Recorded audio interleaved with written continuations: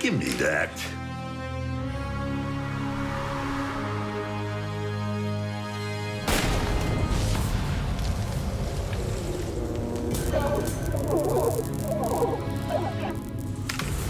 Amateur.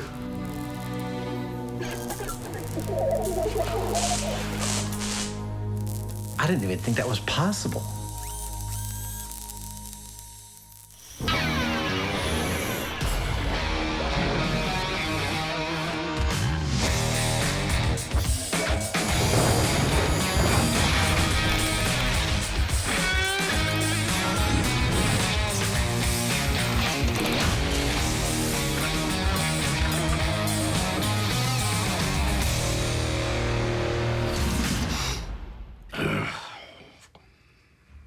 Why is he here? I don't know, but I would just get on with it. So, I could be mistaken, but I'm getting the sense that we're doing something with guns? You are totally right. Specifically, shooters with seemingly supernatural abilities with guns. Later on, we've got a story about a guy who fires bullets that he holds in his hand while he holds his hand in a fire. So the bullets are like between his fingers? Exactly. But first up, we have a sort of a classic movie Hitman trope in which Hitman is tracking his guy. His guy goes behind a wall, but it turns out to be no barrier for the Hitman. He knows where he is, tracks him, shoots through the wall, and right through his prey. So we want to find out whether or not a bullet would go through a wall easily, and whether you can actually track somebody behind the wall without seeing them. Exactly. I've been wanting to do this story for so long. It is going to be awesome. Now,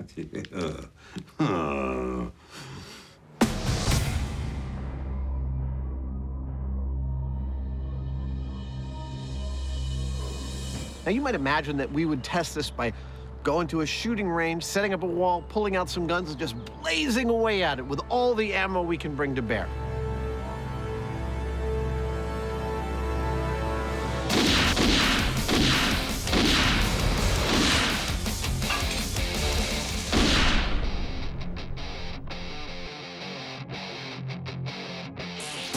But we need to get scientific. We need to look at a wide range of walls and figure out just how bulletproof, on average, they actually are.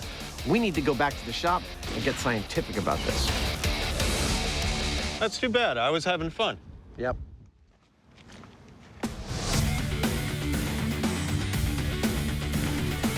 Now, when we're talking about shooting through walls, the word wall could mean many, many different things based on when and where the building you're in was actually constructed. Ah, too big, too big. The walls could be made of different materials, and they could have lots of different things inside them. Starting to look like something. We want a broad representation of walls to shoot at, so I've assembled all the materials walls have been built out of over the last 100 years. The house I grew up in was all lath and plaster. Ah, the old crafts. As well as a lot of the things, electrical boxes, insulation. I hate fiberglass insulation. Wiring and plumbing that you'd find inside those walls. Hey, that's awesome, it fits. When does that ever happen? With this, we should be able to make the targets that we need to find out just how bulletproof, or not, walls actually might be. Almost ready for shooting. Now it's ready for shooting, and so am I. Decided to come in costume as the man in black, the man of mystery, the man you don't want to see at your doorstep. Normally, when we're using guns, we come to a firing range. But because we're going to be firing into walls, these bullets may behave, well, unpredictably. I think it looks pretty good. So instead of using the normal targeting range, we're going to go off to one end where we can safely control what happens. It's time to introduce you to the ammunition and pistol we'll be using today for the experiment. The bullets we'll be firing are standard high-velocity hollow point rounds. They'll be fired from a standard double-action 9mm pistol used by the military and law enforcement the world over, and also a staple of action movie heroes. Here we go.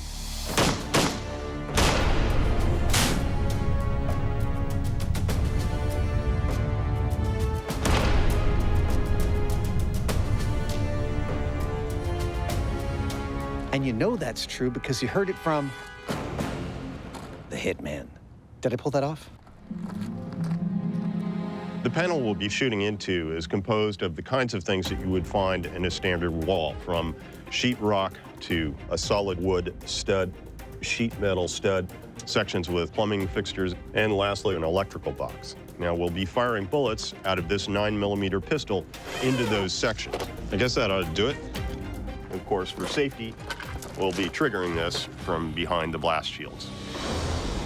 Now, we don't just want to shoot at walls, we also want to witness what happens when the bullet and the wall meet. Thus, we've set our high-speed camera perched carefully above, looking down through the inside of the wall. We've also chosen an extremely high frame rate of 17,000 frames per second. That's one of the highest frame rates we've ever used on the show. All will be known by this rig. And with a steel backstop, It makes a cool noise when a bullet hits it. their 6-in-1 interior wall mock-up is ready to go. Will any of them halt a Hollywood hitman? First up, a blast from the past, lath and plaster. I actually think that lath and plaster is going to do pretty good in slowing the forward progress of the bullet. Range is high. Whether it stops completely, I can't say. Count it down. But I do think it's going to provide a nice barrier. Okay, 9mm into lath and plaster in 3, 2, 1.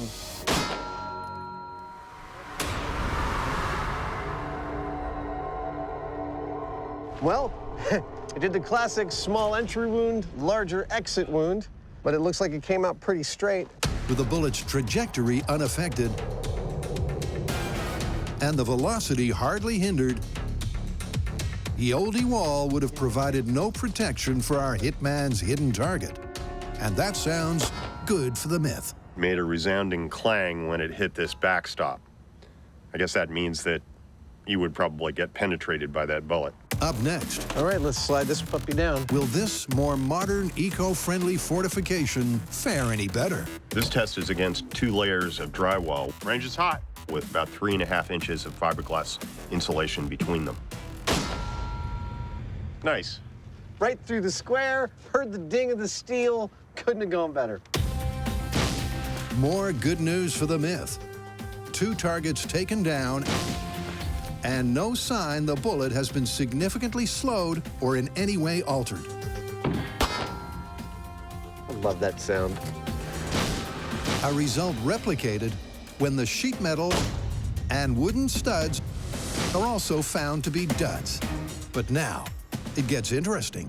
Next up is the first time our bullet's going to encounter an actual object inside the wall, and that is copper plumbing. We're gonna hit it right there. And this is the reason for all of our safety shields. The bullet could spatter in a lot of different directions when it hits this. Firing in 3, 2, 1. Oh, that looks like a perfect hit. A perfect hit through and through. With the bullet's trajectory and speed only marginally affected, the myth that a hitman can hit his hidden target is still looking good. But what about the toughest target yet? A steel junction box. Oh!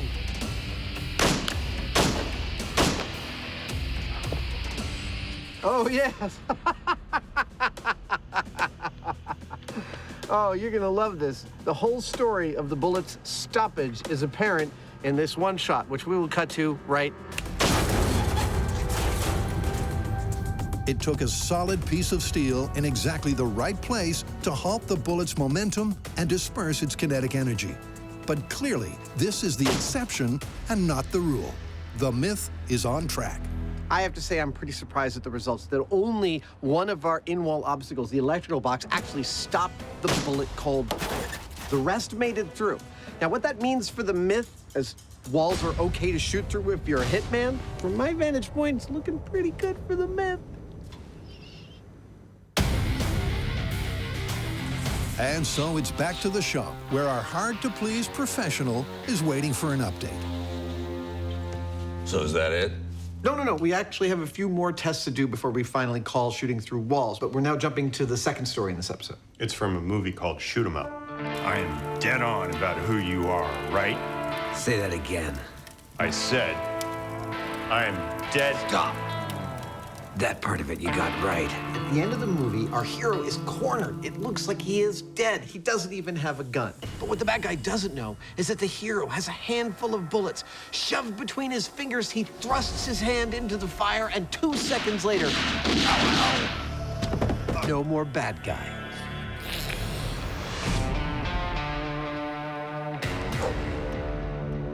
What was that? We were reenacting the movie.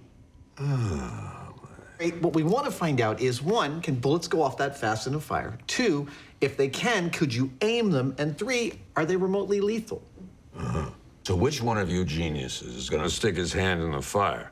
Well, we haven't thought that far ahead yet. Well, whatever. I've got a plane to catch. Shall we start testing? Sure. For that, Adam and Jamie hit their all-time favorite location to cause a commotion. Lots of goats. They don't seem to mind the fact that my jacket is made out of them. To set off this myth, the first item on the menu is a controlled fire. Even a simple fire can be fraught with difficulties and dangers that are unforeseen. That's why, 1, we've come out here to the Alameda County Sheriff's bomb range to set this fire. 2, we put it in a barbecue. And 3, Jamie and I are wearing all the proper safety equipment to make sure nothing gets out of control. Safety is always of the first priority to us. We don't like to let anything get out of control. All right, that's more like it. That's a nice little fire. After the flames have died down, it's time to get cooking. And they're starting out hands-free. Like we often do on Mythbusters, we try to remove variables so we can isolate what exactly we're seeing. And in this case, that means we're taking a single bullet, attaching it to a rod, and inserting that into the fire. But they're also playing it safe. The single round being baked has had the projectile removed. The empty case and primer will react to the heat, but no one's in danger of being shot. Yet. Question is, will the ignition match the movie? Now, there are 3 things that we will be testing in this fire test with the bullet shell casings. You ready to do this? Yeah. 1 is, will the shell casing go off in the fire? 2, will it go off exactly where our hero is holding his hand in the film clip? He holds his hand just about 3 inches above the logs, right in there. And 3, will it go off in 2 seconds? Okay. Shell casing test in 3, 2, 1.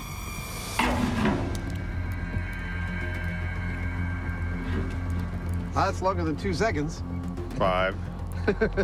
We know that the chemical in the bullet primer ignites at about 300 degrees or above. 15. That's just where he was holding his hand. But the thing is, it's surrounded by metal, and that metal is insulating it from the 1500 degree plus heat in the fire. 20. Jeez, crow. 25. It's right in the fire. Now, eventually the metal does heat up, and it gets that primer to its 300 degree plus, There it goes. and it goes off. 43 seconds. 43 seconds. That's a lot. It did go off, but it took its sweet time. Time our Hollywood hero would not have had. But Adam and Jamie aren't giving up. Up next, it's go big, but not at home.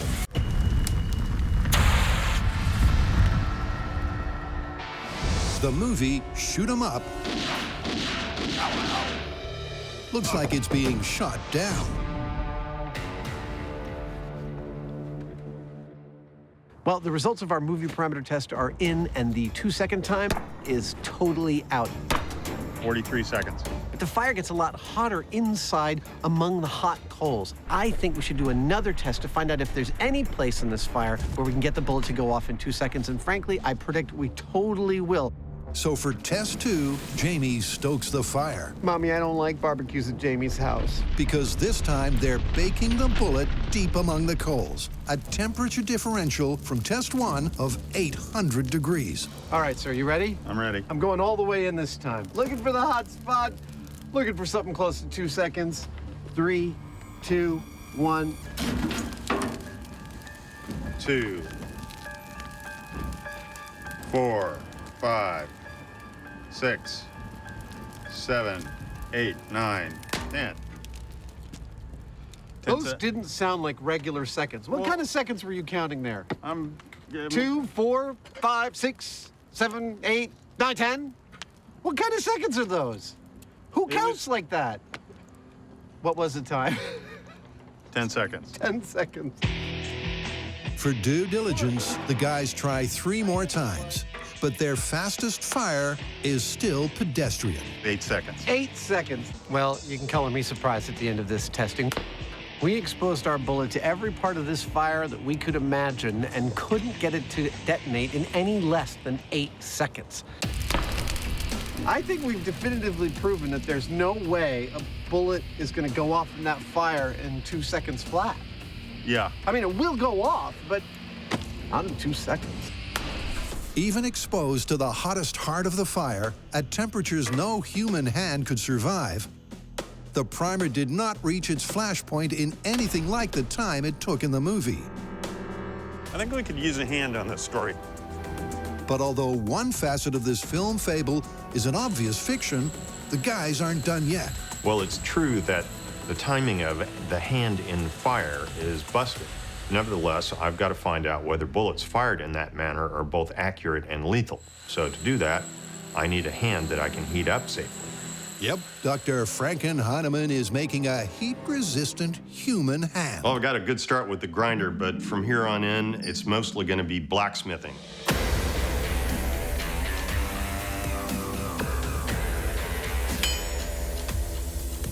One of the joys of doing this kind of work is first there was nothing, and then there was something. That something being an adjustable, articulated hand able to realistically grip bullets between each finger. Detailed and disturbing work the doctor clearly enjoys. I've left a texture that is not unlike the wrinkles in my finger, and where it kind of smooths out all over the knuckle, I've done that with a blob of weld. It's all very fast and crude, but it gives it a strangely organic look for it being all metal. For added accuracy, It fits like a, you know what. a leather glove that grips like skin is heat molded onto the metal skeleton. And to gauge human-like strength, Position number 1, between the thumb and index finger.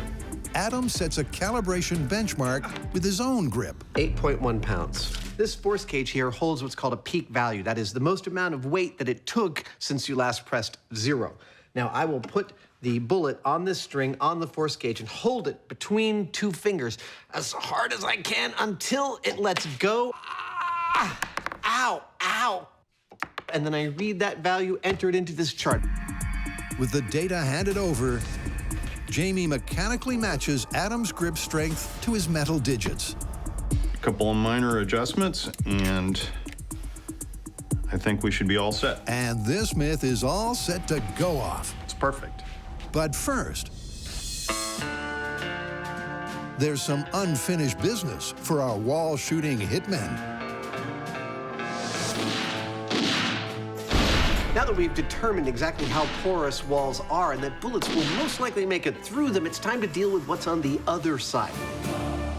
So, you are the good guy, the camera, you're people watching TV, and you're looking at a wall, and there's a bad guy behind. Where is he? Oh, there he is. Now, that bad guy is gonna move behind the wall, and you've gotta shoot him. How are you gonna do that? We figured there's 2 methods that you could use. One is you could watch him run behind and make an assumption that he's going to maintain his speed, bang, and try and shoot him. Or you could listen for the sound of his footsteps and use your natural powers of triangulation to make an assumption about where he is and shoot there. I'm not sure if either one of those is gonna work, but in either case, it's gonna require a rig with a motorized dude on it. The dude. How you doing, dude? Isn't a very handsome dude. Something kind of like this. Walk, walk, walk. So, bullets can penetrate an interior wall. But is hitting your target as easy as Hollywood would have us believe? That is so weird. To find out, the team is testing 2 mythical methods. First up, target tracking. Here's how this test is going to work. Our target, that's me, will always start every test by moving from a visible position to an obscured position. The operator will be able to control the position of the target with this joystick, and he'll be able to see what he's doing through this monitor. The shooter must use trajectory, tracking, and their intuition to surmise where the target might be behind the wall and attempt to shoot them through the wall. Beautiful. Okay. There are 2 restrictions in this test. One is, shooter can't start shooting until the target's past that yellow and black line. All the action happens on that side. And only 1 bullet at a time. This first test is going to be pretty basic. I'm going to be moving the target at what amounts to walking speed continuously. Jamie, you ready to start this? I am. Gun is loaded. Safety is off. Range is hot. All right, count me down, sir. 3, 2, 1.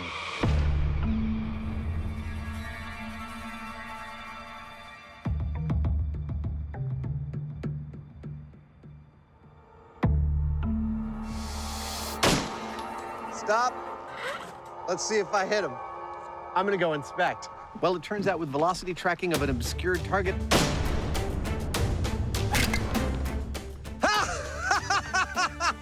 A perfect hit! I'm actually pretty good. I got myself in the face on the first try. A perfect hit. But maybe Adam got lucky. It's Jamie's turn. Okay. Range is hot. Time to double down on the data. Let's go see if you hit me. With nothing to go on but the projected trajectory of the target, how did Hyneman the Hitman fare? Yeah. Nice! Right there, took out my left lung. Adam and I both got what might have been kill shots on our first go, but that was following a consistent movement. So that obviously is the best case scenario. Look at that. Nice little boo-boo. The reality is going to be more like somebody is starting and stopping. Who knows what they're doing back there? And the only thing you might have to go on is sound. So that's what we're going to try next.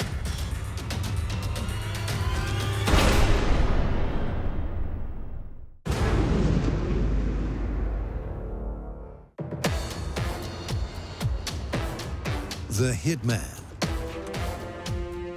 Give me that. The ultimate Hollywood anti-hero. With a seemingly supernatural ability, he always gets his mark. Or does he? Sounds like it's time for test 2. This test is going to be pretty much like the last one, except that the target is going to be moving all over the place, and the only thing that the shooter will have to go by is the sound of footsteps. Can I hear a test of that?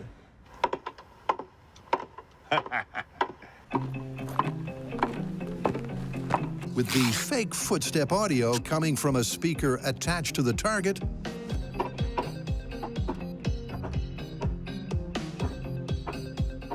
I can kind of hear it go. the setup is complete. In theory, I thought this would be pretty cool. In practice, it's far cooler.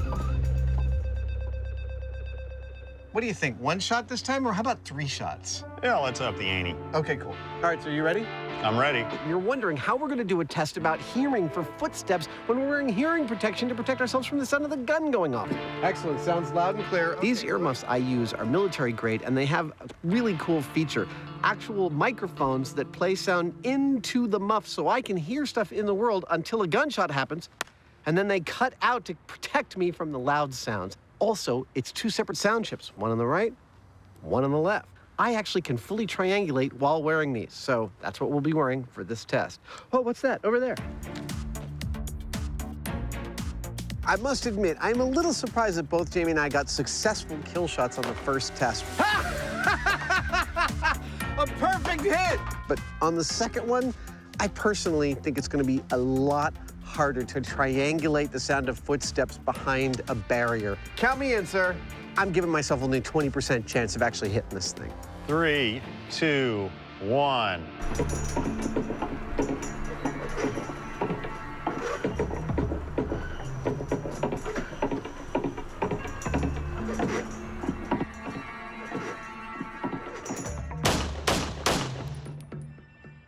Let's see if I hit him.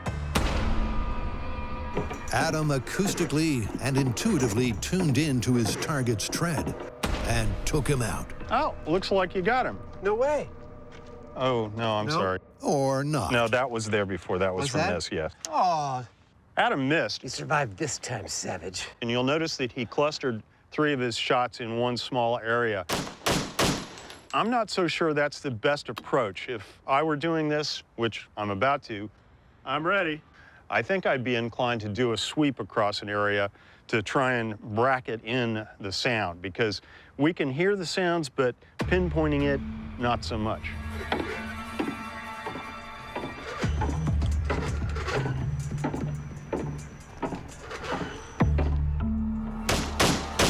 Despite the benefit of being able to adapt his tactics, You missed him Yeah. entirely. Jamie missed as well. So, while you can easily shoot through a wall, the real-world detail of the prey's unpredictable position makes hitting a moving target tough. And this myth is on the ropes. But we have one more test up our sleeve. This is the spray and pray technique. We're going to unload an entire magazine of bullets at the wall while he's moving around behind the wall and see what his odds of survival are. I'll tell you one thing. I wouldn't want to be behind this wall during that. That was really fun. But was it successful? Nothing. Not a single hit. It seems shooting blind really is just a shot in the dark. But it is fun. I can barely describe how much pleasure I get out of watching this rig go and out of shooting at it. And I'm not saying I couldn't have built this before we had Mythbusters as a show, but the design and execution of this rig is something that could only have come out after all these years of doing this show. This is a direct result of our experience in setting up experiments, and honestly, this is one of my favorites.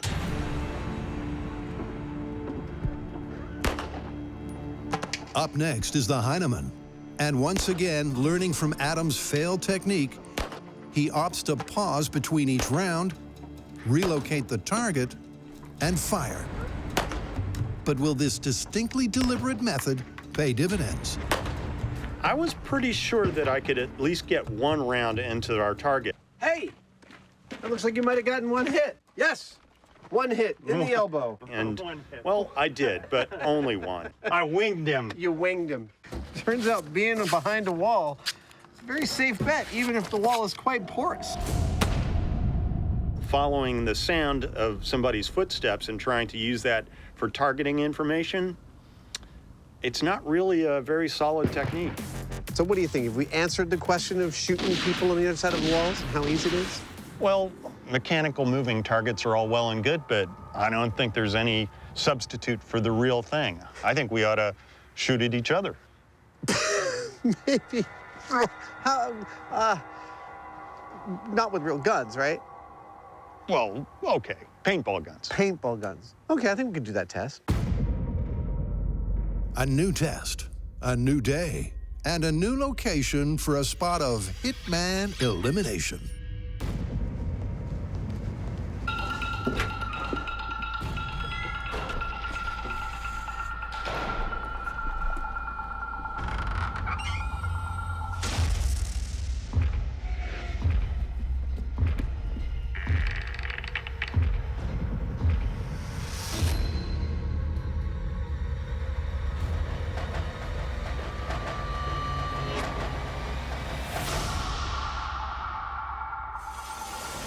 Morning.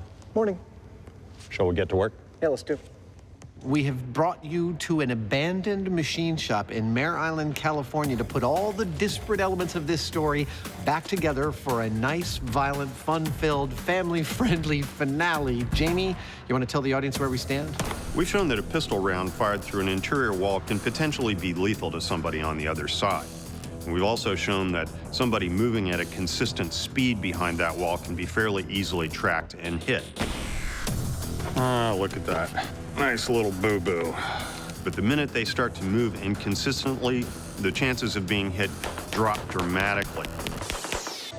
Nothing. Not a single hit. So it's time we ramp things up and use live human targets that are moving, namely Adam and I. That's right. It's you and me, Hyneman. Suit up.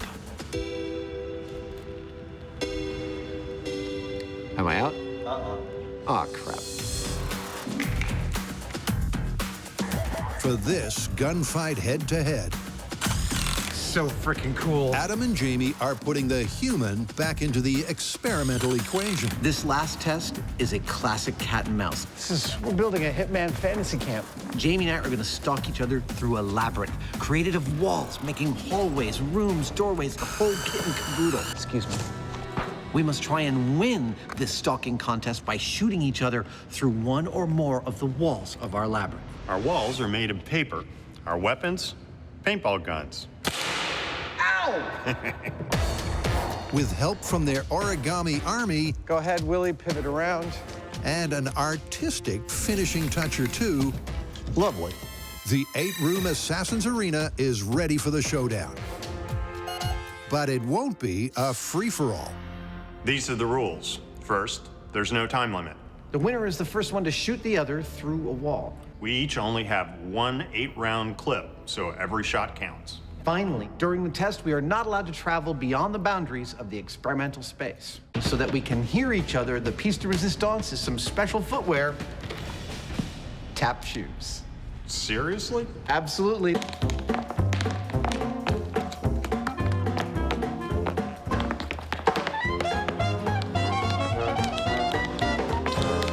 Oh, I've never worn those before. That is the first fact about Jamie I've ever heard that does not surprise me. And with the rules laid down, Adam and Jamie are all set for a Hitman hunt.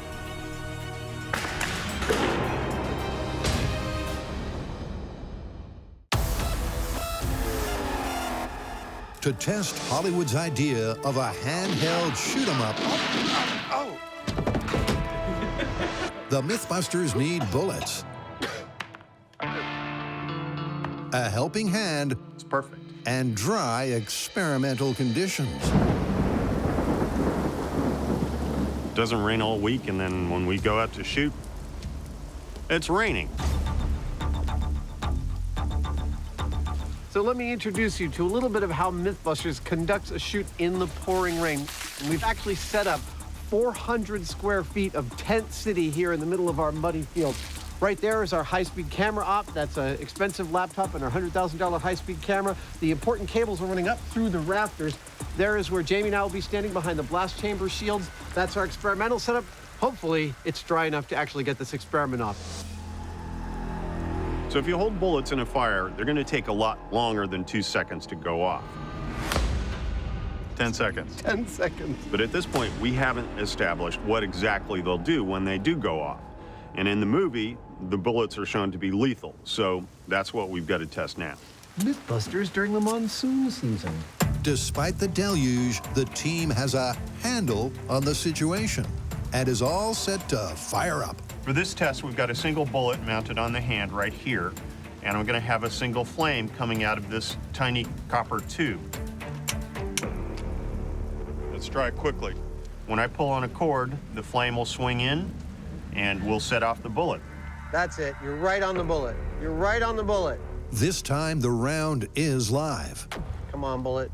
Come on, bullet. with primer, powder, and projectile intact. Ah, it just blew out. This program is rated frust. Frustrating. In theory, they'll use the high-speed camera to capture the bullet's speed. You're good. Still lit, still lit. Oh, it just blew out. In practice, that's not happening. Just goes to show, best laid plans of mice and men are often screwed up by the rain. The wind and damp conditions are raining on their bullet-firing parade. Come on, we brought heat to the party. It's time for you to do your part. Oh, come on! That's amazing. It's right on the cap. I know. Come on, bullet. We're now up to like the 3-minute mark. Yeah, it's starting to burn the glove. So it turns out our tiny little flame wasn't concentrated enough. The torch head we're going to use this time is called a pencil torch, and that means that it literally has a point on it that's similar to a pencil point. Jamie, you're good to light it. And I'm going to aim that right at the cap, and I think that'll get us where we need to go. There it is.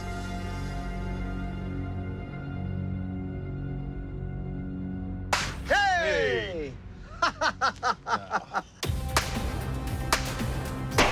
That worked a lot better. That was like within 10 seconds. That's what I wanted.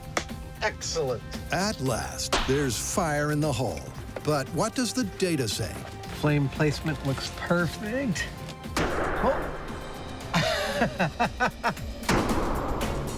Let me see if I can't get a rough idea of speed here. The bullet's moving at 82 miles per hour. Yeah. Question is, why is it going so slow? When you pull the trigger of a loaded gun, the bullet inside basically explodes. The resulting shockwave travels down the barrel and propels the bullet out. But without the gun to enclose and back up the cartridge, there's nothing to prevent it from simply expanding and rocketing backwards instead of pushing the bullet forwards, hence the low speeds of the bullet. With no barrel to contain the energy, it disperses, and the bullet comes out at 10% of its usual velocity. I don't think that's going to be lethal, but for due diligence, let's put our dummy in there and see what happens to him. Sure, why not? Okay. Your days are numbered, dude. So, will a handheld bullet accurately hit a target with lethal impact? Awesome. We are close. Our villain is about to meet the business end of justice. This test with a flesh-accurate ballistics gel dummy is going to find out. Okay, coming in. That's it. It's on. I can hear it going. Hey, there it went. I don't know if it hit him. The early signs for accuracy are not good. Well, I don't see any bullet holes. I don't see any bullet holes, nor do I see any bullets. This is a job for the high-speed camera. Bang. Oh, it went way down. Boink. Is it bounced off? Actually, it looks like it's still there. Apparently, the camera never lies. It looked like it hit him. It looked like it hit him right in the middle of the chest. But maybe it has. I don't see what looks like any kind of break. I'm confused. I'm gonna look at high speed one more time. Yeah. It actually hits him right there. Spoink. And that is literally right here. Well, this is a mystery. This is right about where it looks like it hits, right? Well, see any reason why I shouldn't excavate? I don't see any reason why you shouldn't excavate. High speed says bullet entered the dude. We should cut him open and find a bullet. Let's see. Okay, there it is. Whoa, no way! Embedded in his chest. Amazing! It's a satisfying and surprising result. But with such shallow penetration, it wouldn't have been lethal, merely painful.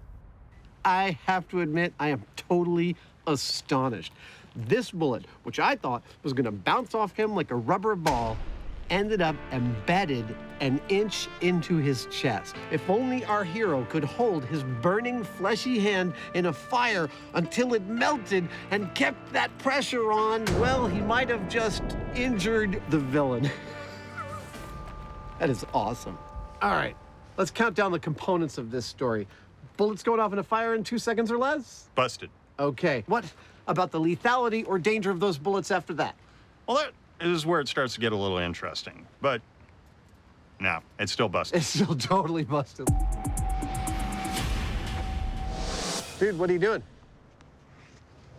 I think I have an idea how to make all of these bullets go off. No way, serious? Yeah, you might want to clear out. Okay, I'll turn this guy to be your target.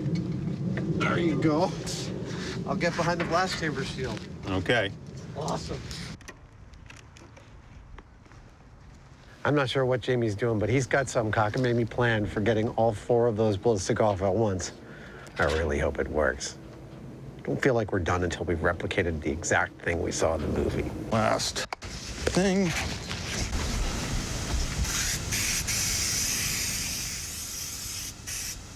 That looks flammable.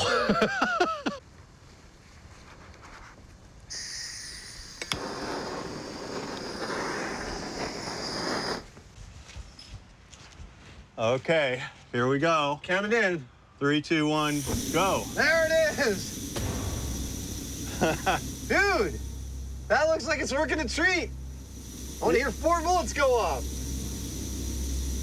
It may be a new way to sizzle the slugs, Oh, there goes the glove. but it soon turns into the same old story.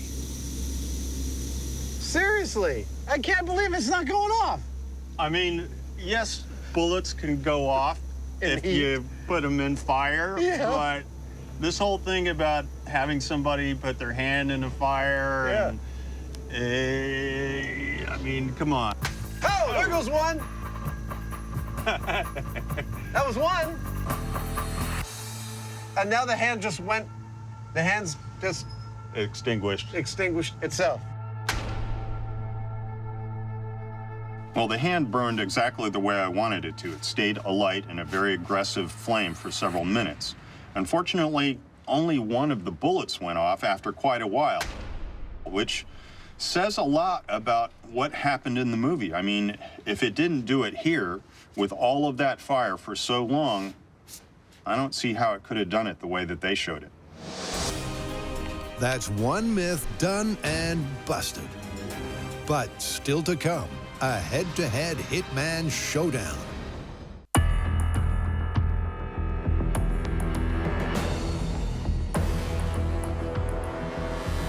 It's showtime. One by one, our would-be hitmen are guided silently to separate, random locations in the arena.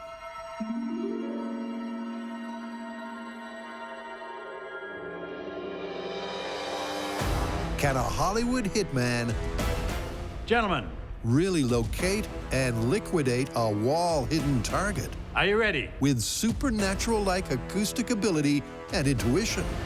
In 3, 2, 1, go. It's a stalk to the death to find out.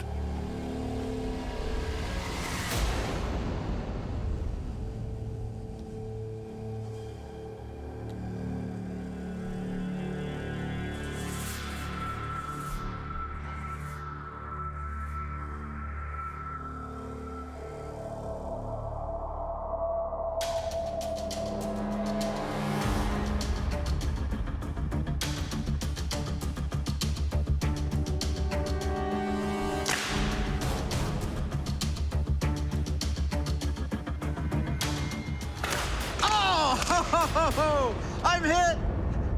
He got my gun hand. He got me right in the wrist. I've been looking forward to this test for a while, but that was far more scary and hair-raising and exciting than I ever imagined it would be. That's just stunning. You might recall from our earlier testing, to track somebody moving behind a wall was fairly easy to do as long as you can anticipate their movement. Now, in this first game, I remembered that. I peeked out the doorway just in time to see him move behind a wall, and so I was able to actually track his movement, fire through the wall, and I hit him. That was beautiful. It worked, just like we learned. So, the combination of a preliminary visual cue, audio location, and intuition does make it possible to pop your opponent. Good news for the myth, but Adam's not giving up yet. Nicely done. Best out of 3? Okay. This is too much fun to give up after one try. Love this game. That's the cue for a fun and fear-filled test 2. Looking down on this test from above, I'm struck by a couple things. One, how lovely it is with all the colors and all of the labyrinth. Go. But perhaps the most diabolically scary part of this test to me was the quiet. I open my eyes. I don't see Jamie. I hear little creaks, but that doesn't necessarily help because you're waiting somebody else out. You know that they want to kill you. And even though this is for play, it doesn't make it any less of an adrenaline rush to know that someone's got your number and they're looking for you and you are looking for them. It is really, really thrilling in a way that few tests that we have done on this show really deliver.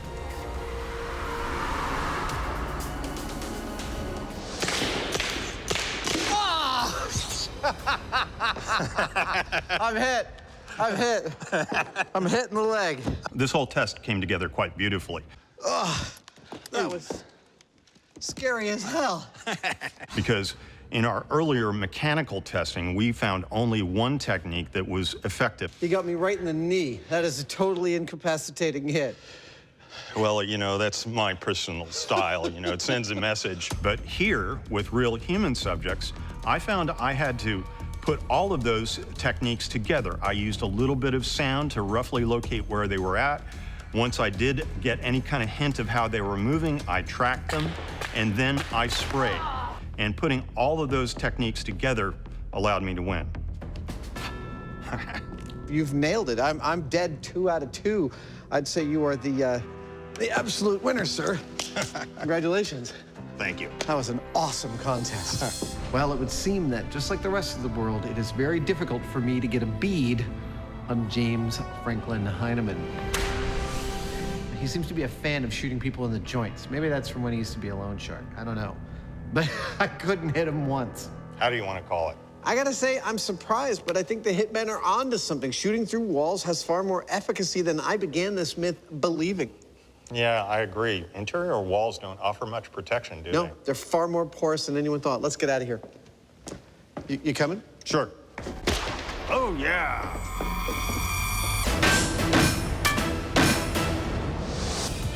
Back across town, it's time to settle accounts.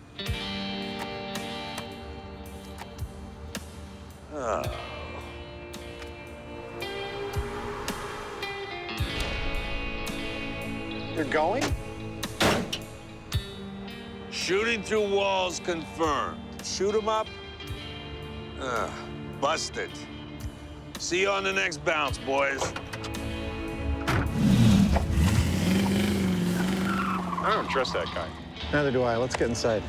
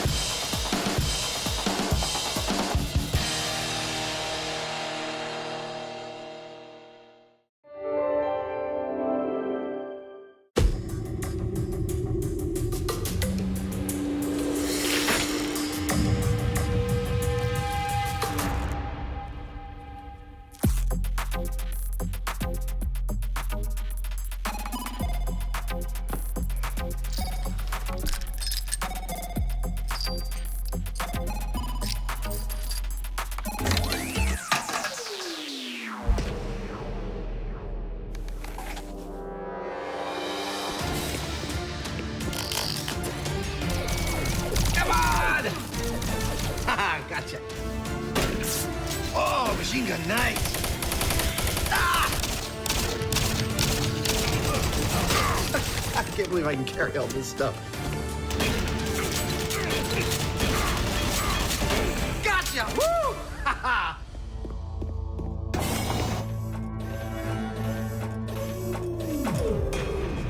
What? Game over.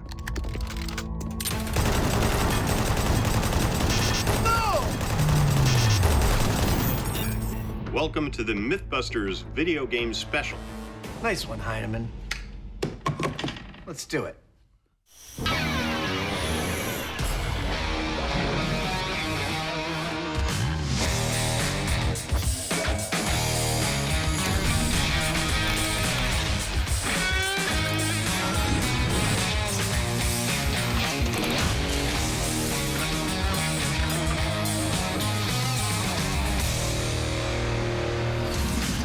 So we're doing a whole episode on video games. Yes, we are.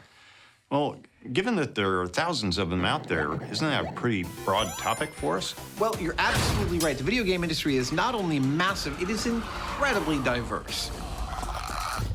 However, we've boiled it down to a couple of games that I think are pretty representative and also pretty cool. Go on. Well, later we'll be tackling Fruit Ninja to see if you can slice through real fruit as easily as you can slice through digital fruit. But first up is a myth from a little game called Doom. That's one of those games where you're shooting monsters, right? Yes, it is referred to as a first-person shooter, and Doom effectively invented the genre. You are moving through a world shooting stuff, and as you come across things that you need, you can pick it up. Ammo, medical packs, guns, supplies, whatever you need.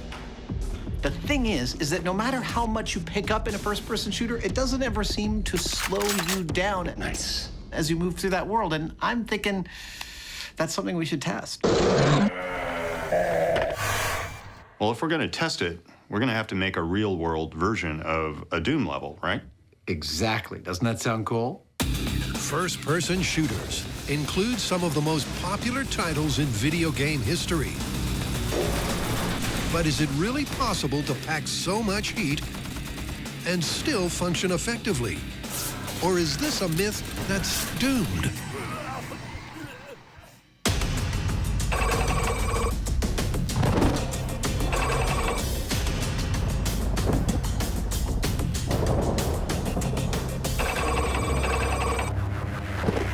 We want to create a Doom video game level in meat space, that is, the real world. And in Doom, you're always running around in, effectively, a military-industrial complex. So we've come to, get this, a military-industrial complex.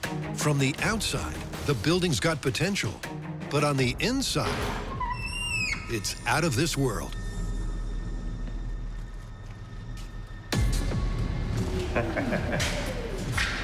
This is going to be perfect. This place is amazing. Nice. The building that we found is absolutely perfect in every way for conducting this experiment. You think we need a Geiger counter in here? It's a military facility, which means there's reinforced concrete. The doctor will be right with you. Oh my gosh. It's abandoned, which means the paint is peeling everywhere and there's signs and evidence of human habitation, but clearly long since departed. It's a perfect blank canvas for us to build this real-world Doom level. When you play a first-person shooter game, you're supposed to pick up weapons, ammo, medkits, and carry it with you. Now, the myth is that having all that stuff on you does not in any way negatively affect your ability to succeed. But would it? Well, that's what we're testing. And to make sure that testing is accurate, It's like making a big bed.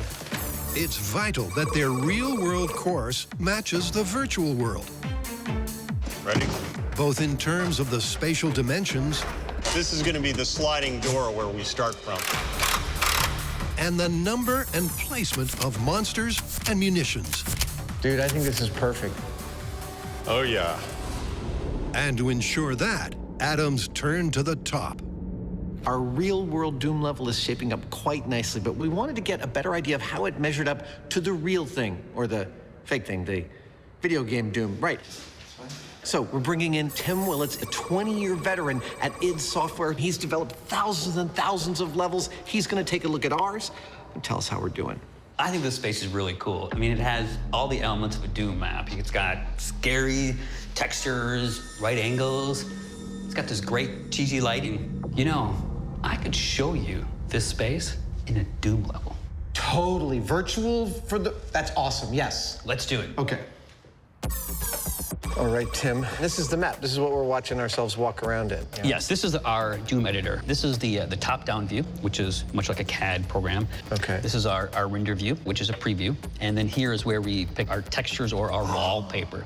And I can have a 3D space that is rendered in real time. This is our space? Yes, we're here. This is that elevator. Oh, this is the elevator we're standing right in front of. Yes. Dude, that's like windows on either side and everything. This is so cool. See, this is the hallway that we walk through. Here's the red lights. Dude. This is where you and I had the conversation. Yes. Wow. Thanks to his expertise in the virtual world, I can also show you the demons that you may want to use. This guy's on fire. Tim helped certify their course as correct. It's got the right look, the right size, and crucially, the right amount of monsters, medikits, and munitions. This is the arsenal we will have at our disposal. Everything from handguns, shotguns, to machine guns, all of them shooting darts and paintballs, all of them weighted correctly to their real-world counterparts. Now, the first time we run this level, every time we pick up a weapon, we're gonna be putting one down. But the second time, we gotta hold on to all of it. That means by the time we finish the second level, we'll have everything on these tables strapped to our bodies. In theory, if we make it. I seriously don't know. So to find out if you can really carry your own arsenal and still function, we're gonna start out here at these doom-accurate double doors. Once you're inside, you find your first weapon, and that's a handgun. You pick it up and you start hunting the bad guys. Next, you find weapon 2, and that's a machine gun. And that's pretty much how it works. Go room to room, picking up Doom-type weapons and taking down the enemy. Over the entire course, there are 15 things to collect and 10 bad guys to eliminate, just like there'd be in the virtual game. But can you actually carry it all? This is gonna be fun. Now all that needs to happen... Dude, that looks so awesome. I would put this on my house if I could. ...are the finishing touches to the arena. And it's game on. Ah!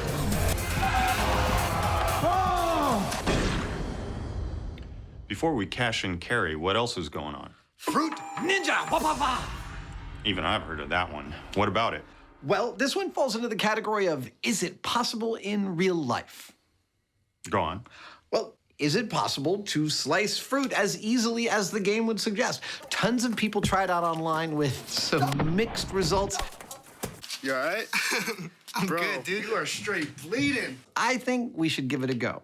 Fruit salad, here we come. Shing, shing.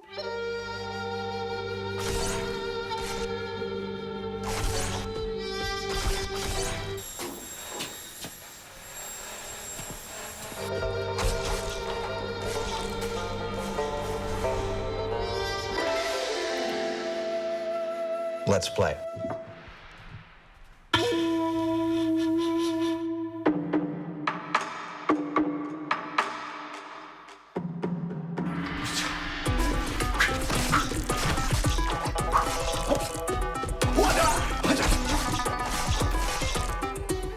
This is Fruit Ninja, one of my all-time favorite games.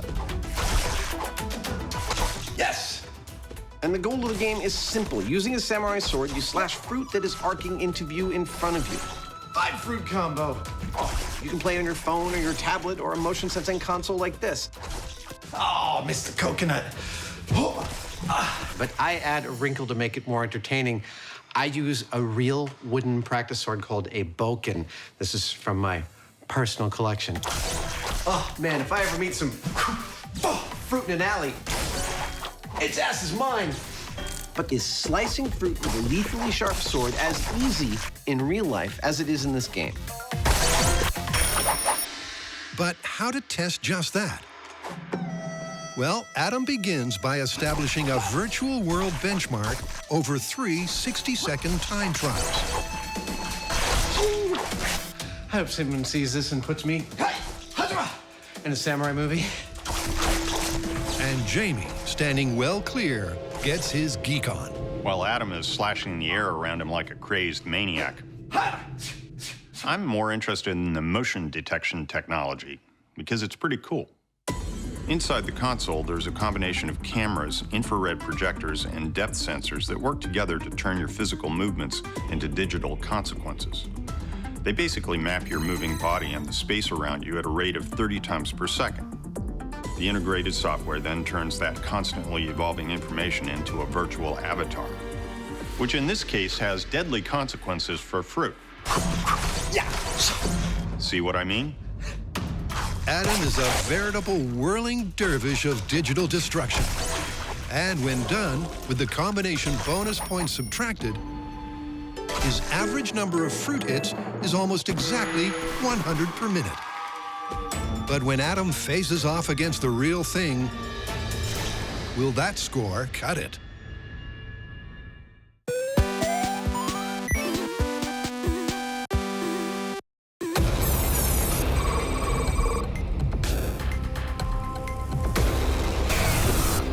This is so awesome. Right outside these doors, Jamie and I have constructed a real-world simulacrum of a level of the video game Doom. With weapons, ammo, health, and monsters. Jamie and I will have to move through that labyrinth, killing all the monsters, getting to the end, and timing ourselves. For time is going to be one of the critical metrics by which we compare reality to video game reality. They're testing the myth that your avatar can carry an array of artillery. All right, monsters, you guys feeling ready? And continue to take out opponents with the same lethal efficiency and speed. When I say go, I want you to retreat to your position, and then when you see Jamie, try and kill him. You might notice that some of our zombies are armed with wrenches, not guns. These are special wrenches, which I actually built back in the shop. They're basically a polyurethane foam poured into a silicone mold with a piece of aluminum to keep it stiff. How many people think of mold making as such an active sport? Coming out to play, little wrench. Painted in Doom colors, what you end up with is something that looks like a wrench. Oh, I love pulling masking off. It's like Christmas, but it's totally safe when you hit someone in the head with it. Whenever you see someone swinging a wrench in a movie, it's probably one of these so that when they hit someone in the face, they don't actually hurt them. Isn't that cool? Will any of our monsters get to use their wrenches on Jamie? That's the next question. Well, it's time to find out, because right now, it's Jamie's control. For this first test, every time I see a new weapon, I put the one I'm carrying down, pick up that weapon, and proceed. Now, I have no idea where my enemies are. That says it's going to be tricky.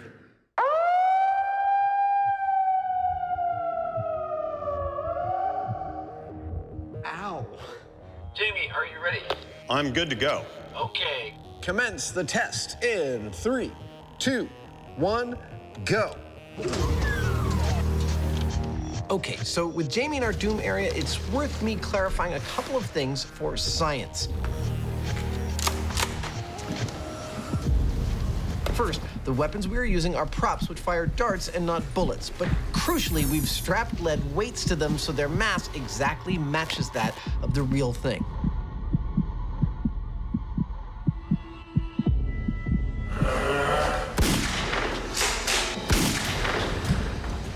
Second, this is our control test. Every time Jamie picks up a new weapon, he'll put down the one that he had already been using.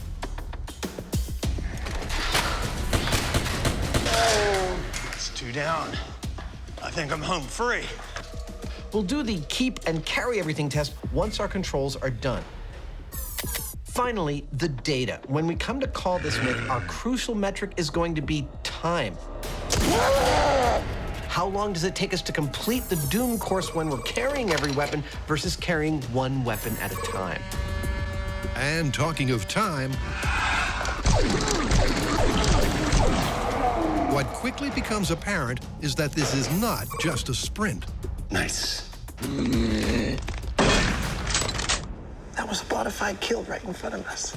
With the monsters hidden randomly, Jamie can't simply run from station to station.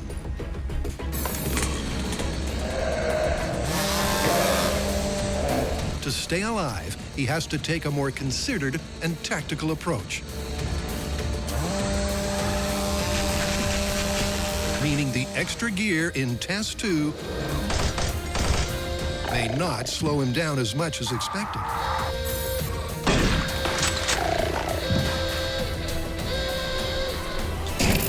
Hey! How was that? That was fun. I'm shooting guys around corners. I'm like Rambo. How long do you think it took? Don't look. Oh, I have no idea. What, 5 minutes? Actually, you're pretty close. Just under 6 minutes. Yeah, that's great. It's actually pretty exhilarating. I'd pay good money to go do that. Now, just like in a video game, you know you're not actually gonna die. But in this case, the facility here is actually really spooky, for one thing. And then not knowing where or when one of these guys is gonna jump out at you, it kind of gets your blood going. It's pretty cool. Now it is my turn to go through this level, but of course, I'm just not gonna do it in street clothes. I'm gonna do it in costume. Let's kill some mobsters. Oh, it was actually loaded. Like the Hyneman, Monsters, are you ready? Adam starts with his one weapon at a time control. 3, 2, 1. Adam, you're off.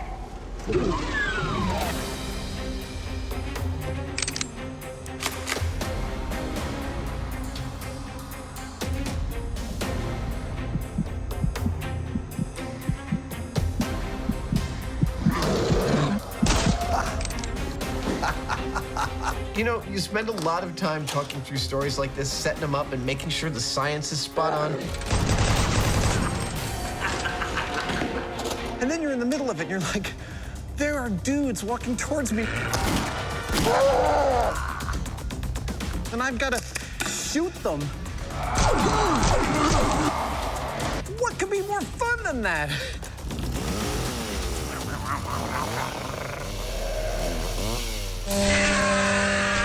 You can hear the chainsaw spraying flesh and blood all over the walls.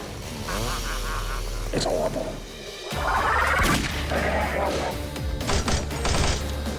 Yes!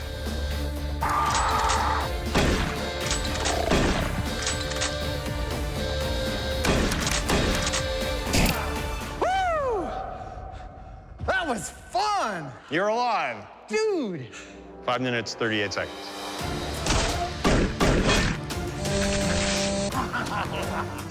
That was not only freaking insane, but we actually, I think, got some interesting results. First of all, Jamie and I completed the course in just shy of 6 minutes, which is frankly longer than I thought it would take.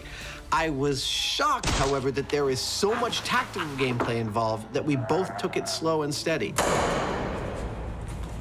Now, of course, later when we're doing the pick up and hold on to everything test, it's going to be harder, but I'm not convinced it's going to take longer. Again, because of the tactical play. I'm kind of feeling like it's looking sort of good for the myth at this point. dealing out digital destruction in 2D is as easy as 1, 2, 3. But add a dimension and fruit of various sizes subject to real-world physics. Is it as simple?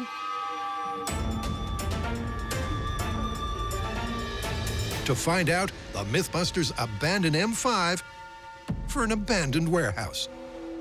This is a sparring program.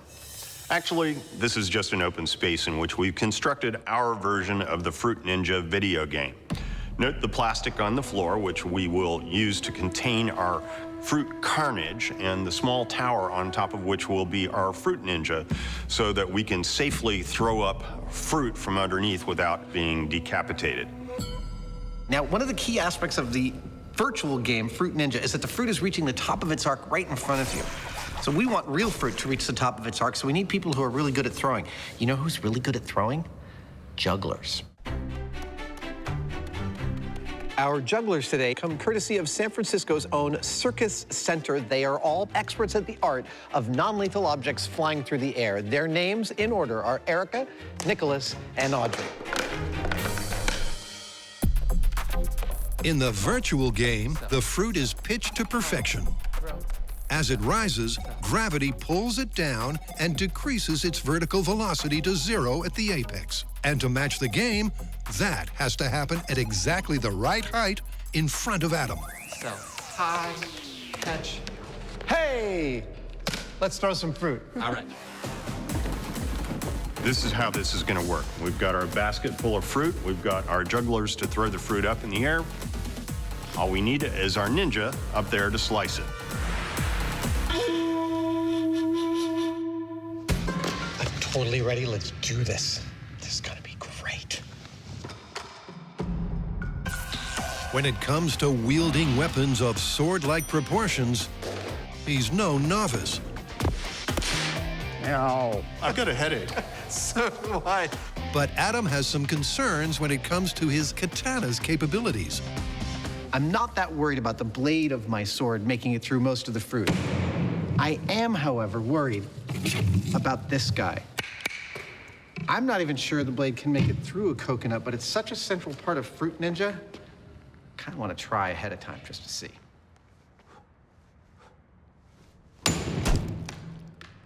That's awesome. Oh, our coconut.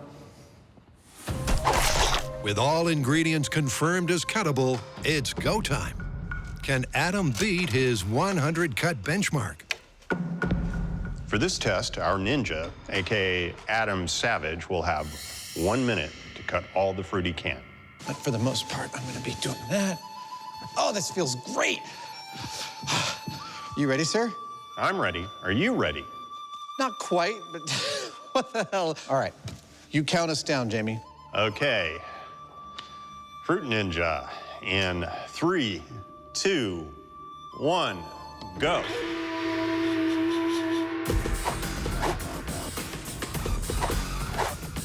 Right from the get-go, it's clear that compared to the game, Adam, a trained swordsman, is having more difficulty making contact. Oh my gosh, I'm missing everything. The fruit seems to be moving much faster than the virtual equivalent. Yes! Oh! But once he gets his range, he starts to make an impact on the scoreboard. Yes! Pineapple! Tomato! Oh, yeah. 30 seconds. 30 seconds already? This is too much fun. Too close to me. Oh. Quick! Oh, a whole thing of bananas. 3, 2, 1. Oh! Woo! That was perhaps more fun than should be allowed. I think my scoring was pretty poor on that. You got a few pieces of fruit. I cut a piece of a few pieces. Yes! It is such a crazy experience standing on top of this elaborate platform with the 3 jugglers Oh, yeah. hurling fruit into my sphere of influence, only to try and catch it with the edge of my sword. And the satisfaction when my blade actually does catch the fruit, cleaves it in two. It's so much more satisfying than actually playing the game Pineapple! on a screen. I mean, it doesn't even compare. With the test complete, the chopped fruit is collected and counted. Oh, look at that. Perfectly in half. To reveal a disappointing score of 30. I am literally eating the fruit of my labor. So our ninja, aka Adam, sliced 30 of the 100 or so pieces of fruit, which is way lower than he got on the virtual game. But in his defense, the jugglers were off on 2 fronts. More fruit, more fruit. First, they didn't throw fruit at a fast enough rate, meaning getting a really good score was impossible. And second, they threw some fruit so close to him that it was too difficult to cut. Too close to me. Oh.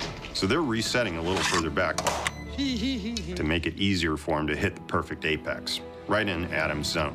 But will it be enough to triple his score? I have my doubts. Grapefruit.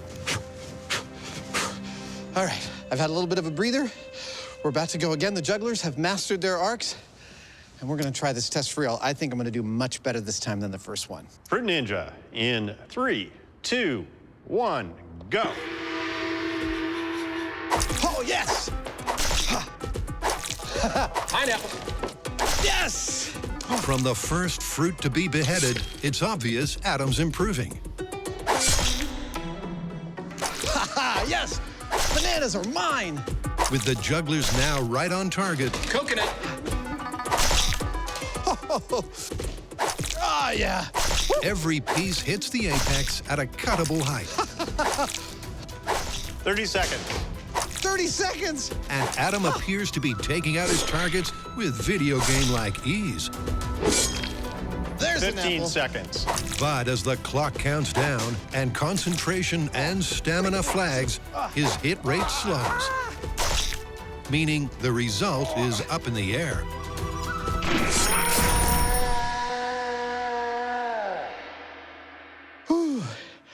That is cool. So I'm noticing three things that are quite different between virtual Fruit Ninja and real-life Fruit Ninja, our version. First and foremost is that it's harder than I thought to hit fruit flying through the air. Second is that the fruit is much smaller in real life. The best I can tell you is that an apple in the game is about the size of a watermelon in real life, so it's much easier to hit. In addition, the size of the fruit is tied to the game's apparent gravity.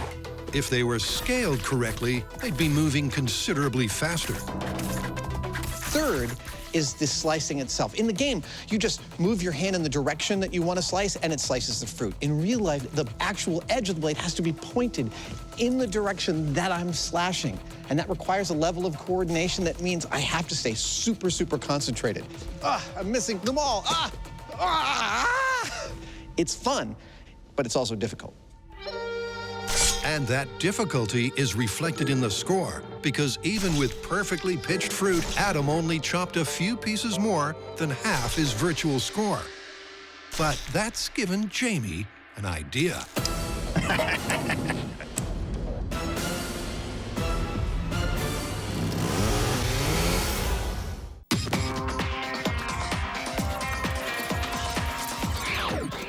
With an annual turnover of $100 billion, Game over. What?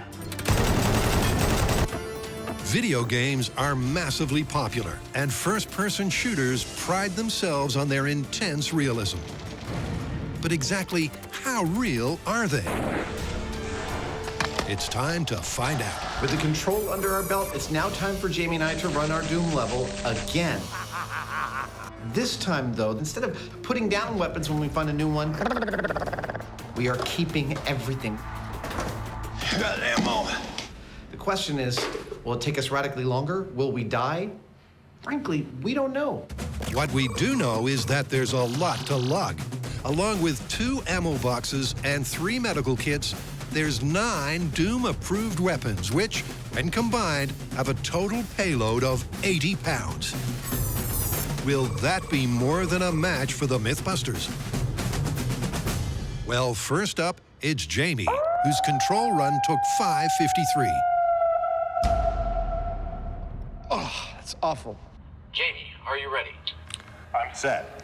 Starting the test in 3, 2, 1. go. Like last time, Jamie immediately encounters a backpack, equipment sling, and handgun. Where are you? But unlike last time,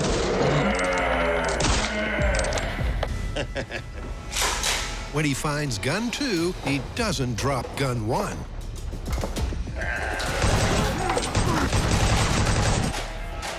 Don't mess with me. I wonder if he's going to carry the ammo in his backpack. Knowing Jamie, he might connect up all the slings on the weapons and just drag them behind him. So you might be thinking that carrying 80 pounds of gear would definitely slow you down.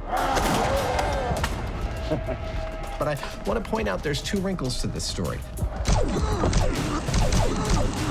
First, we've set up a test that requires tactical gameplay, which means there's not much rushing in the first place. Next. And second, there's adrenaline. Adrenaline, the so-called flight or fight hormone, is released in times of stress, and it basically preps your muscles so they can work harder and faster for longer. And believe me, Jamie is feeling some stress right now, and his adrenaline is pumping. Adam's theory may be sound. Crap. Because halfway through, Jamie's kept up with his control. That is seriously the most twisted Santa Claus image I have ever seen. But that doesn't last long. Because soon, the combination of weight and bulk starts to take its toll.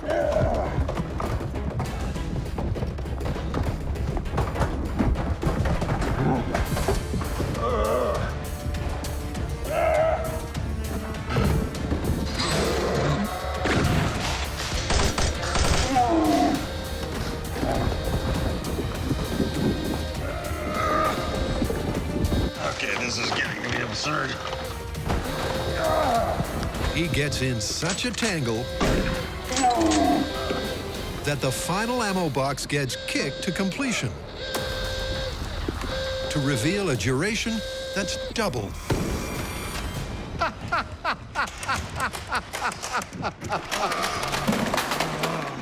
Well, Christmas has come early. How was that? That was awful. Really? That just took all the fun out of it. Really? Yeah, I mean, after the first couple of guns, stuff starts falling off. It's like, okay, I could take my time and spend a half an hour neatly packing and hooking everything on, but Yeah. that's not the way this is supposed to work. Well done. Have a rest and then I'll gear up.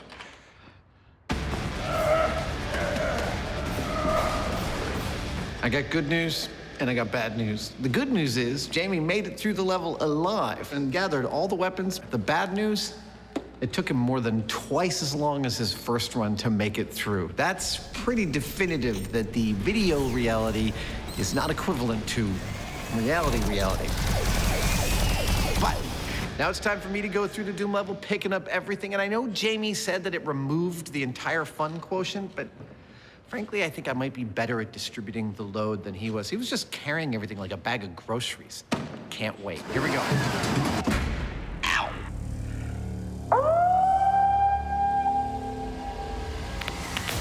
Adam, are you set? I'm ready, sir. 3, 2, 1, go. Adam has a plan to bring this myth back from the brink. Jamie ignored the backpack and packed his weapons poorly. Dead. Adam, however, is going to lock and load efficiently. He's dead. Using the utility backpack and equipment slings properly. One shot. But there's no getting around the actual mass and bulk of the gear. It's starting to take its toll. And in the heat of the action, They'll never hear me kill me. his neatly packed plan begins to come undone.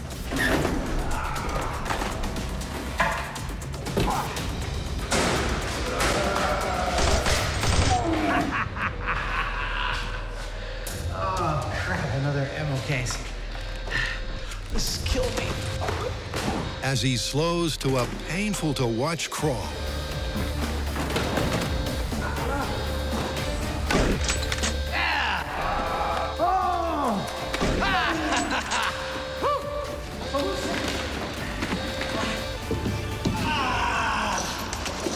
You made it. Yeah! That was a freaking nightmare.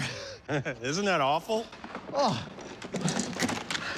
I was doing okay until about halfway through.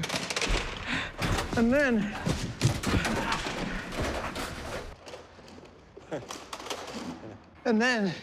I just couldn't strap anything else to my body. I'm just gonna take a nap right here. So, I made it through the level alive, defeating 10 zombies and carrying all my weapons out the final door. I made it also faster than Jamie did. 10 minutes and 17 seconds. Yeah, in your face, Hyneman. Age before beauty. Wait a minute. Never mind. In the video version of the game, all this extra equipment is supposed to help you progress through the game and succeed. The reality, however, is quite the opposite, because the more of it you got, the more encumbered you were, the less agile and the easier a mark for the bad guys. Yep, the video game makes it look so easy. But a side-by-side comparison shows that in reality, it's anything but. But all is not lost. Now, based on Jamie's and my performance, it would seem that the myth is busted. But while we are in reasonable shape, we're nowhere near close to that dude that you are controlling when you play Doom. That's where this guy comes in. Ladies and gentlemen, let me introduce you to Brendan Shaw. He is a UFC heavyweight contender, and at 6'4", 245 pounds, and an expert in many martial arts. He is in every way equivalent to the dude you are controlling when you play Doom. We're gonna run him through this level, and then we'll make that call. As Adam has comically concluded, Oh my gosh, I'm missing everything. mastering the 3 dimensions of real-world flying fruit is not nearly as simple as the game would have us believe. The fruit in the game is larger and floats in the air for longer, meaning the numbers just don't add up. But Jamie's not done yet. Samurais and ninjas and swords and things like that, they're fine, but they're a little passé. Jamie's gearing up for something you should not try at home. He's following the Mythbusters mantra that if it's worth doing, it's worth overdoing. Welcome to Fruit Chainsaw.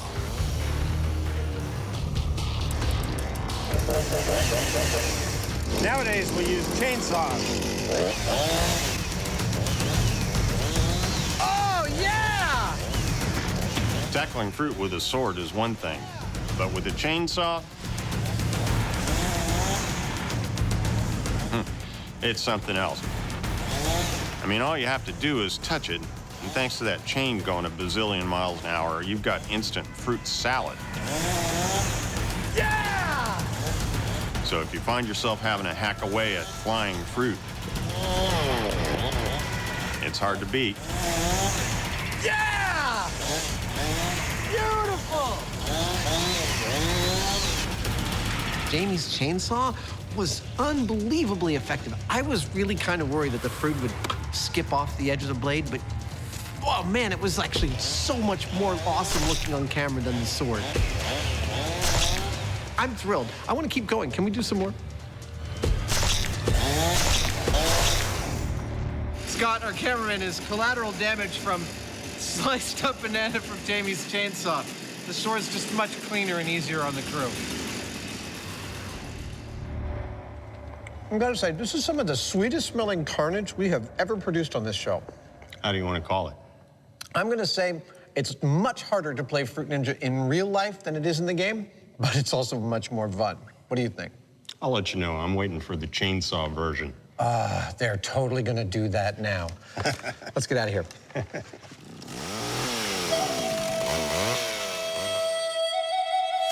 It may be game over for the false physics of Fruit Ninja, but coming up, the denizens of the Doom Dungeon Brendan, are you ready? Let's do this. face a more accurate avatar. Oh, right in the face. Cue our real-life video game superhero. Right in the moneymaker. We're gonna pause for a second in our slicing and dicing, because if you don't mind, there's something I'd like to cover. Sure. When do you think the first computer games were played? They had digital computing around the time of the Second World War. Yeah, didn't you work with the British codebreakers on that? And shortly after that, they had to be starting to play games with them. In fact, you're totally correct. The first computer games came about in the 1950s, just after the advent of the first computers on machines that could handle about 200 computations per second. Video games as we know it really blew up in the 70s after games like Pong, and kids today play at a completely different level on machines that manage a mind-boggling 2 trillion with a T operations per second. So basically, you're talking about 20 million times what the Apollo mission had to get to the moon. The Eagle has landed. Exactly. Just to make life hell for some digital fruit. Yes, isn't that awesome? Technology, man. Back to our regularly scheduled programming.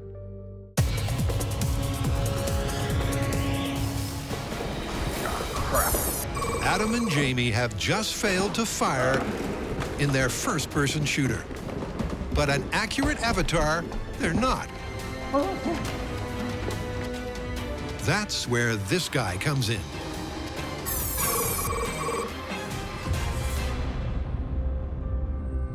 This is the moment of truth.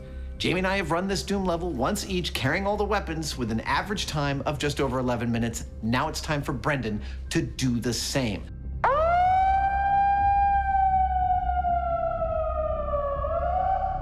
Brendan, are Are you ready? Yes, sir. I'm ready. Let's do this. 3, 2, 1, go. Like Adam and Jamie, Brendan starts with the one weapon at a time test, Let's do this. which he tears up. Yeah! Oh, right in the face. Got him. Boom!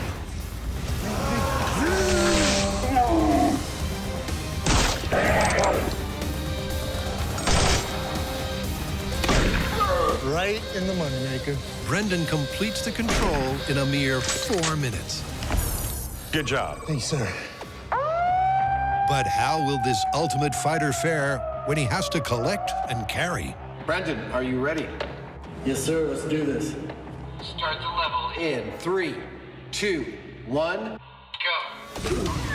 Right from the double doors, I'll bet he's gonna kick our butt at this. We'll see. Useless backpack. Check. Brendan tackles the course with the same energy as before. Right in the face, sniper. That's very fast first encounter. 2 guns and 18 pounds has no effect. Got him. 33 pounds, the same. Even the dreaded chainsaw impedes him not at all.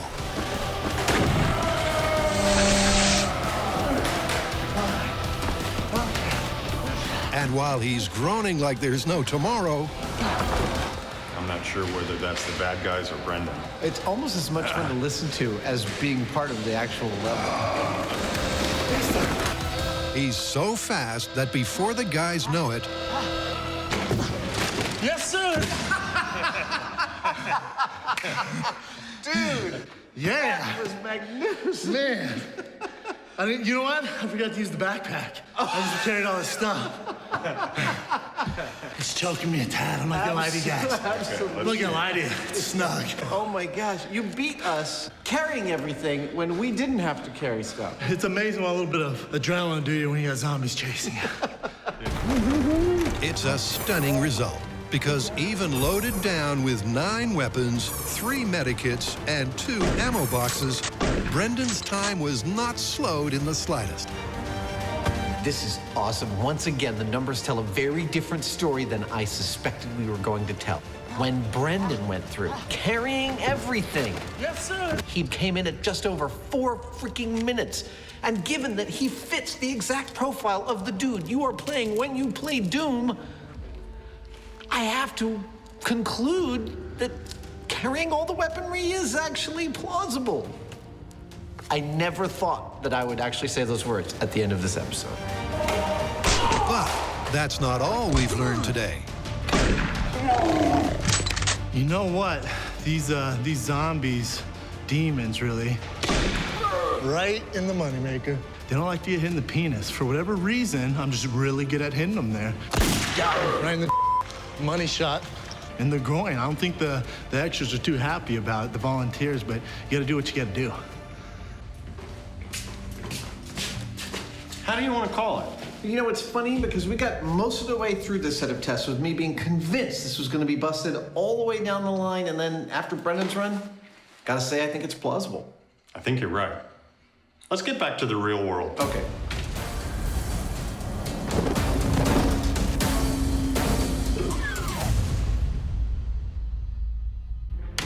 It's game over, but Adam's not done yet.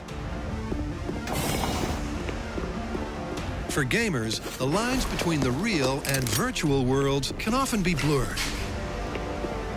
Adam's taking that concept to a whole new level.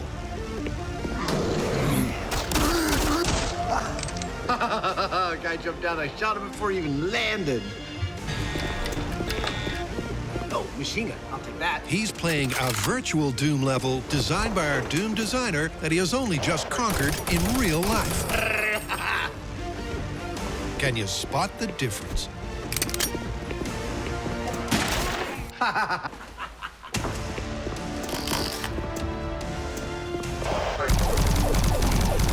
Yes!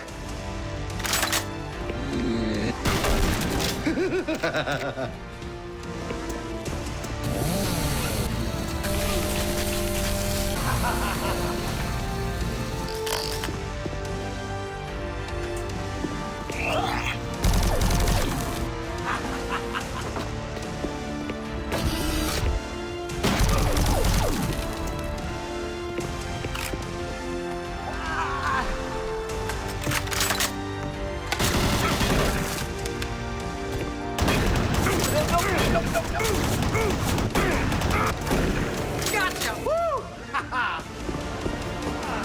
Woo!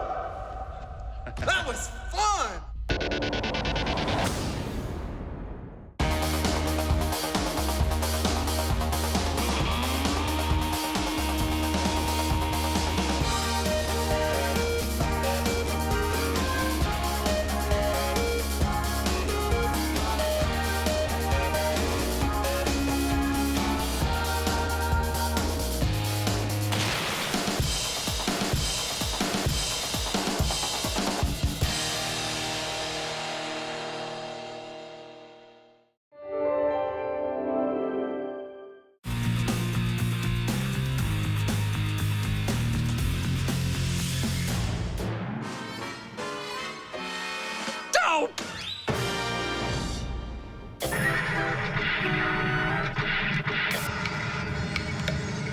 Seen it?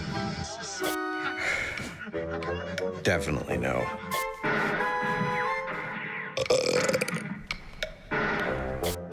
No.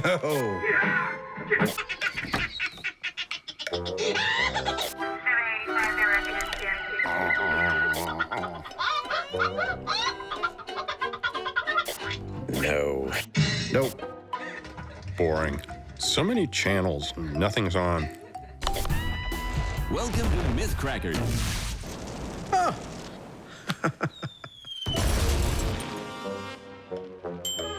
That was fun being on that show. What was it we were trying to prove again? Don't know, don't care. Blow it up. But you know, I was thinking, if we did their show, shouldn't they do our show? A Simpsons special? Absolutely. Let's do it.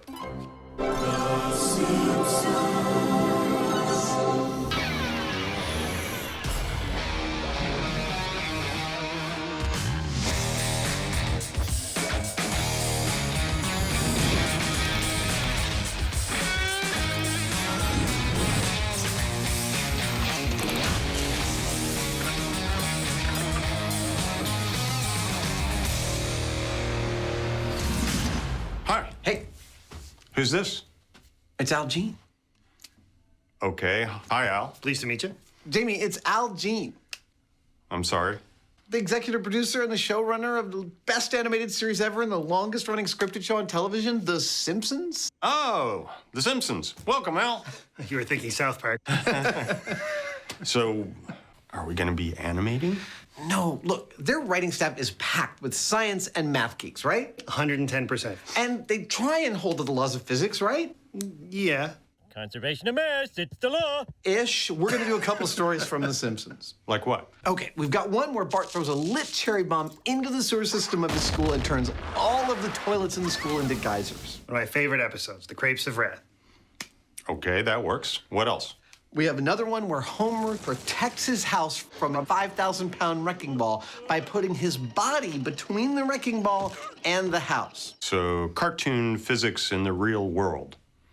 That's Jamie excited. He's excited to get out of this room. Yeah, probably.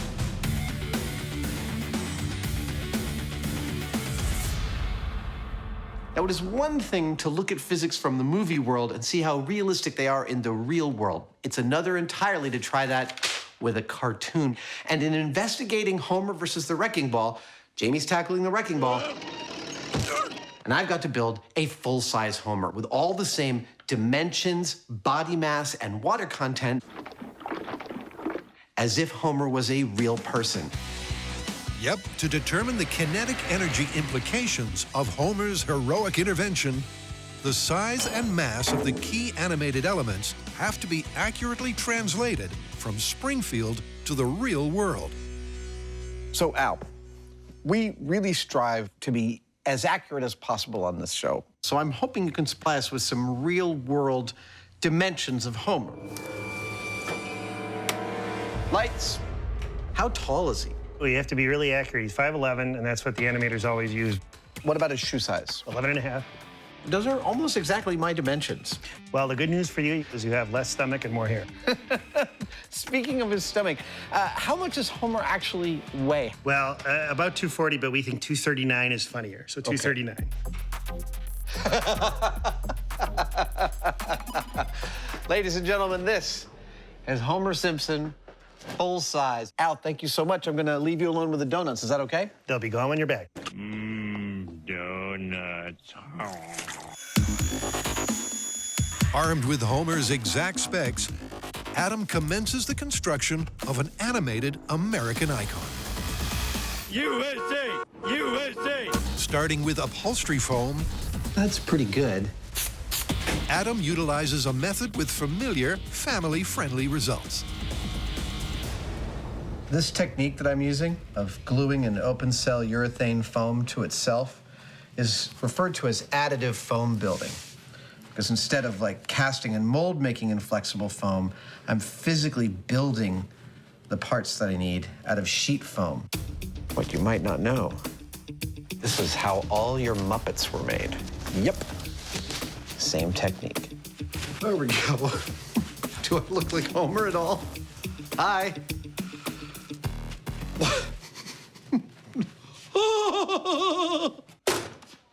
Hey, Jamie. Check it out.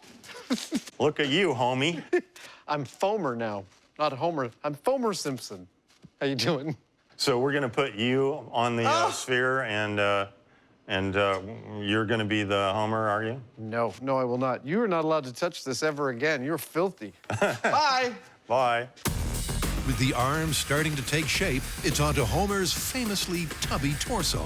This kind of work, it brings me right back to the sense memory of being the mid-90s working in commercial special effects. It was just like this. Super short timelines, tight budgets, and when we needed something carved out of foam, we didn't have time to find someone who was an expert in foam carving. We just had to figure that stuff out for ourselves, job by job, piece by piece. It's been 20 years and I'm still doing the same thing. 1, 2, 3, 4, and 5. Doesn't look like much, but that's going to be Homer soon. A series of cylindrical discs glued together form the tapered shape. Yeah! The human-like mass and density will come later. For now, Adam's immersed in his art. I know exactly what it feels like to be Michelangelo. Well, maybe not exactly, but, just like a little bit, if he carved in foam and made cartoon characters. This is what we call a shop shower.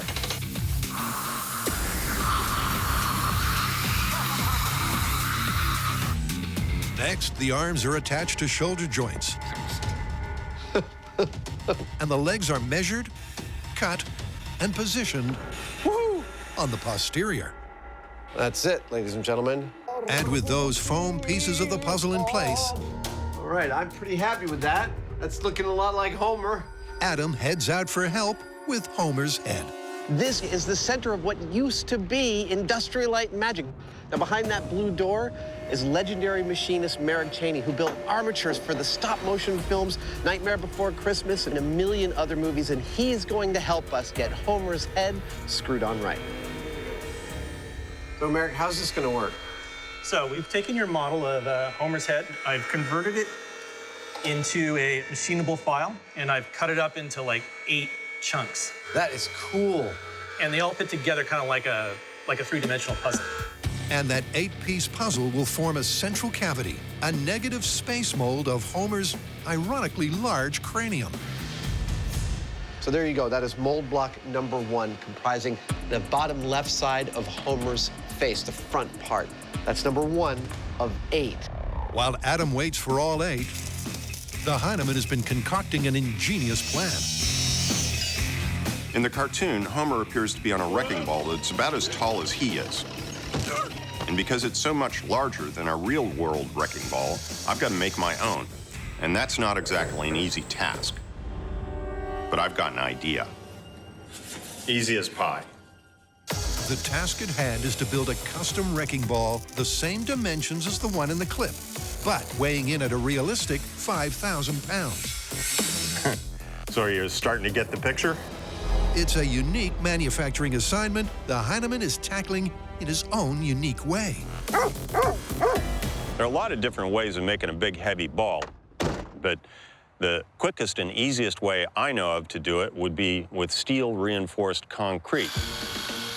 Now, to do that, you need a mold, and I've come up with an idea of creating what amounts to a hemispherical-shaped auger that I can chuck onto the back of some earth-moving equipment and dig 2 hemispherical holes right in the ground. It looks like it might sort of just make it. We pour our concrete in there around a steel armature, let it cure, put them together, and you got a ball. One big-ass heavy ball. Yep, to make 2 hemispherical molds. It's working! For the 2 halves of the concrete wrecking ball, That's what I'm talking about. Jamie's designed and constructed a one-of-a-kind tool. This is working great!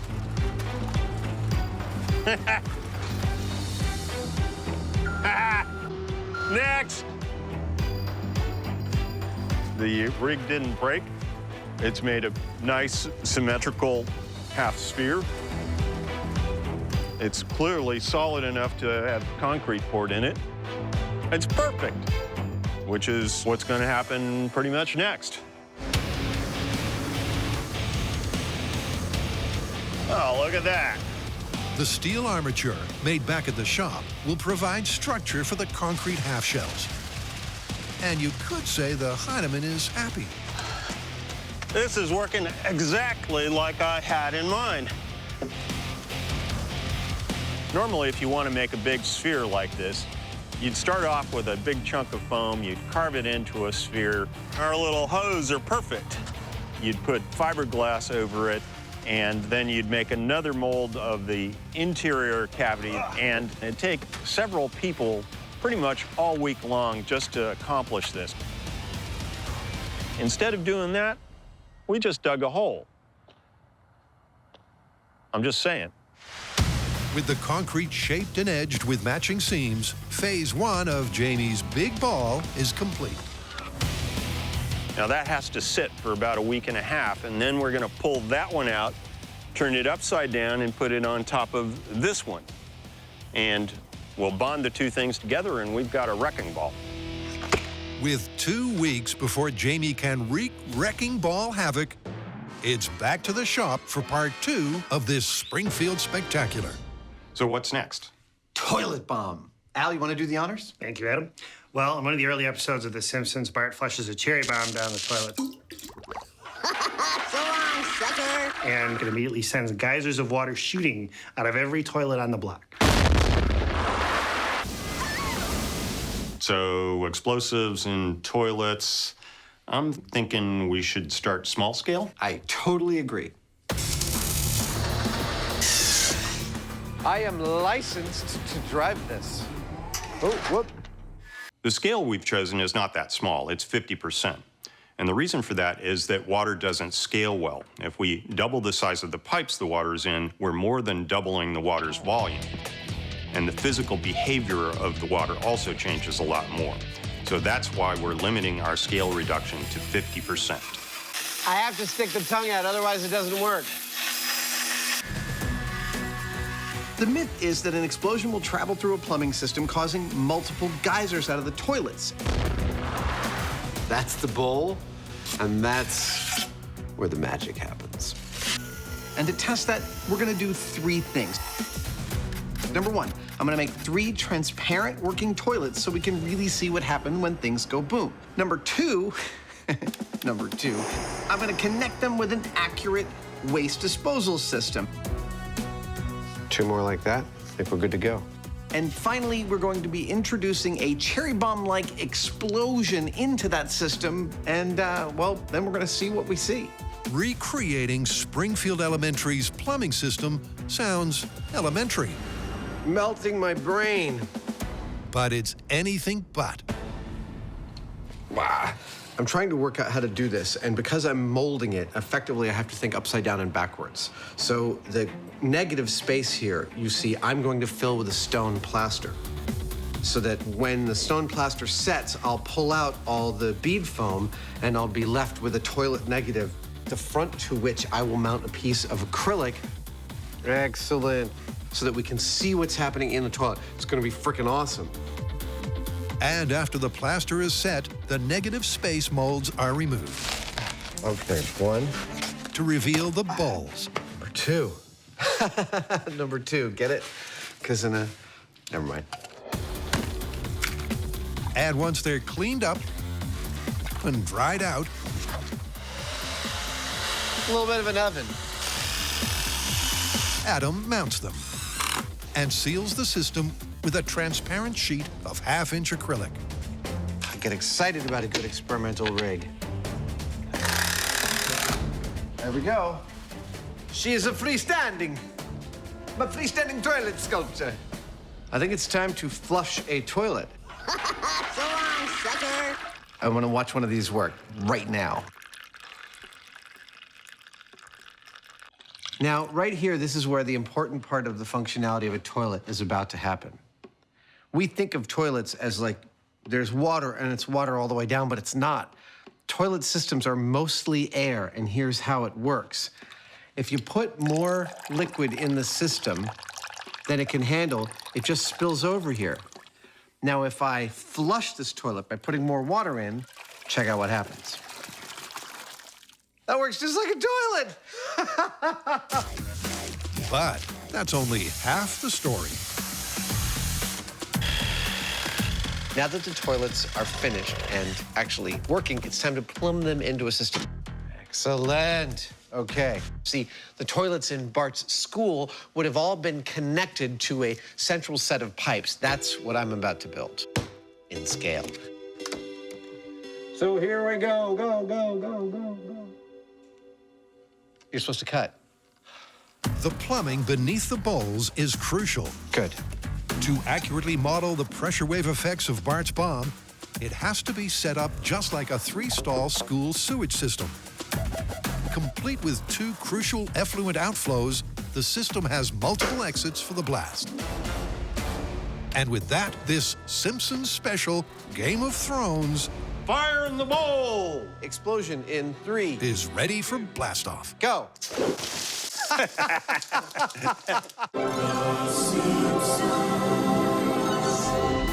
Welcome to Myth Crackers. Adam and Jamie have hit Springfield again. Tonight, we take on the classic myth that a cat will always land on its feet.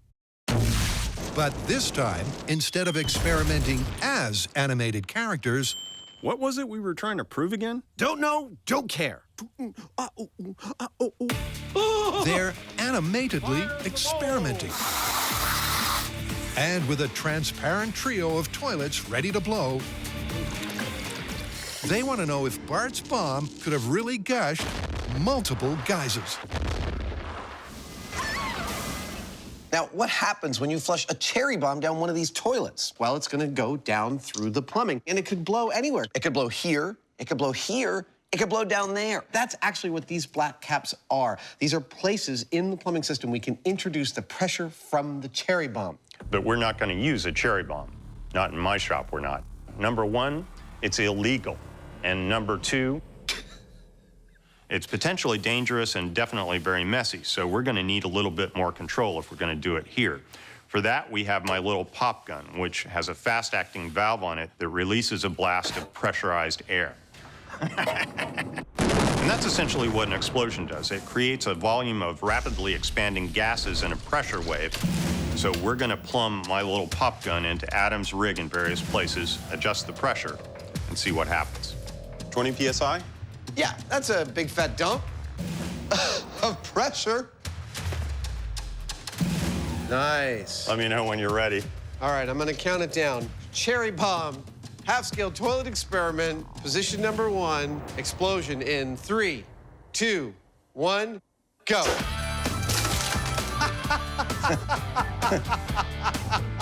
Go. A simultaneous tsunami and the physics of Springfield are looking surprisingly accurate. This first test showed that pressure delivered to the middle toilet was pretty evenly distributed to the other toilets around it. It's quite pretty, actually. Yeah, it's like a little bit of a water ballet. Some sort of modern art. Now we want to know what would happen if the cherry bomb and its pressure went here or here. Would that make any difference? I don't know about you folks, but whenever I go to the toilet, I always take my umbrella. Half scale cherry bomb toilet experiment, position number 2. Explosion in 3, 2, 1, go.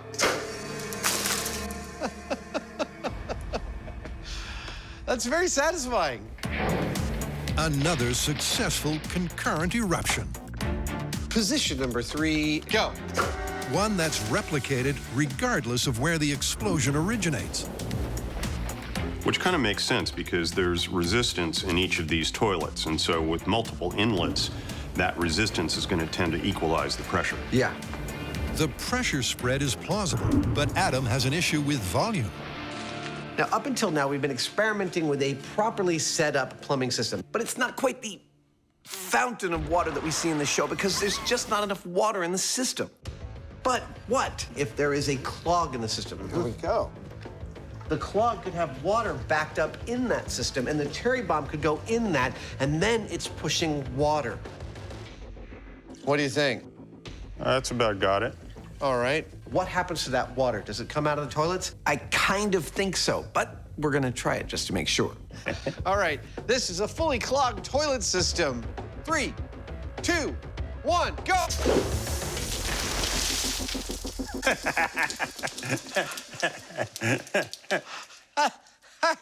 I think we found the explosion we were looking for.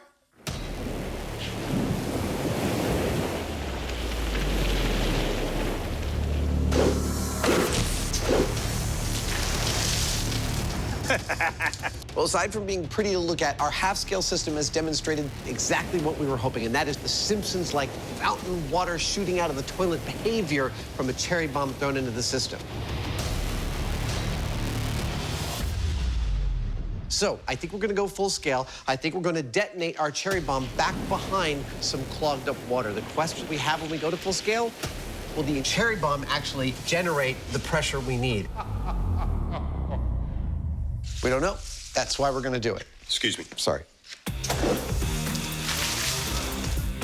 While the crew completes the cleanup, the epic odyssey of Homer's heroic intervention continues. Because Jamie's big ball has hardened. And his distinctly unconventional plan has paid off. The dirt infilling technique seemed to work pretty well. I feel like I just planted a big potato. It's created a more or less hemispherical inside, which is exactly what the plan was. So it looks, it's looking pretty good. Next, he makes the two halves a whole and seals the deal with a super strong sealant. This is a specially formulated epoxy for anchoring things in concrete. So my plan worked exactly as I had in mind, and we've got a nice spherical shape.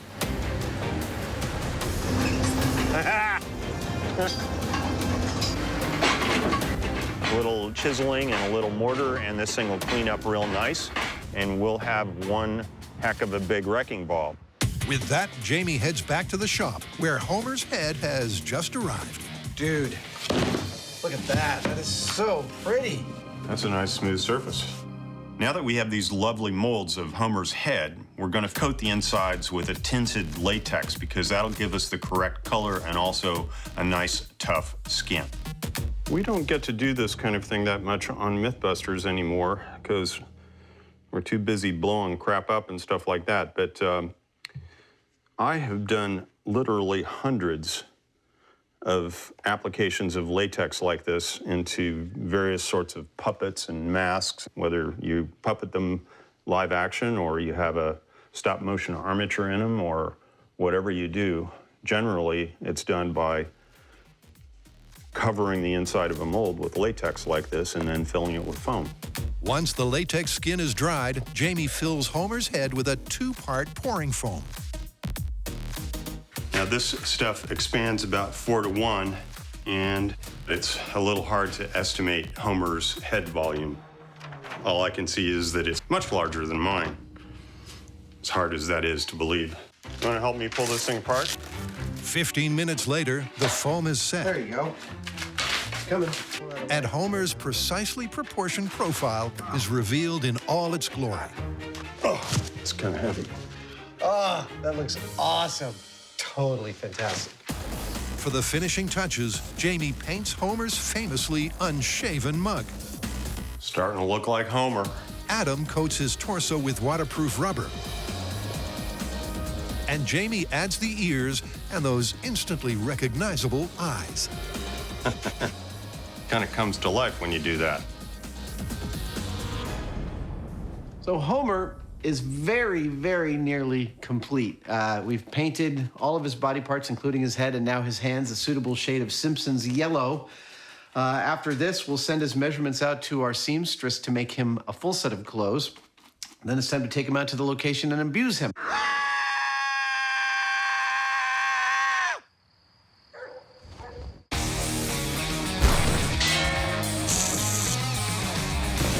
To recap, Homer supposedly protects his house by placing himself between a wrecking ball and his house and absorbing the shock with his body. In order to test this, we are absolutely, of course, going to need a wrecking ball. Check. Well, that's a big-ass ball. We are also going to need a house to swing this wrecking ball into.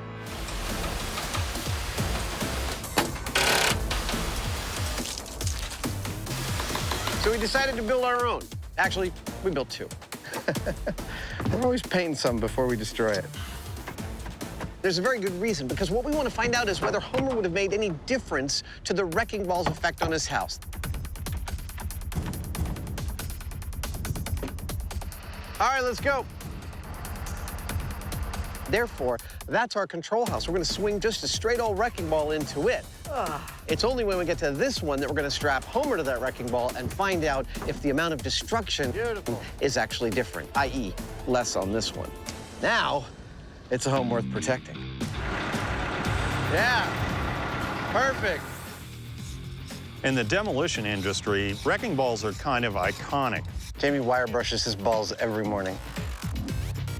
But we've come to find out that they don't actually use them that much anymore. Now it looks like it's all business.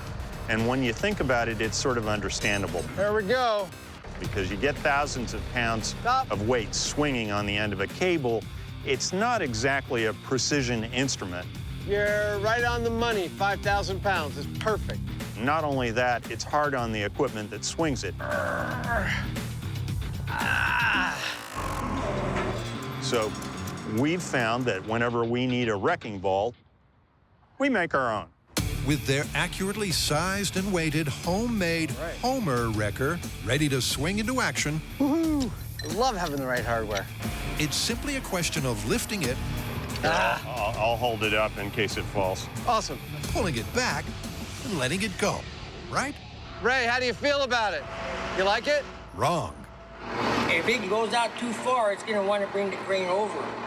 You understand? Right. So that's an interesting question. If we pull it back too far and it swings far out, it's going to pull the crane over. Probably the big question is, how far do we pull it back? To answer that, I can go 40-foot radius. Okay. So let's talk this through. That's 40. the guys look into the limits of the crane's live load capacity. Let's say the ball hangs here and the crane is here in relation to the house. Discuss the physics involved. Force equals mass times acceleration. So once that ball starts to move, it wants to keep going. And after an hour of tense discussion... Really, you have no intuition about that whatsoever? Come up with a swing distance of... What if we did 12 feet? 12 feet is significantly less than the freewheeling cartoon capers of Springfield. Good. But it's as far as the real-world physics allow. All right, you like that? Yeah, I think that's perfect. And with those parameters in place, the guys set up for the control. Extending now.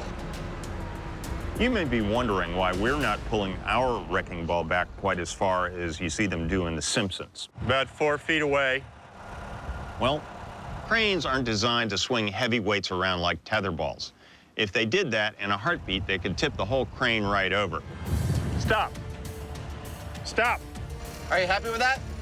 You betcha. In rigging, there are two kinds of loads, a dead load and a live load. A live load is one that moves, and this load is about as live as it gets. You dig it? Yeah, I'm just grooving on the vibes coming off of that whole thing. You know? I didn't know you grooved on vibes. Sure. The repercussions of a miscalculation could be catastrophic. It's just like destruction in potentia. But the question they're aiming to answer is, what kind of hit will the house take without Homer? This is Simpsons Wrecking Ball Control minus Homer in 3, 2, 1, go!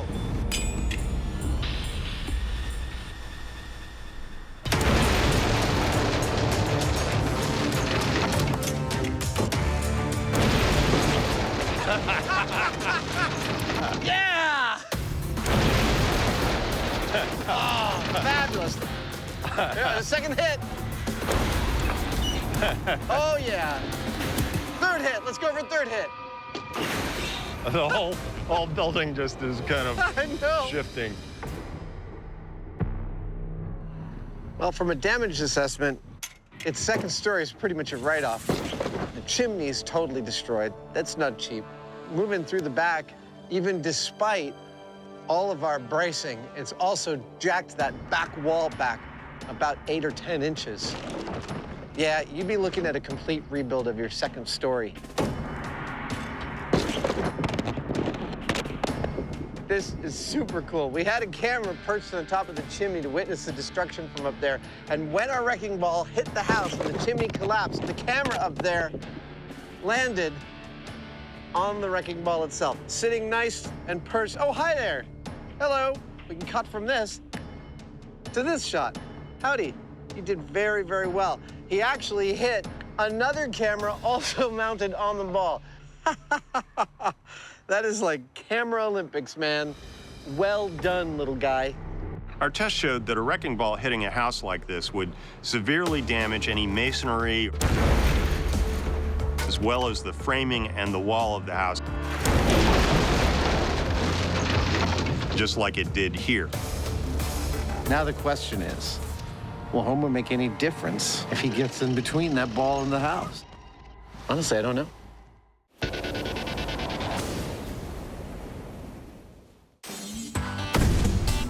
The Mythbusters and Toilet Tall Tales go way back. All right, that's significant. And to continue this Game of Thrones, they're taking on Springfield's prankster-in-chief. To find out if Bart's Bellagio-esque fountain will translate from the success in small scale to full scale, the Mythcrackers hit the bomb range. After having played with miniature toilets to our heart's content, go. We're going to assemble 3 real toilets on a platform 7 feet off the ground with a real full-scale plumbing system. Ready to get started and build this thing? Can you give me a minute? Sure. So that we can cherry bomb it all day long. And believe me, we will. Yeah, come on. 1 toilet, 2 toilets, 3 toilets. To recreate the exact same setup as the shop test, Remember, kids, proper care of your toilet requires brushing twice a day. but as a standard-sized sewage system, It's almost like Godzilla. the guys plumb the multiple inputs. Yes, that's it. A gas vent and central waste pipe to a 7-foot-high platform. Maybe we should just back away a little bit. And up top, Adam finishes with 3 fully functional toilets. Hey, that totally worked. All right. Now, what about the boom that shakes the rest? Cherry bombs are illegal in the U.S. Okay, I'm gonna light it up. You wanna get behind the shield? What? The only reason that we've got these now is that we're doing it under the supervision of a licensed pyrotechnician and the Alameda County Sheriff's Department bomb squad. Come on, cherry bomb. So if you do find yourself in possession of one, don't even think about setting it off. Cute but deadly. It's really dangerous. Here it comes. Nice. Oh, look, the casing's on fire. It's an added bonus.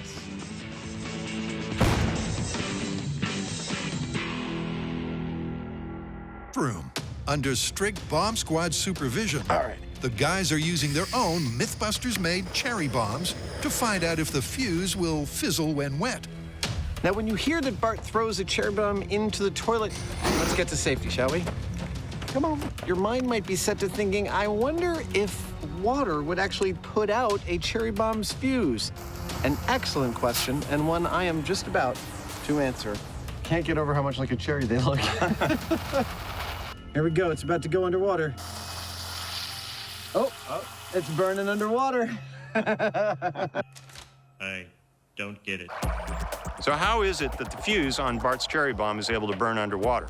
Well, to burn something, you need three things. You need fuel, you need oxygen, and you need a source of ignition.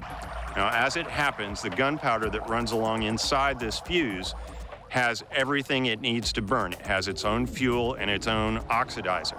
So it's quite happy to burn without any kind of exterior source of oxygen.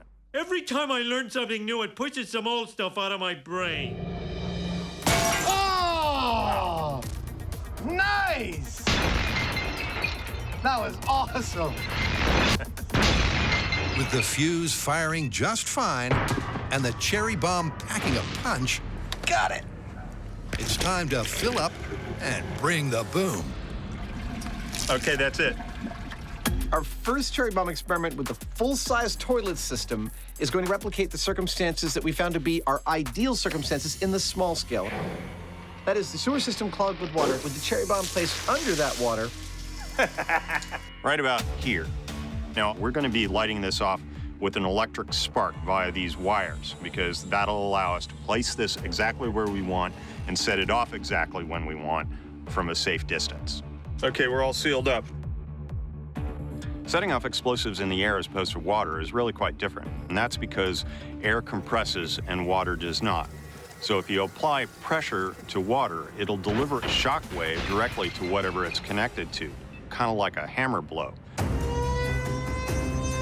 Are you ready? I'm ready. High speed's ready? Now, in our case, that water hammer can become massive. And 3, and it'll deliver the shock wave through the water, through the plumbing, 2, to anything that it's connected to. 1.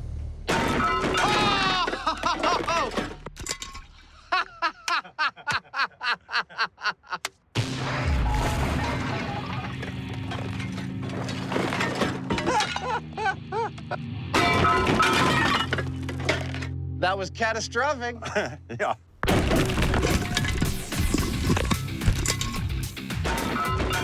Yep, Jamie's hammer theory nailed it. In contrast to the shop test's Simpsons-like water fountain. Oh, yes. Hey, this camera's still rolling here. When faced with the same firepower as a real cherry bomb, It is a freaking horror show up here. the standard full-size lavatory fixtures were forced free of their moorings, leaving the porcelain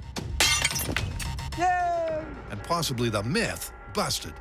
Looking carefully at the high-speed footage, you'll notice that water starts coming out beneath the toilets at the same time as it starts coming out the bowls. Now, that means that that water was moving so fast that the toilet's plumbing was not able to absorb the onrush, which is why it broke the toilets off their mounts instead of creating 3 large geysers.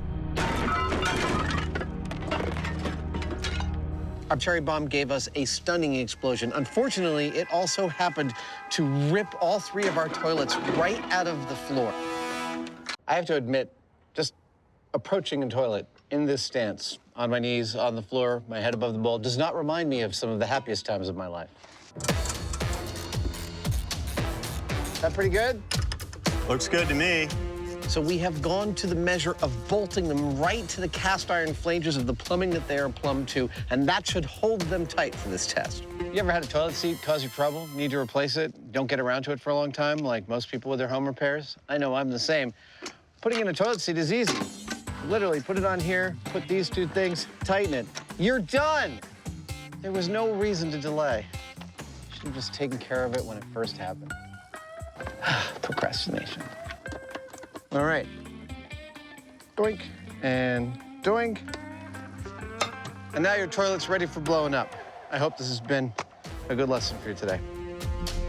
After a quick reset up top, You know, all evidence to the contrary, I think you and I would make a good pair of plumbers. this time they place the cherry bomb at the lowest possible point of the plumbing. The guys are hoping the larger volume of water above the explosive will absorb more energy and give them the mythical gushing geysers. This is it. After small-scale and large-scale experiments, this is the blast we hope will work. We have changed the position of the bomb. Hell, we've even bolted them to their own plumbing, which is totally unrealistic, but it's what we hope it will take to give us the geysers that we're looking for. And it's just about to happen. Are you ready, sir? I am. Okay. 5, 4, 3, 2, 1, go!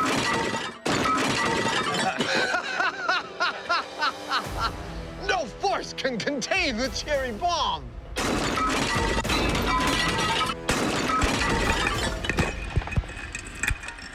What are you gonna do?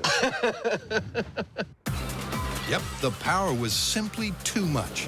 The pressure blast couldn't escape through the narrow plumbing fast enough. And something had to give. This is clearly why we can't have nice things. I have to say, I'm pretty impressed with the power of that blast. This time, instead of putting the toilets on their standard mountings, we through-bolted them into the steel plumbing, and still, that cherry bomb this big had enough power to rip all 3 toilets off their moorings and send them tumbling to their demise. It's not exactly what we saw in the show, but I'm impressed. What we're seeing is that if you have enough energy to push a lot of water up and out of those toilets using something like our cherry bomb, that same energy and the shock wave that accompanies it is also going to break the toilets off at their bases. They're simply not strong enough to stay in place. So, as far as I'm concerned, using an explosive, you're never going to see the kind of geyser that we saw in the cartoon. In this house, we obey the laws of thermodynamics. The cartoons don't reflect reality? Wow, this is big. This is, what is the word? Busted. It's busted. Yes. Yeah! Kicking toilets apart since 1930. Them some steel-tipped shoes. With the porcelain pummeled, Adam and Jamie head back to Homer's house, where our humble hero awaits his moment of glory. Hello, friends. If you're like most people, you probably are sad that you haven't been able to afford your slice of the American dream, but now it turns out that you can. On the outskirts of Springfield, a new development has arisen, one that provides picture-perfect homes if viewed from the right angle. We've reduced homeownership to its barest essentials. 1 wall, 1 couch, 1 floor. Welcome to Shady Acres. Pay no attention to the wrecking ball.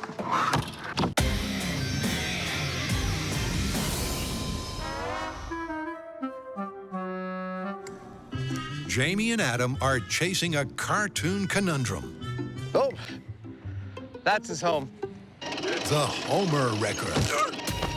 Can our hero's leap of faith dissipate the force of this impact? Yeah! You know, it didn't move very fast, but it had quite a kick to it, didn't it? I mean, that's Newton's second law right there. Now, we're going to leave all this damage intact as it is. Ah, couldn't be better. And go ahead and do the test with Homer on the wrecking ball with the identical house. Now that is a proper cartoon wrecking ball. And if it shows damage anything like this, we will know that Homer's efforts would have been for naught. And ta-da! allow me to introduce you to the completed, ready-to-be-tested with hero of this episode, Mr. Homer J. Simpson. Ladies and gentlemen, let's give a round of applause. Our accurately sized and dressed Homer is attached to the ball exactly as per the clip. That's it. First arm is on. Okay. With a final, crucial component. Since part of this is what happens with Homer's body mass on the ball, we need to give him some body mass other than just foam. We're doing that by adding water. The average density of a human body is within a couple of percentage points of water. Perfect. So a water-filled Homer is an almost perfect energy absorption analog for a real person of that size and shape. Oh, Homer is substantial. Our cartoon character is coming to life. The question is, with a real-life mass of 239 pounds, can he save his house? I think we're good to go up. All right. It's happening. We're making sure that we're positioning the ball exactly the same way that we did the first time. We'll let it settle, so the physics should all be the same, except for Homer. Does it look like his ass is dead center? He couldn't be more perfectly on the horizon of the lines of force between the ball and his house. Look at the potential energy. As per the control, the velocity on impact may only be a pedestrian 6 miles an hour. What are we doing? But with 5,000 pounds of ball... Who's paying for this? This is awesome. There's a lot of energy to dissipate. Say goodbye, Homer. Can our hefty hero really absorb that impact? All right, here we go. Homer versus the wrecking ball. The final experiment. 3, 2, 1. Here he goes. Yeah. Oh.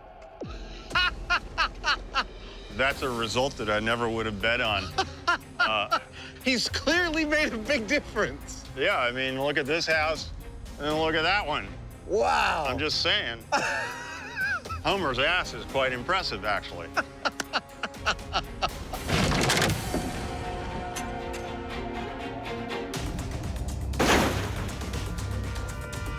It's an astonishing result.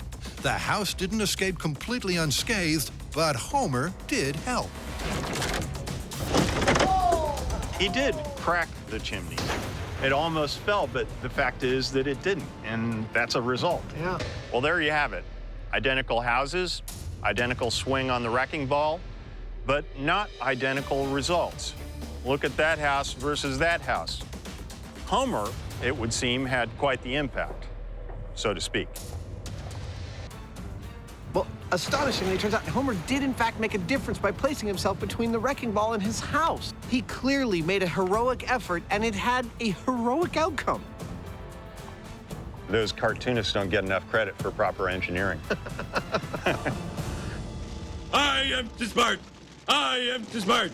S-M-R-T. I mean S-M-A-R-R-T. All right, Al, I got some good news and some bad news. I'm going to start with the bad news, which is the toilet bomb. Unfortunately, all we got was total toilet destruction. It's busted. Well, you forget that the school is near a nuclear plant run by idiots. It's funny because it's true. And there could be a nuclear explosion at any moment, which means that the toilets are ultra, super reinforced, not busted. I see where you're headed with that. And the good news? The good news is Homer Wrecker.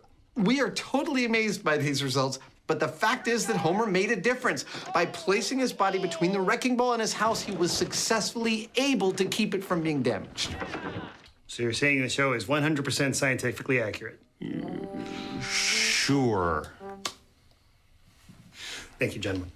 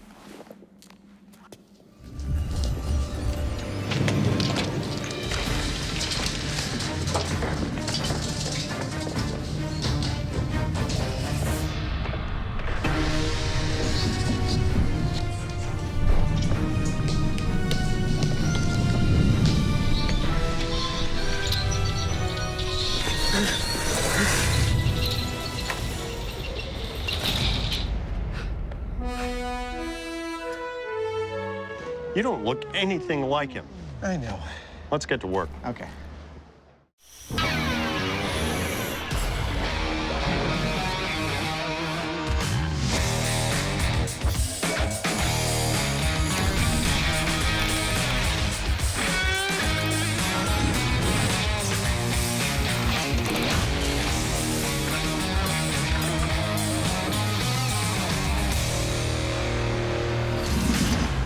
Why are you dressed like my old archaeology professor? No, I'm dressed as Indiana Jones. That's him, Dr. Jones from Indiana. Anyway, what's the story? Okay, the story is there's also a movie called Raiders of the Lost Ark starring a guy named Indiana Jones, and we're going to tackle some myths from that movie. First and foremost, his famous sidearm, the whip. We're going to look at some of the science of Indy's whip and some of the remarkable things he does with it. But the opening sequence of Raiders is where we're beginning. Indy is escaping from a South American temple that is attempting to kill him with all manner of booby traps, including, our first test, a floor filled with pressure pads that shoots poison darts at Indy. Well, sounds like fun. Let's get into it. Okay. In the exhilarating opening scene from the iconic 80s adventure story, there's a question to be answered. By simply running for it, would Indy really have escaped unharmed? And as a massive fan of the franchise, Adam's in his element.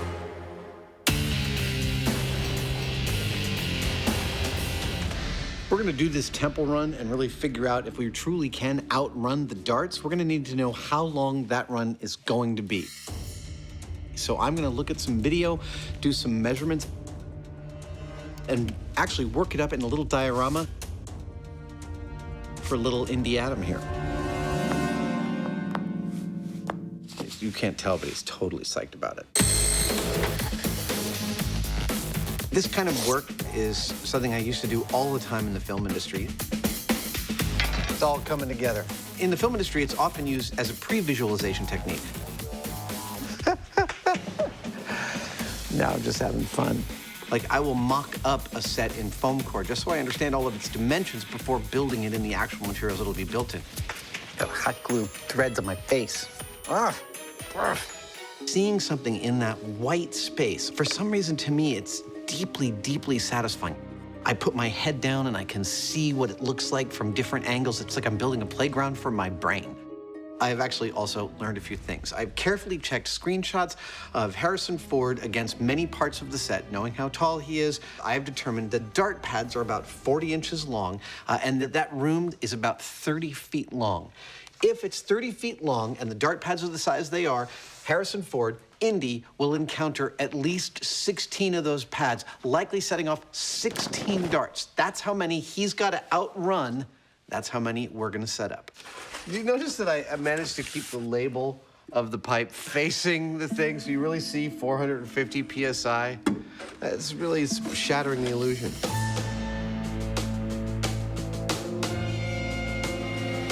In the temple run, Indy gets shot at by Mayan poison darts. But because these are potentially lethal, I'm going to do the same thing using paintballs. 14. You know, I buy this crap salvaged, but who knew that 14 wasn't enough? I need 16. And so it's my job to figure out how to put together, a 16-gun, pressure pad-operated paintball gun array. I think those will work. This item right here is a solenoid switch. The wire gives power to an electromagnet, which opens the flow of air. These kinds of things are how we can fire pneumatic projectiles on cue. It works.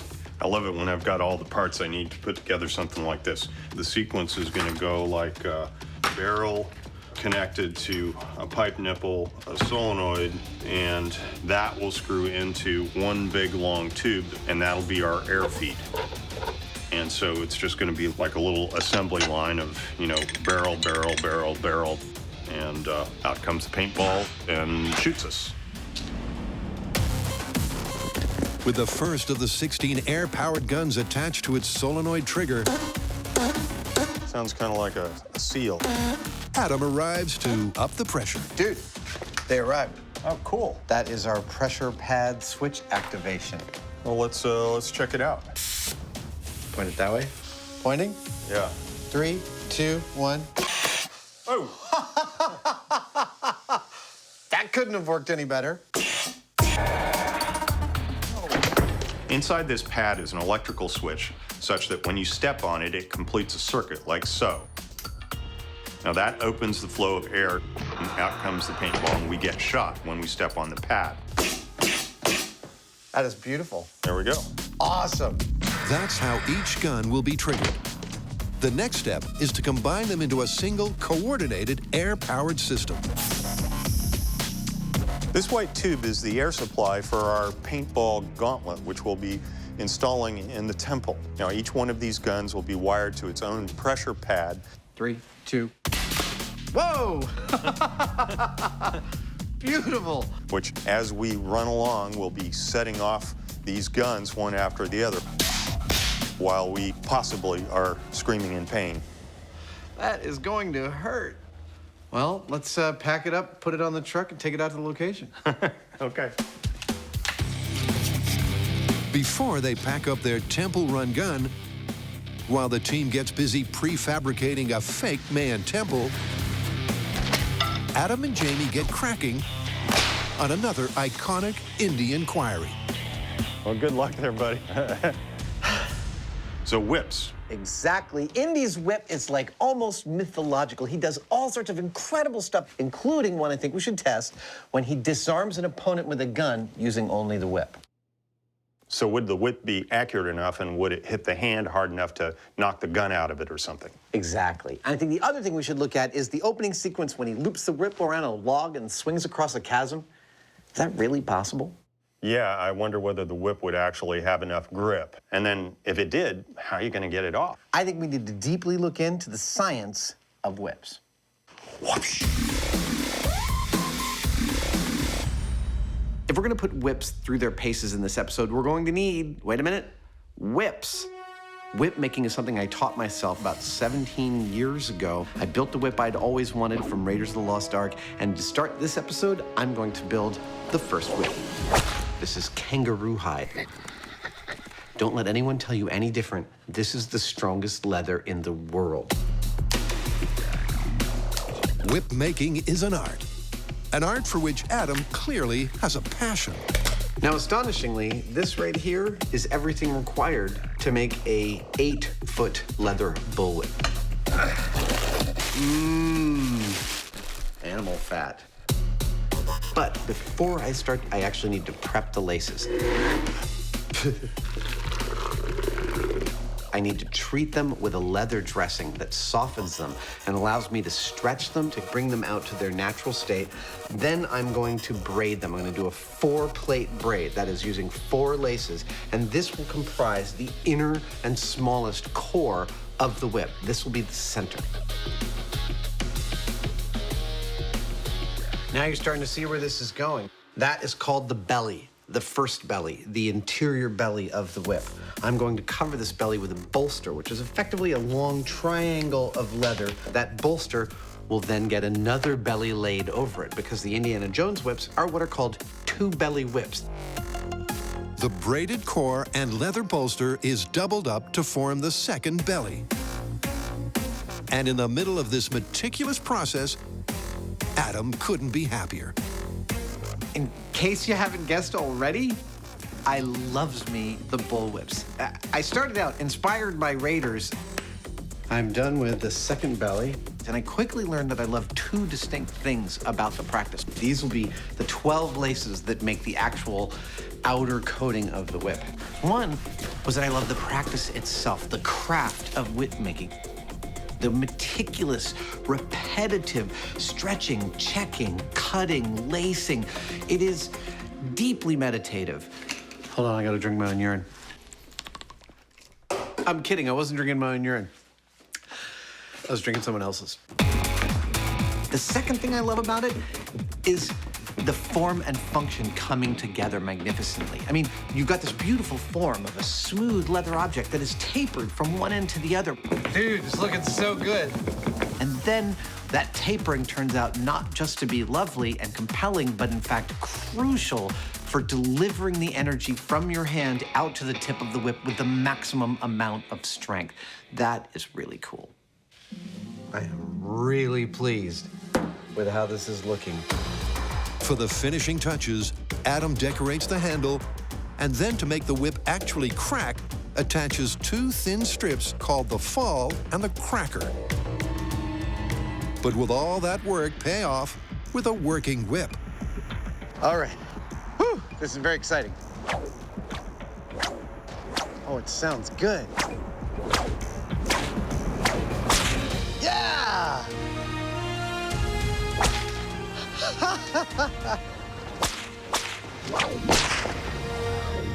It's pretty loud. Can you hit anything with it? You know, I've never actually tried. Why don't I set something up? Let's do it. Indiana Jones nonchalantly and surgically disarmed his armed foe. Come on. Adam, however,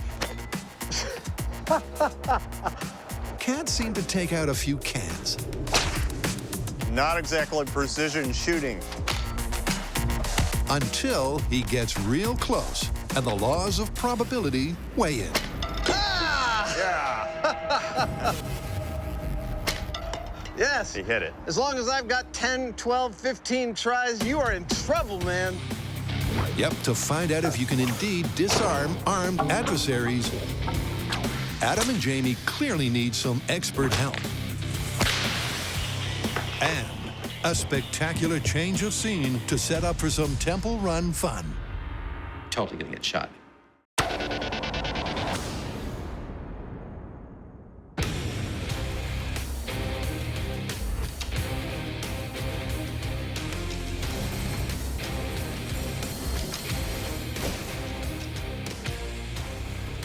Indy's whip is a character in its own right in the Raiders films. And it does some unbelievable things in the film. First and foremost, he's able to disarm someone who pulls a gun on him, just pulling this off his belt and giving it a crack. And that's what we're gonna do. We're gonna give that a crack. But there's a problem.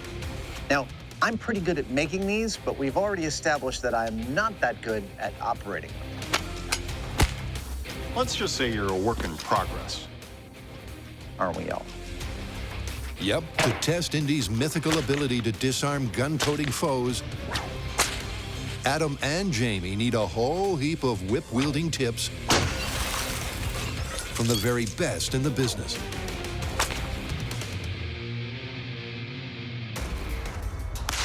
The science of the whip is the acceleration of kinetic energy. All energy added to the whip is multiplied.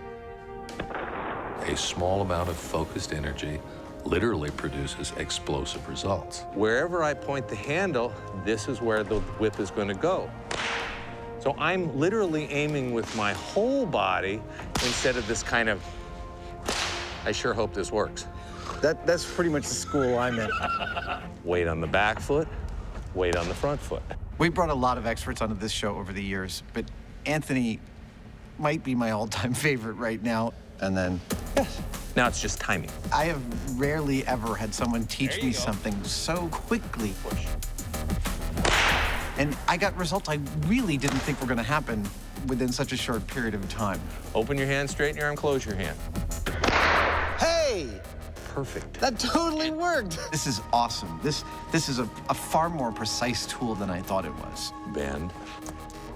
We've gotten a lot of the basics of whip handling from Anthony. Excellent.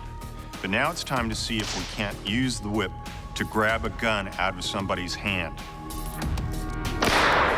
But it's important to note that we never actually see how Indy disarms the bad guy.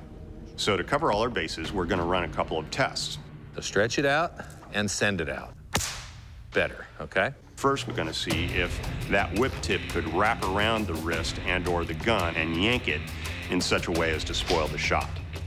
We're gonna see if a direct hit to the wrist with the whip tip is enough to make somebody drop the gun. This is the scariest thing I've done all day, isn't it? Go ahead. That was perfect. That was a nice crack you got It was there. right on the tip of your thumb. Yeah. That would have hurt a lot. Jamie's making contact, but there's no mythical grab and aim spoiling pull. Go for the wrist. Go for the wrist, Hyneman. That's it. Ah. Not quite the first-time accuracy of Indy. But novice Jamie is dialing in on the technique surprisingly quickly. Yes. Oh, there we go. Good job. All right, my turn.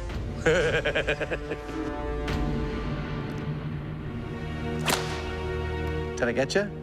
Yeah. Adam missed his target a couple of times and connected with me instead. But he was actually able to wrap the tip of the whip around my hand to where he would be interfering with my aiming of that gun. Yeah. And that was actually pretty effective. The grab and tug is clearly plausible. But what about the second option? The hit to the hand. Would that force you to drop the gun? Well, Jamie, with the short straw drawn, adds extra protection and prepares to face the whip-cracking might of the Whipmaster. Ow.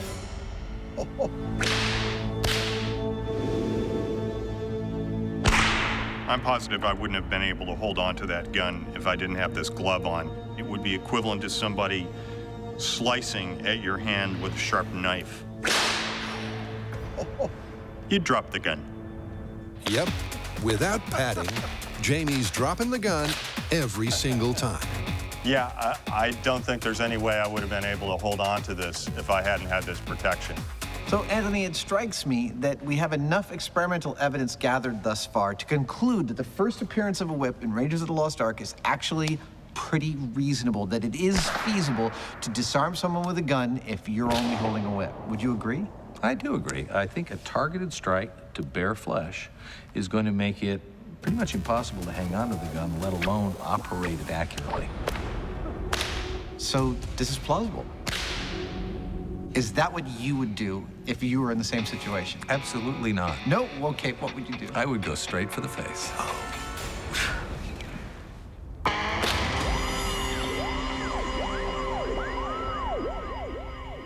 With the gun whip myth all tied up, it's time to set the scene for the temple run. Not many people realize, but the Mayans built their temples just like this. Yeah. And Adam's having a whole heap of fun. Look, I know that some of the lengths we're going to seem a little bit over the top. Now, I'm thinking right about this level. Yeah, upper torso. Yeah. We could have just set up 16 paintball guns on like a wooden rack in about an hour and a half. But honestly, we couldn't. We're special effects guys. This is what we did for a living for decades. Looks pretty good. I know it looks like crap, but it's fun. It would offend our sensibilities not to make it look period and timely to the actual film we're replicating. Of course, any decent temple's got its share of deities and gods, so we've got ours. It would offend my sensibilities. Frankly, I think Jamie thinks this whole experiment is an excuse for me to dress up, which it might be. While Adam completes the scene setting,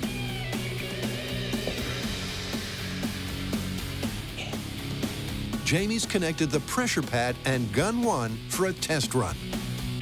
3, 2, 1. Oh! That works perfectly.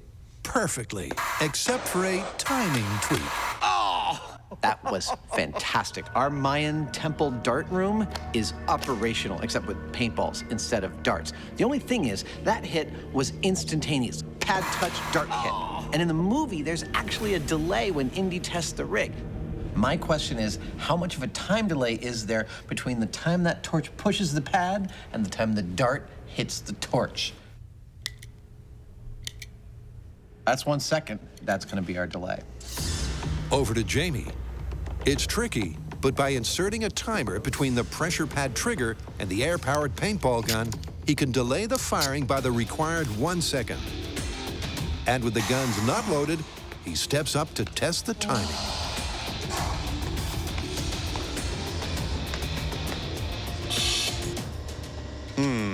Hoosier, we have a problem. That's not quite what we had in mind.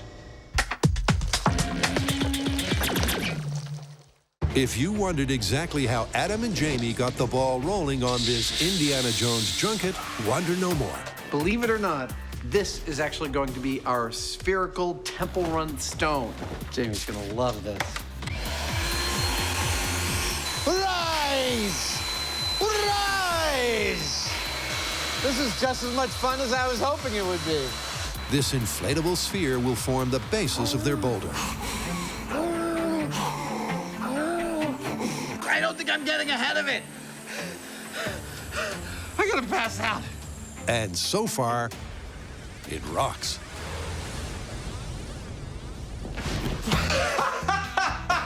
Yeah!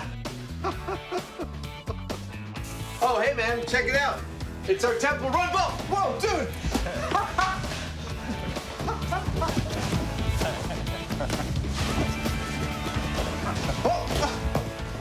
You all right? I could seriously mess with you in this. You sure about that? Dude, does this make a perfect Temple Run sphere or what? Yeah, this is great. All right, now, how do I get out? This is perfect. It's our Temple Run ball.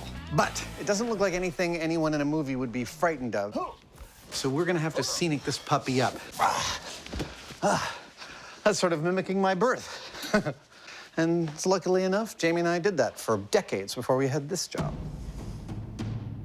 So we've got our big clear plastic ball, but to make it look like a boulder, we had the idea that we'll take this two-part foam and mix it together and slather it all over the surface.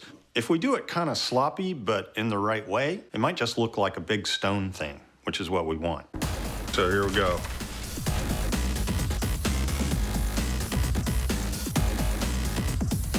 I've done hundreds and hundreds of little projects like this over a couple of decades of doing special effects. I think it's gonna work great. And it's actually kind of a joy to just get back into that world for a little bit while doing this. Pretty soon, this is gonna be solid. When I first started doing this work, it was in New York City at a model shop there, and the guy that ran the shop would see us doing our work and he'd say, "It up. You gotta it up so it looks natural."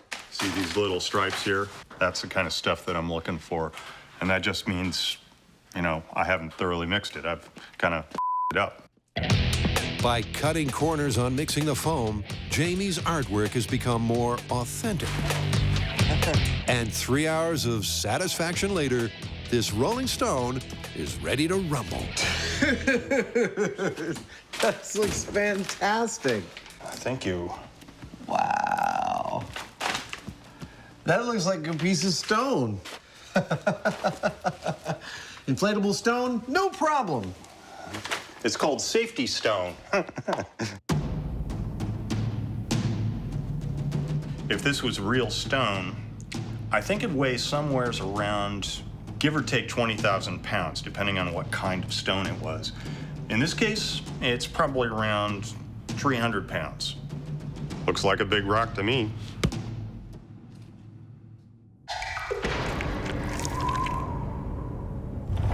As soon as this episode got rolling, That's great. Good. it was clear the Mythbusters idolize all things Indy. And with one myth already cracked, the fun is set to continue. Or is it? As it turns out, this timing setup that we put together is really screwing us up because while they're delaying the firing of our valves like we want them to, they're also holding the valves open way too long, which means that by the time we get to the end of the array, our tank is empty. Our solution is to actually give them more air, or more of a tank. I'm about to build that tank out of a bunch of PVC plumbing pipe. You stay while Jamie plays around with the timers. And with the larger air supply hooked up, it's time for the Temple Run test run, take 2.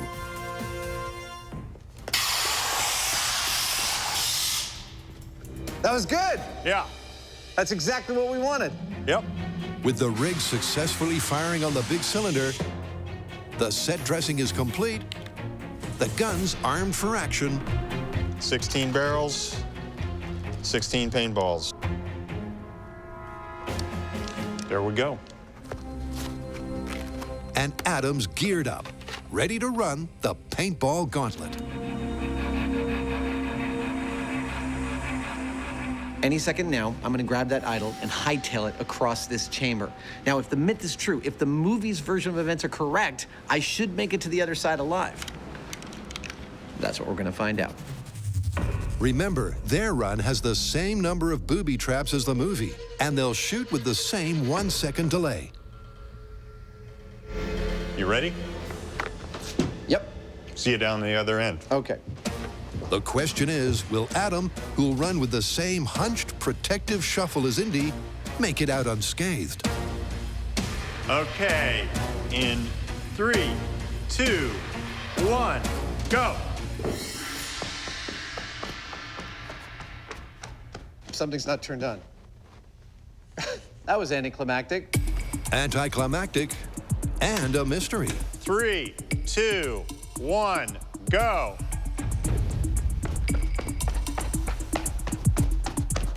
Still not working. Maybe even a Mayan mystery. Well, I think it's clear what's going on here. It's this guy. Mythbusters is clearly suffering the idol's curse. The circuit's not collapsing the way it should. The curse may not be real, but ours are. This rig is kicking our butts.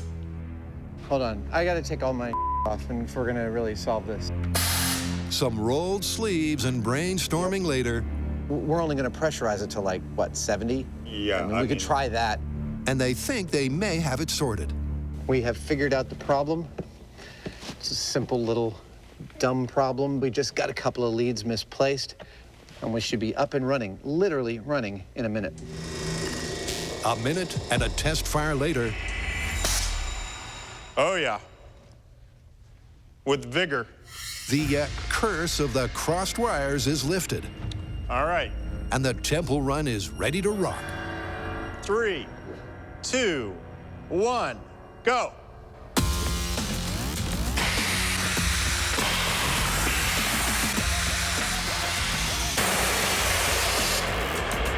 I didn't feel a thing. I don't think I got hit. You were a mile ahead of them. Really? With a 1-second delay, you were halfway across the thing before they started to fire. Fantastic. So Indy really could have made it out. Easily.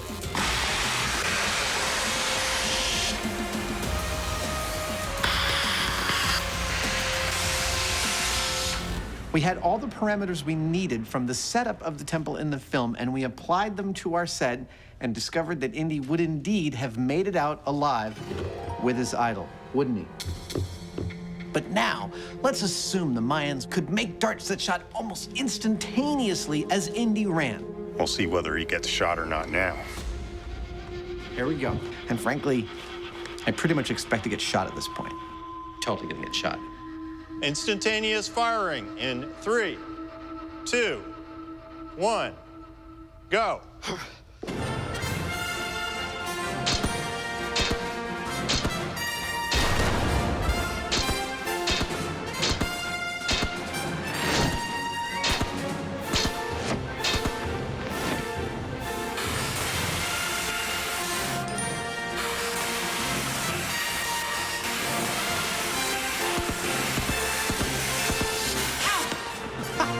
I totally got hit. I got one in my back. Right That's there. the only one I see on you. Really? Yeah. Well, as I expected when we set the darts to instantaneous, I got shot and I'm dead. It's a poison dart after all. What I didn't expect is that I only got shot once. So as far as I'm concerned, if you ever find yourself looting a piece of precious Mayan gold from a temple while you're probably gonna die, I say run for your life.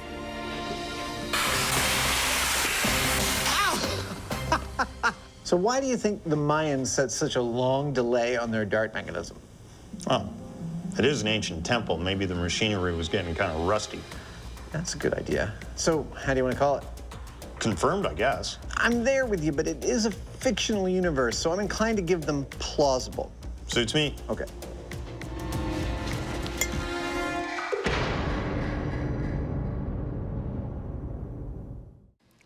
this point, I think it's worth pausing to discuss a little bit about how whips work and why their structure is intrinsic to how they work. Now, I'm sure everybody has had the experience of being at one end of a rope and giving it a flick and watching a bump travel down the length of the rope. That bump is a wave. When you flick the rope, you are actually propagating a wave, and a whip works in exactly the same way. Give the handle a flick, and a wave travels down the length of the whip. But a rope is uniform in its thickness all the way down, and a whip is tapered, thick at the handle, thin at the end.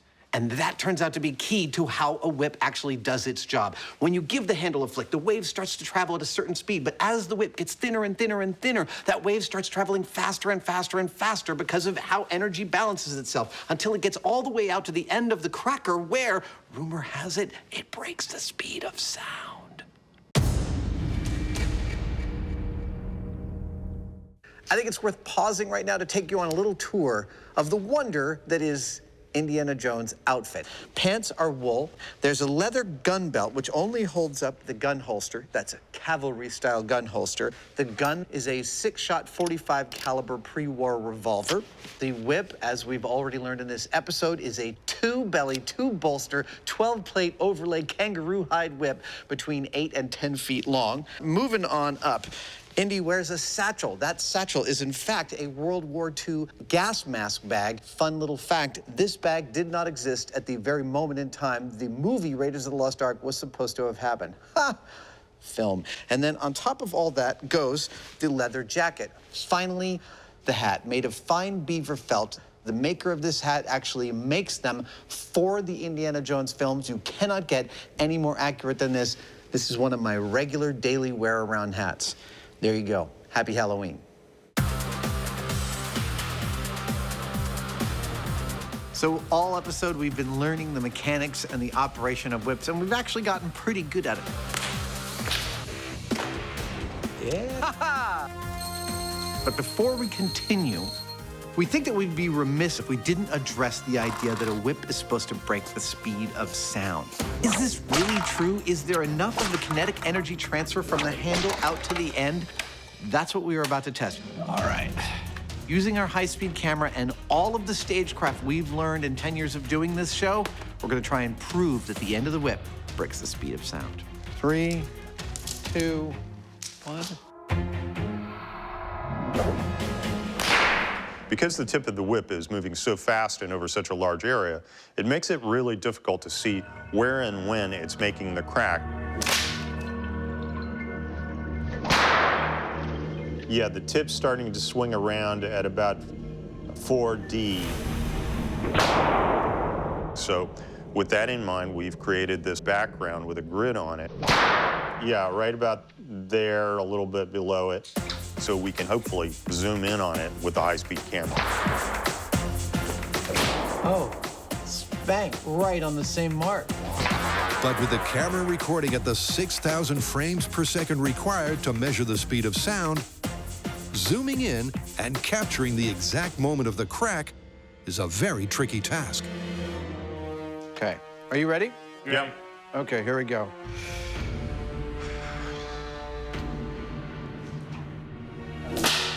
Too low. Try that.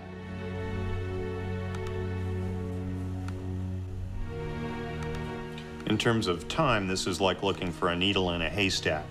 There's a lot of increments when you're looking at 6,000 frames per second to find the exact instant that that passes through the frame. Yep, not only does Adam have to get a clean crack, that was too low, and pull off the unlikely feat of hitting the exact same mark, the guys then have to find those 4 or 5 frames of action. So the signal you're watching me on right now is transmitting 29.9 something frames per second. Low. I'm aiming at the same spot every single time. Our high-speed camera is catching almost 2 seconds of footage at 6,000 frames per second. That's gonna be too high. It is, it's a little bit of a hunt and peck.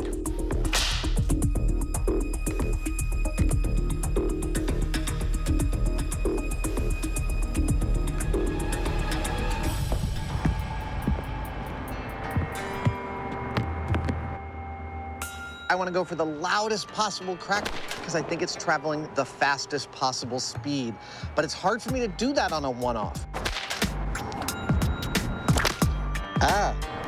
But up here, I've been getting into a rhythm of 4 cracks in a row where by the 4th one, I've got the loudest and I'm able to aim it exactly where I want. So that's the technique I'm gonna take back downstairs to try and get this on camera, breaking the speed of sound.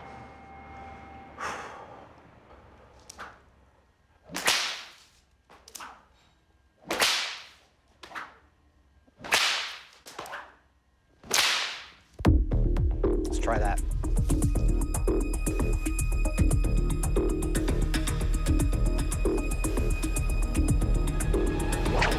There it is. Finally, in glorious 6,000 frames per second high speed. Now, how fast is it going right here? That's 5 frames to travel 12 inches.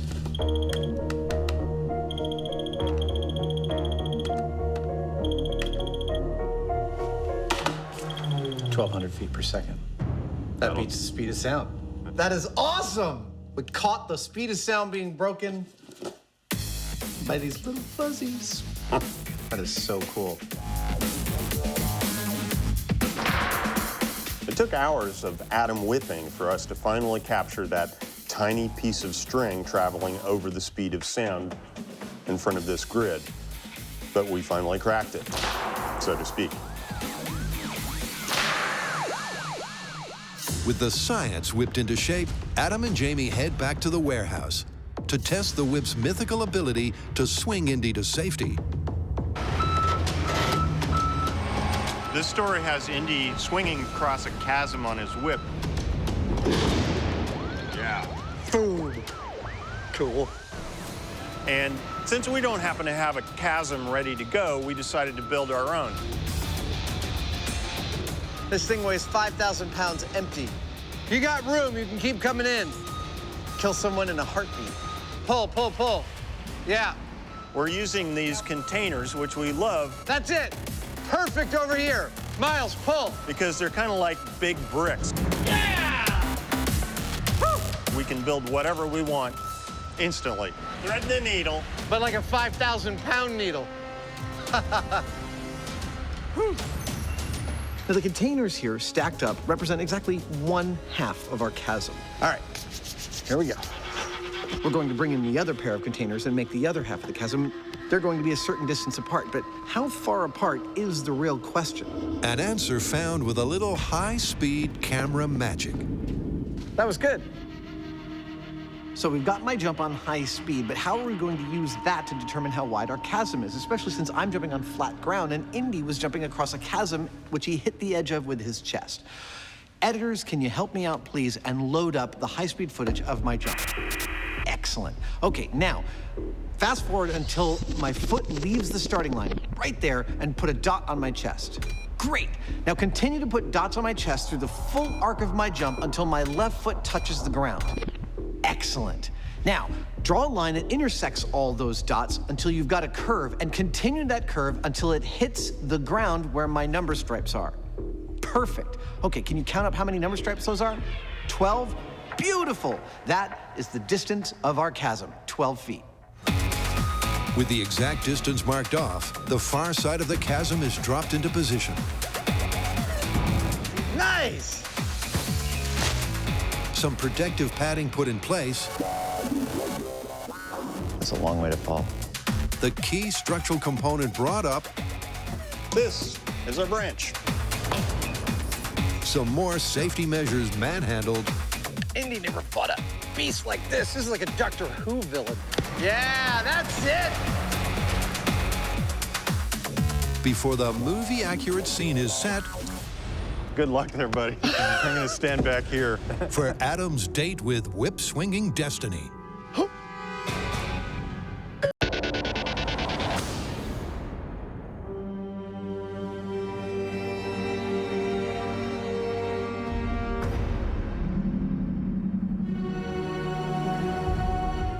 This test is all about the relationship between the whip and the tree branch. And so we've looked very closely at the film and tried to replicate the diameter of that tree branch with this log and its placement above the chasm. Now, the next thing that we've got to do is take our whip and throw it across the tree branch and see whether it creates a knot that's strong enough to hold a person. Here we go. Because if it ain't, I've waited my whole life for this moment. they're falling to their death. But before Adam tests the strength of the swing, Oh, hey! Wasn't bad. That was not bad. he has to actually secure the whip on the log. This test goes down in history as one of my all-time favorites. But it did not start out looking that rosy. First, just trying to wrap the whip around the log, I was not getting enough surface area, not getting enough friction. I want to feel that solid bite. The leather on the log. What I really needed was a kind of a knot. Actually, the technical term is a half hitch. Oh, that looks so promising. You had a crossover. I did. I need a second crossover. But that tested my whip-wielding skills to the absolute limit. Dude. That's not bad. I think I got a hitch. Oh, man. Well, good luck there, buddy. I'm going to stand back here. With the whip grip seemingly secure, this is it. This is terrible. Actually, I'm genuinely scared. Was Indy's mythical swing to freedom feasible or a fictional fancy?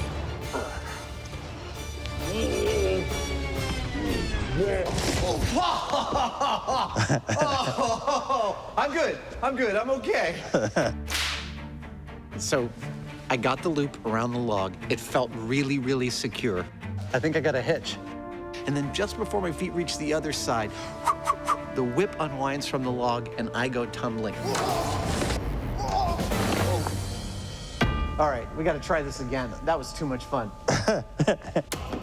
Even though Adam fell, I have to say I'm surprised he did as well as he did, because from this distance, you're only going to get around 3 wraps out of it.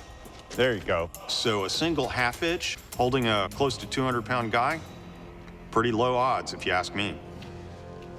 Yeah, you're moving the whole log, dude. Am I? Yeah. I think you're going to do it, buddy. Here we go.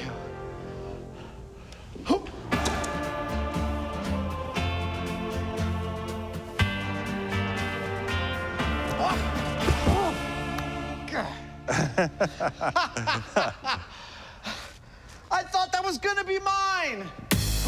Once again, the whip and potentially the myth unravels at the last second. But as Edison almost said, mythbustering is 1% inspiration and 99% repeatedly throwing yourself into a chasm for science. Oh, dude. Well, no guts, no glory. No guts, no glory. 3, 2, 1. You're gonna make it. Oh, drat! Oh! 3 times so far, I have attempted to lasso our log with my whip and swing across this chasm, and 3 times, just as glory seemed within my grasp, the whip slipped and I fell to my death. But for due diligence, we are going to cover our log with some bark-like friction material and give it another go. This sandpaper or our pseudo bark may not seem like that much, but it may not actually take that much to allow the whip to bite. Without this, it can just slide. It's almost like it's lubricated. With this, it'll just give it a little bit of tooth so that those coils can actually cinch onto the log. All right. One more time? Go for it. Okay, here we go. So what difference will this small real-world detail make? A first-time grip, and it's looking good. But Adam's been burned before. As many times as I've done this, it's still scary. All right. It's now or never. Here we go. Yeah! Give me some!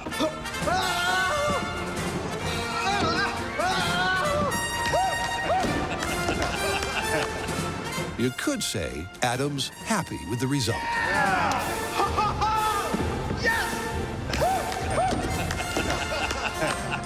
Not quite an Indy reaction, but dude, we totally did it. Yeah. All right, throw me the idol. Come on. Well, the question now is, can you get it off there? Oh, right. Okay, here we go. Come on, come on. So once we added a little bit of friction, some bark to our log, the whip grabbed easily, and I swung across handily. It was beautiful. Come on, baby. Come on, this is the final thing. Indy's whip grabs when you want and lets go when you want. Come on, guys, come on. Now, I still don't think the whip has the kind of magical properties that Indy uses it as an extension of his hands. How does this work? There we go. Almost. Awesome. But we've pretty much proved it can do everything we've seen in the movie.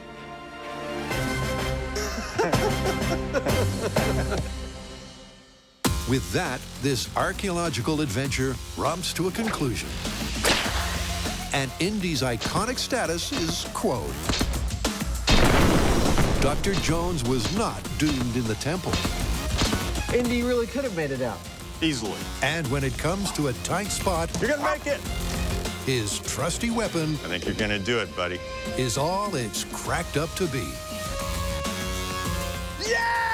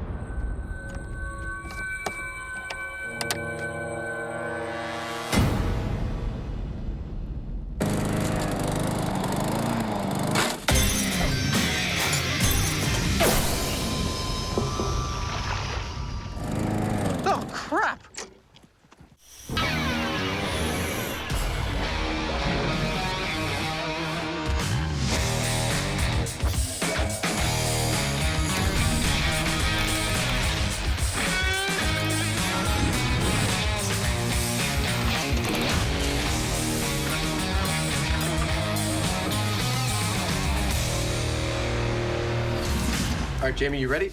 For what? I'm gonna paint you a word picture. Okay, let me get in my space. Go. Okay, it's Sunday morning. The grass is high. It's time to mow the lawn. So you pull the lawnmower out of the garage, you start it up, and you start pushing it around your lawn. That smell of cut grass coming up through your nose, it's great. So you're almost done. You're close to the driveway where there's some rocks on the lawn, and your lawnmower goes over one of those rocks, kicks it across the street, kills somebody. Kill somebody? Well, it doesn't actually have to kill somebody. The idea is that a rock kicked by a lawnmower can have an equivalent amount of force as a bullet delivered from a .357 pistol. Lethal lawnmowers. I like it. What else we got? Well, continuing in the theme of accidental ammo, we have a construction site myth called glass guillotine. Goes a little like this. Pane of glass in a building. Guy walking down the street. Pane of glass comes loose. Shing. Well, that sounds like a pain in the glass. Exactly.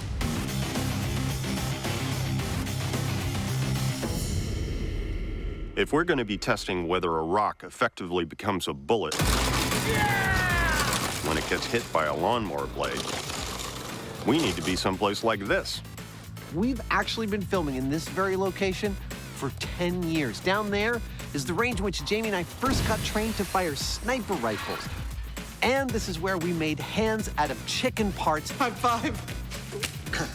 And cut them to ribbons with the off-gassing from a Magnum revolver. Today, we are using one of their more remote ranges. All right, here we go. Oh! Remote, because in an episode devoted to accidental ammo, What are we doing with all this plywood? You'll find out. the Mythbusters are bringing some ballistic bedlam to their soon-to-be-made backyard. What did one sheet of plywood say to the other? We're screwed. Yes, we could do this test on a real lawn, but remember, this isn't about whether lawnmowers cut grass. We know this. This is about what happens to rocks when they interact with a lawnmower. I walked in my own path. So we've created our lawn laboratory here in order to remove variables and to clearly see what happens to those rocks. Our experimental design today is pretty straightforward. We are going to lay down these rocks.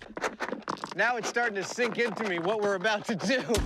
Turn on this gas-powered motor and run it over them. What we want to witness is what happens in the reaction between the stones and the blade of the lawnmower. This is going to be a horror show.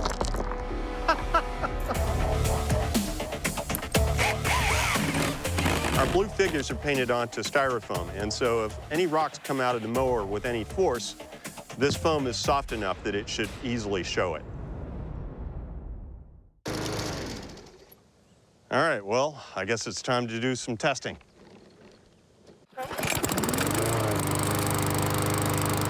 The mowers when Jamie was a kid didn't even have wheels.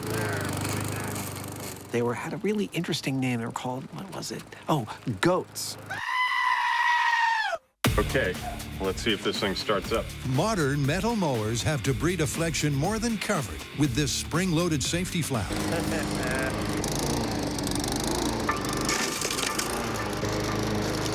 Nothing came out. We gotta pull that door. But Adam and Jamie want to know what happens in the worst-case scenario. It seems like the safety features work beautifully, but as you know on Mythbusters, that's never stopped us. The first order of business, remove this little door with the word danger on it. There we go. Safety feature removed. With the mower now poorly maintained, the opening on the right-hand side means any debris propelled by the blades will hit the styrofoam targets. Adam, standing behind the mower, should be safe. What's going to happen? 3! Well, one thing's for certain. 2! Unless you're wearing hockey armor, 1! you don't want to stand in front of the opening to that mower.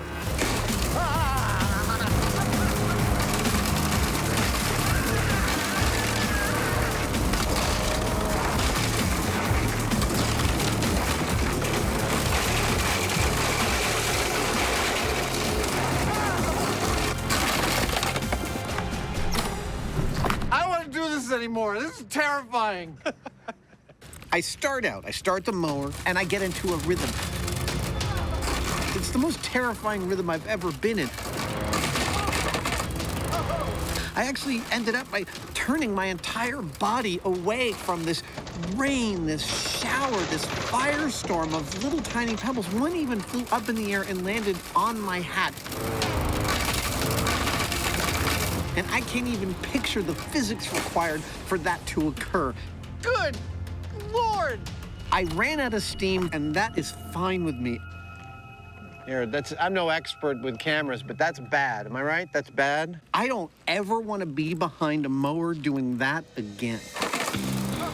While Adam was behind the mower, out of the line of fire. I'm really sorry about that. I apologize here. Put that right there. A veritable firestorm of stones and ricochets meant no one was safe. Come here. Oh my gosh. Hit. With the foam onlookers peppered. That went all the way through. Wow. The myth that a lawnmower can fling rocks at bullet-like force is clearly on the right track. It threw this. That's heavy. With enough force, to embed itself in this? I mean, I know that it's foam, but this is... I'm amazed.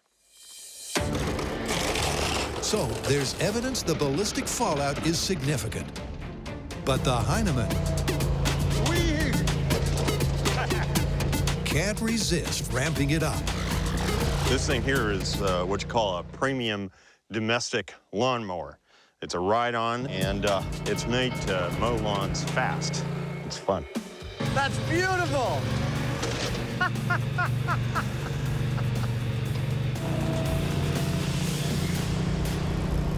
With an engine 4 times more powerful, Jamie, are you ready?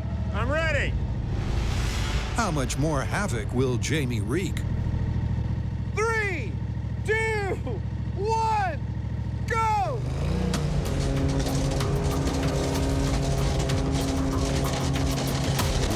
Oh, no.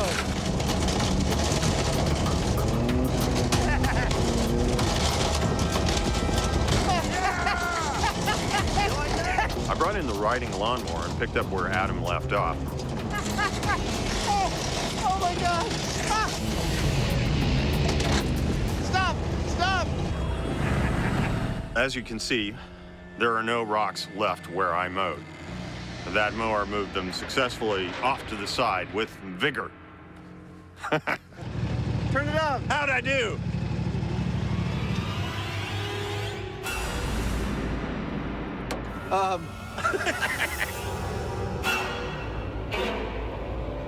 You know, I don't really care.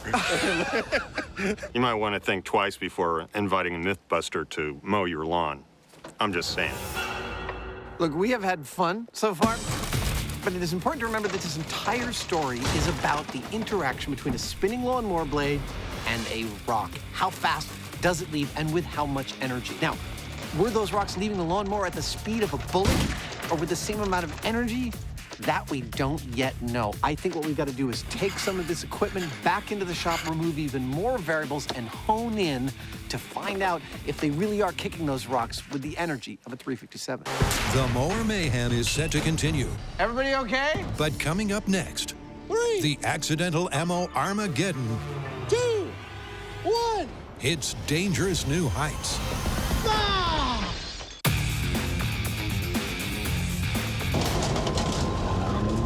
I did not expect that level of carnage from our lawnmower.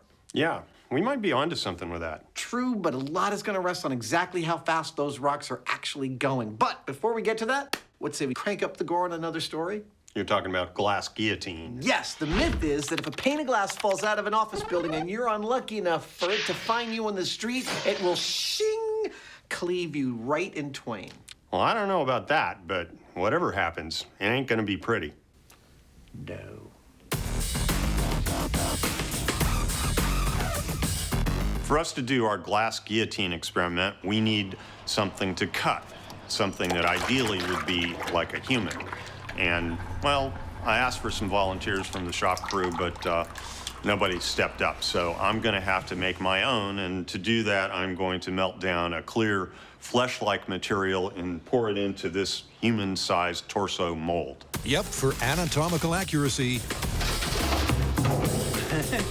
Jamie's using a creepy mix of realistic materials. See the way that tears? This is a polyethylene material, and it actually rips, just like flesh will rip. So I'm going to use this as a filler material so that when our plastic dummy gets impacted, it actually cleaves, if it's going to, like flesh. Getting a human-like texture for their torso is critical. There we go. Adding bags of blood, not so much. These bags are made for what's known as sous vide. It's a method of cooking, and it means that the plastic's able to withstand a fair amount of heat. And this will provide a container for the blood, which when we float this or hang it inside our mold, hopefully, if it gets hit with our glass guillotine, it'll bleed. With the gratuitously gory innards placed, the pouring of the now superheated gel commences. Lower down.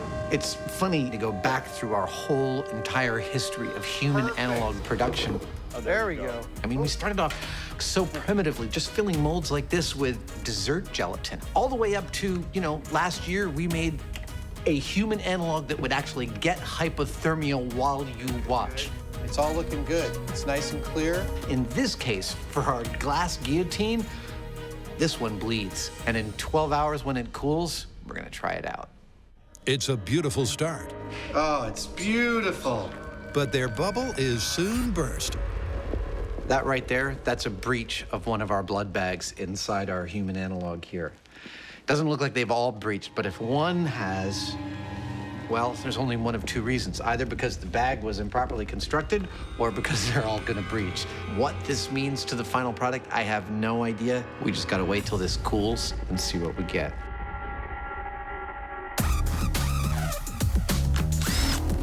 This is how Jamie was born. Ta-da! Hey! Oh, he looks a lot better than I was afraid he'd look. Yeah. Wow. I'd say it looks pretty usable. Nice. This is the first of our castings, and frankly, we were worried that we had ruined it. But while it's not perfect, hey, sorry, it's usable, and it'll serve for one of our tests.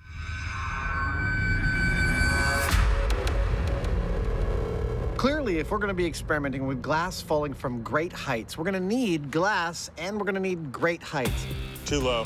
Now, glass is easy. Great heights, not so much.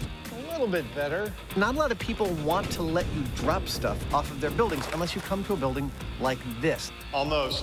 This is the Santa Rosa Fire Department's fire training tower. That's more like it. Today, I hate heights. we're going to be dropping large panes of glass onto unwilling ballistics gelatin test subjects. Absolutely perfect. Now remember, the myth is that if a pane of glass like this comes loose from its moorings on the side of an office building and plummets to the earth, that by the time it reaches the ground, it could cleave an unsuspecting person perfectly in twain, like a guillotine. So we've got a 4-foot by 6-foot piece of 3/8-inch thick glass, like what they would have on top of a high-rise. Not many people know this, but mimes actually practice behind an actual pane of glass. And I'm gonna hoist it to 75 feet. Good. Where Adam and I are gonna drop it. Looking good. Now, when you're visualizing a pane of glass falling and slicing through someone like a guillotine or a sword, you're probably thinking of something that looks a little like this.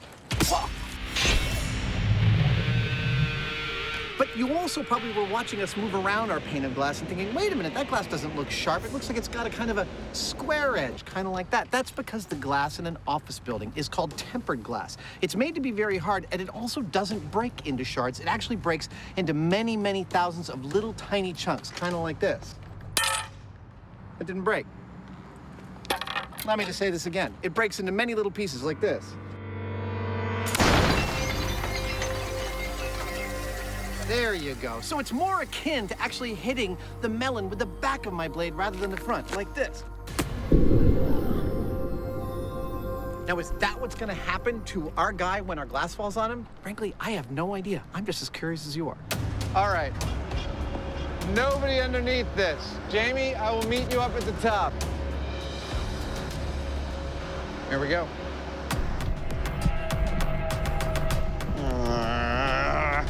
I hate heights. I know nothing's gonna happen to me when I'm in these things. Man, this is scary, but I've always been that way. I just hate heights so intensely. It's just awful. Yeah, that's it. Jamie, this is working beautifully.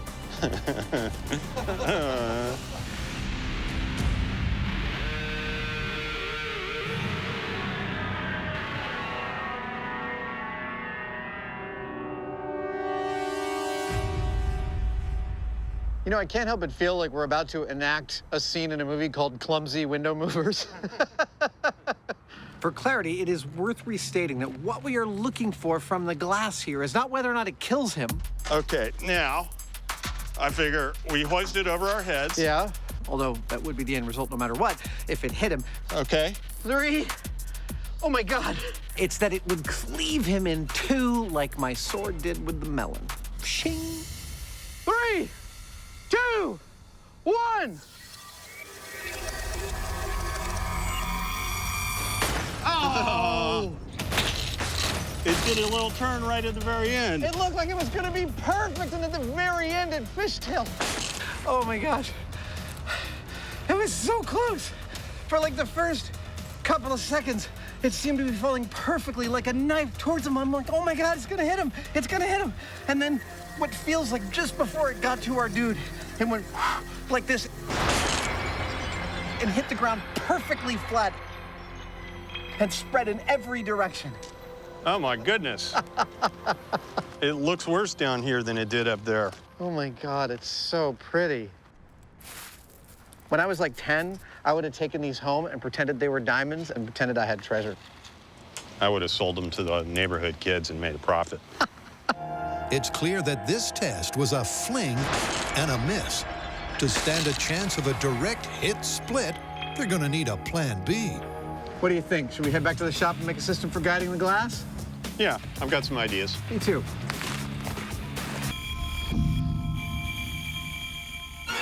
Lurking innocently in your garden shed, a lethal accident is waiting to happen. Or is it? We have been trying to determine whether a lawnmower can fling rocks with the same amount of energy as a bullet. What we'd like to do is measure the speed at which the rocks are leaving the lawnmower and then see how that compares to the speed of an actual bullet. Before comparing actual bullets, they're measuring the mower. Why am I taking the motor off?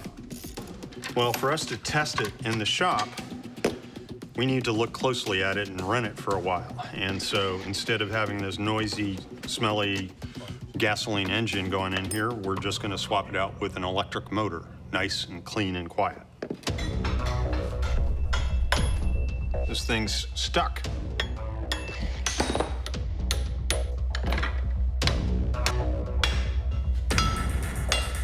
And we got it.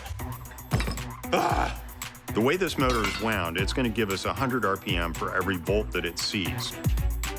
And so given that the gas engine ran at 3,600 RPM, we need to feed this 36 volts to see the same RPM.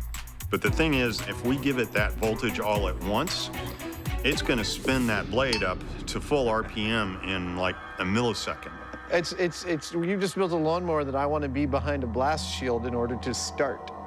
And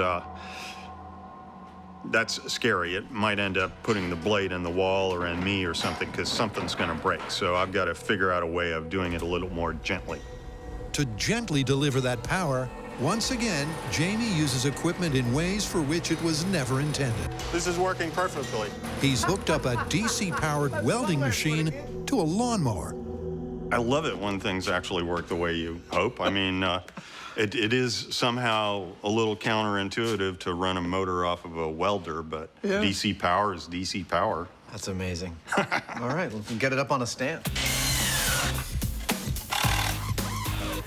We need to be able to deliver the rock to the spinning blade in a way that we can actually see what's going on. Now it's looking like something. But Adam and I have come up with a way of doing it, which involves putting the whole mower up on top of a sheet of clear acrylic, and then we can see from underneath. Yet another in a long line of pristine surfaces soon to be destroyed and sullied in our hunt for the truth. And we'll simply raise the mower, get the mower up to speed, and then lower it down onto the rock. Bang. So how are we going to keep this stuff from going all over the shop?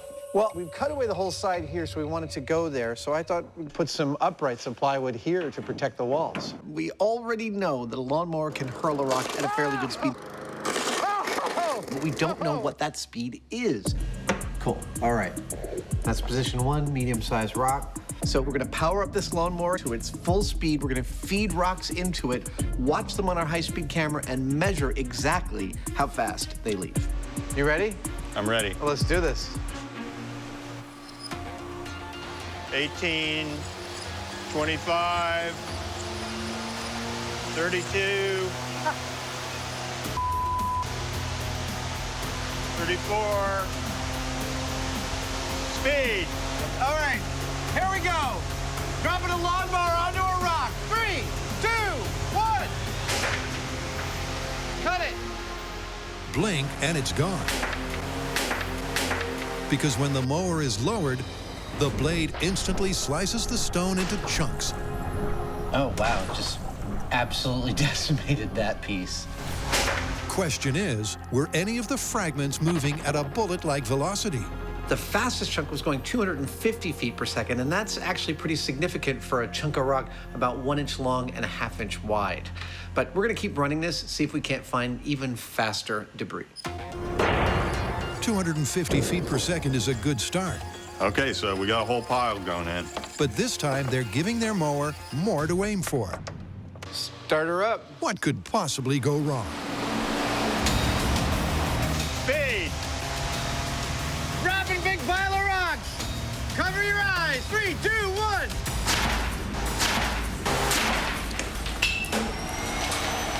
Cut it. Everybody okay? Chunk. Chunk made it out. Well, I hope we got the shot because that was the sound of the blade coming off of the motor. Oh, really? Yeah. While Jamie inspects the carnage. Wow. We cracked our acrylic bottom. Adam, ignoring the mess he's made. There's the blade. Cues up the high speed. Wow, dude, we got the hit that I was hoping to get. Watch the leading edge of the blade here. Boom. That piece, 400 feet per second, 272 miles per hour. Wow. I feel like we're in some very dangerous territory. Dangerous for sure. But the crucial question is, how does it compare to the speed of a bullet? Well, Jamie, with high-speed camera in tow, fired up at the gun range to find out. 3, 2, 1. The slowest bullet we measured went at 1,000 feet per second. The 357, which was much faster, went at 1,400 feet per second. Now, the fastest rock we got off of our lawnmower went 400 feet per second, which is nowhere close. But it's not busted right there. No, no, no, no, because while this rock is bigger and slower than this bullet, it's heavier.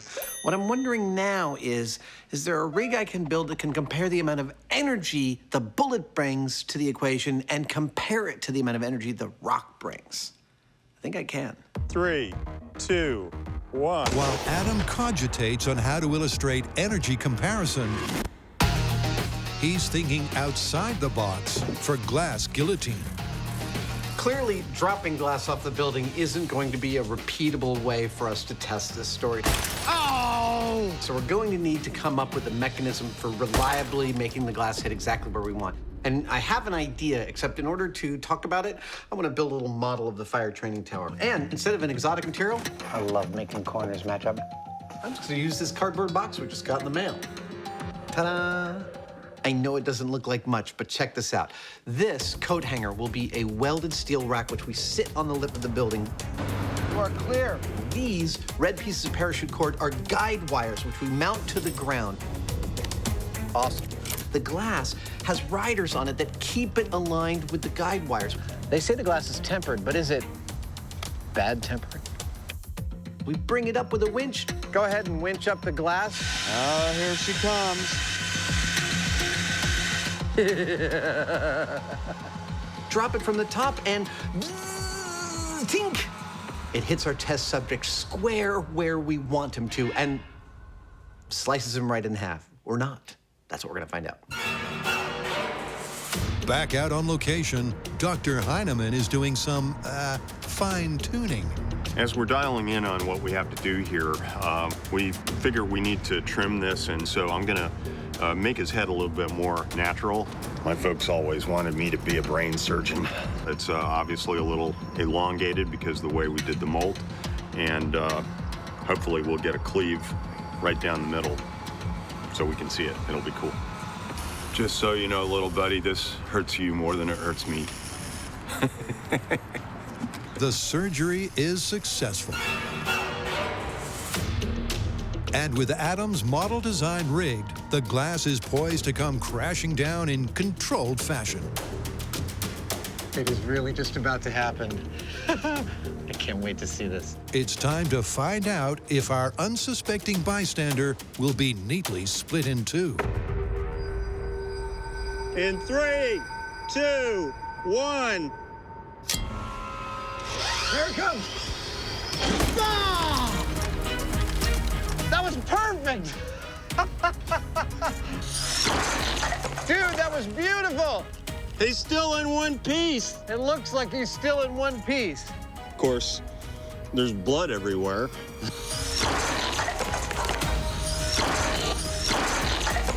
Well, every one of our methodologies worked beautifully. The glass dropped, it hit our dude exactly where we wanted it to, and it did not cleave him in twain. No, it merely beat the living crap out of him.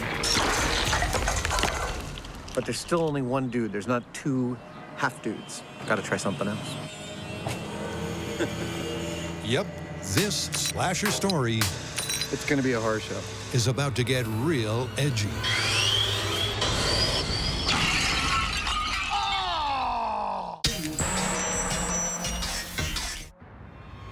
Could a 1 in a million high-rise slip ever really slice you in half? Not according to the evidence so far. And you might be watching thinking, of course it didn't, you idiots. That tempered glass you dropped had this big square edge on it. But that's the thing with tempered glass. It doesn't break and have sharp edges. For that, you've got to move to plate glass. Now, they don't use plate glass in office buildings specifically for this reason, but for due diligence, we've got a piece of plate glass here, and we're gonna break this so that we get a nice, clean, broken edge of plate glass. All right.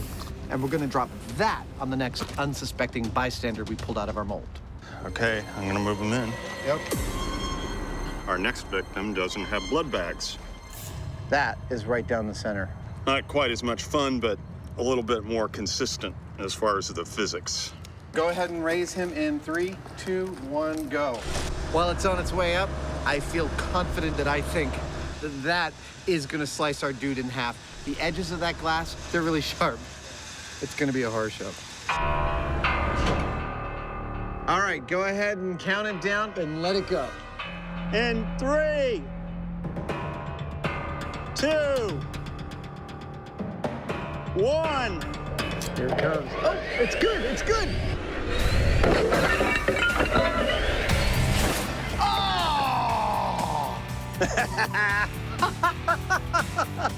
That was beautiful. I mean, I don't know how well it worked, but it looked great.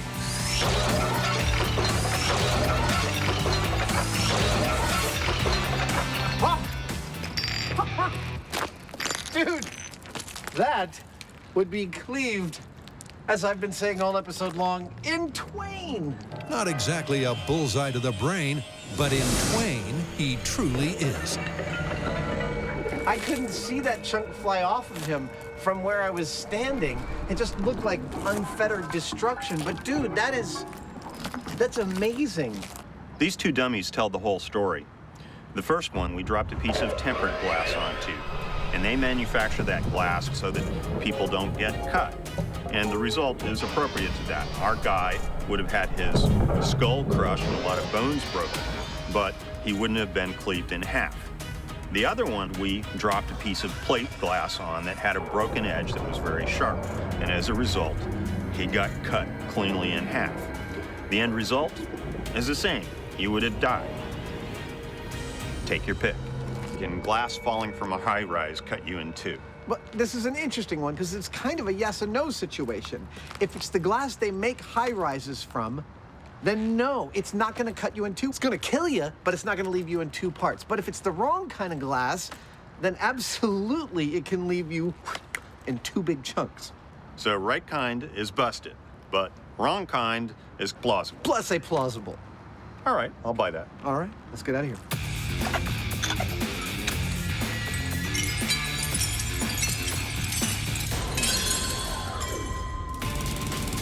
Back on the trail of the stone-cold killer.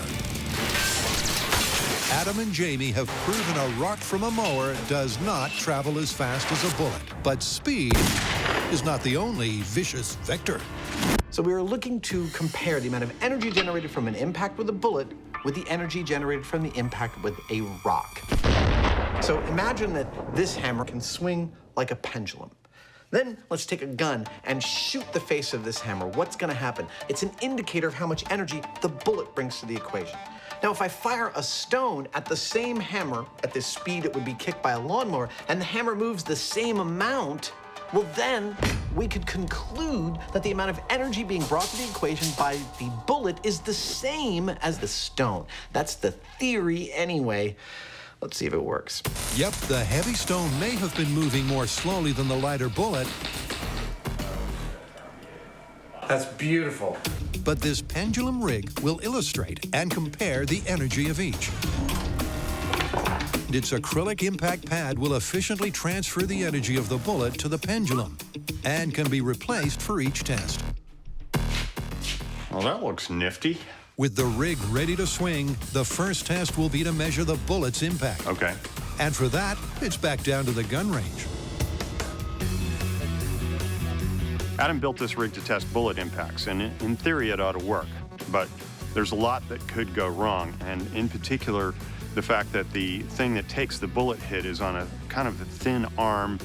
It could wobble. We're not sure whether it's repeatable. And then, of course, there are potential ricochets. So I'm going to be behind the blast shields when we test it. Cool, yeah.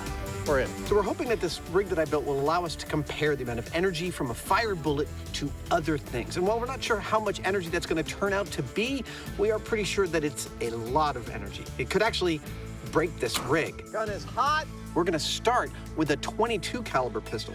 Then we're going to go to a 9. Then we're going to go to a 357. By the end of all that testing, we should be able to both know that the rig can handle what we're doing to it and that it performs consistently and gives us real data. Safety's off. Safety's off. Okay, here we go. Testing the 22 caliber pistol on my rig. I hope doesn't fail right now. 3, 2, 1.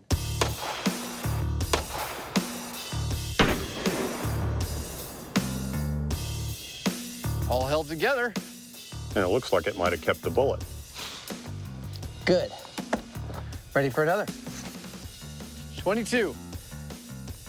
And 3, 2, what? I'm no expert, but that looked pretty similar.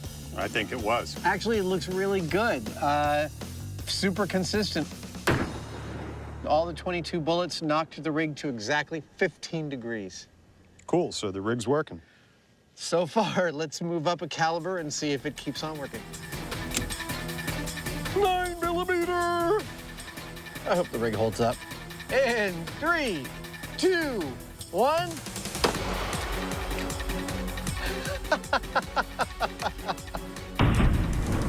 So we just fired a 9mm shot at the rig, and it seemed to perform beautifully, gracefully going up to 41 degrees before coming on back. Now, I was never very afraid of the 22 caliber. I was definitely more afraid of the 9. This makes me feel like it's going to work fantastically for the 357. But we're going to do a couple more 9s just to make sure it's consistent. All right, let's go again. And once those couple of tests are ticked off and deliver a consistent swing of 40 degrees, it's time to unleash the big gun. Time to swap it out for the 357. Gun is hot. All right, 357 on your mark. Okay, here we go. Hopefully this doesn't wreck the rig. And 3, 2, 1. The pendulum peaked at 60 degrees. But working on the basis that if it ain't repeatable, it ain't science. The guys go again. And 3, 2, 1. Nice. That looked pretty consistent. We did our 2 tests with the 357, and they were consistent. They were about 60 degrees. So we've got the data we need to move on to stones out of a lawnmower. But if you thought that means no more guns, then think again.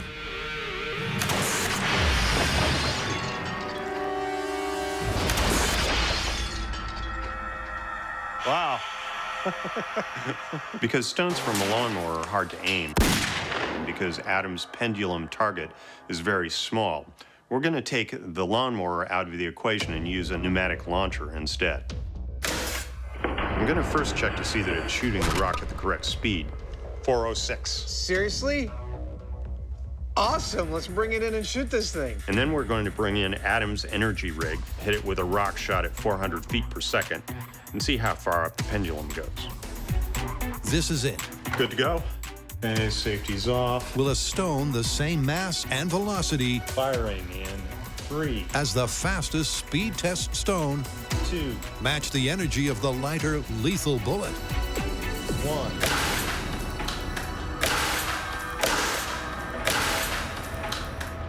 Dude, we gotta see the video, but I swear that went past 60 degrees.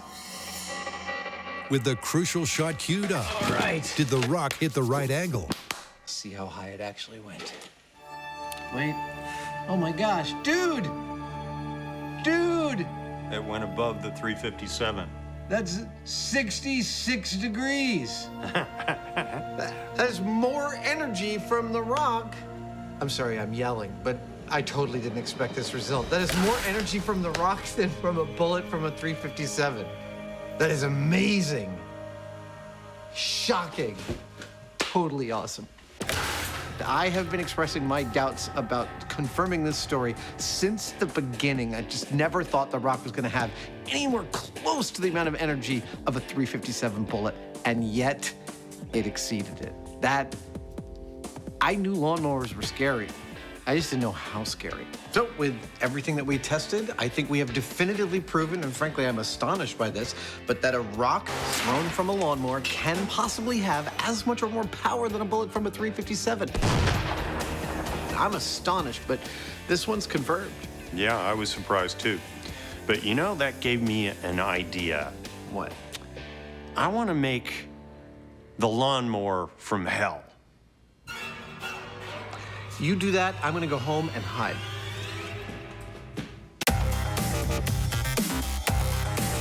What are we doing back here at the Chabot gun range? Well, remember that we have absolutely determined that a lawnmower can hurl a rock with the same amount or greater force than a bullet from a 357. That means that a lawnmower can be weaponized, and that fact, well, let's just say that fact was too tempting for Jamie. When it comes to terrifying engineering and gratuitous ramping up, the Hyneman has history. I call it my little pop gun. When he decides to go over the top, We want more? it's a good idea to duck, cover, and wear a hard hat at a safe distance. So we've seen what your average garden variety of lawnmowers do. Yeah! Now it's time to step it up a little bit. So while this lawnmower looks pretty normal right now, let's just say it's going to be evolving. Well, here we go. So what I'm thinking is that everything below this line and forward of the seat is going to go away.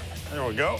And we're going to have one big-ass blade and a couple hundred horsepower. You know, I think I'm going to have to ride this thing without all that weight on the front. Yep, once the ride-on mower has had the mower removed, This is like a wheelie machine. That's great. Jamie has the perfect mobile base from which to create his masterpiece. Normally, you have wheels on the front of a mower deck, but because this mower is so aggressive, I don't think wheels would suffice. So they ought to do the trick as skis instead of wheels. That's gonna be sweet. That's the base. Now for the power. For starters, Jamie's hooking up 4 50-horsepower electric motors. This is going to be crazy. There's going to be a motor here. There's another one here, another one here, another one here. They're all linked together with belts. 200 horsepower. Oh, I think I can make that work. With the motors harnessed together, Last one. the Hyneman's hellish mower is starting to take shape. Realize the blade is coming out like this in the front at like 5,000 RPM. It's terrifying. Next up, the source of the power. Oh my God, that's one big battery. What this is a bank of about 90 volts worth of lithium batteries. This would power an electric car or electric industrial equipment. At about 1,800 amps, that means that shorting some of these outputs on this would pretty much be like setting off a stick of dynamite. It's a lot of power. That's just silly. Under cover of darkness, the Hyneman fires up the furnace to add the finishing touches. And out of the darkness comes...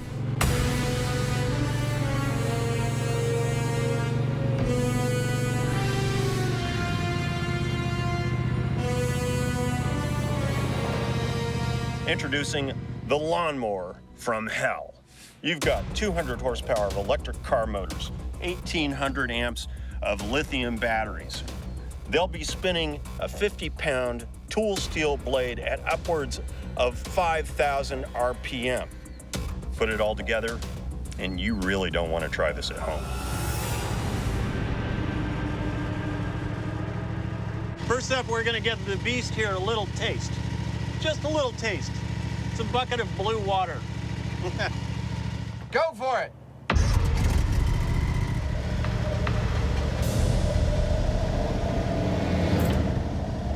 Oh, I've rarely been so happy to be behind the bulletproof shields.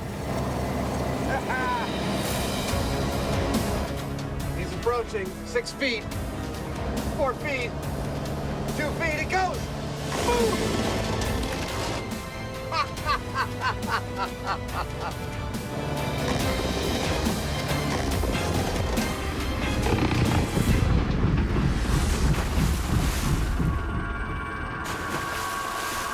Dude, that was beautiful. Tell you what, why don't you take this thing around the corner? I'll set up a really fun course for you to implement as much destruction as possible. I'll let you know when we're ready for you. Okay.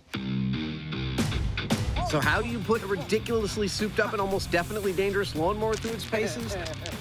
I decided on a broad range of material. Now we're getting serious. I wanted some small, hard things to get that bullet-like carnage, like a frat house lawn. And I wanted some big things to get some awesome high-speed camera carnage. I call this section the palate cleanser. My prediction? Gotta have some willing victims. Frankly, I just hope no one gets hurt. Last one, like some sort of kumbaya dance circle. In fact, it's a circle de los muertos.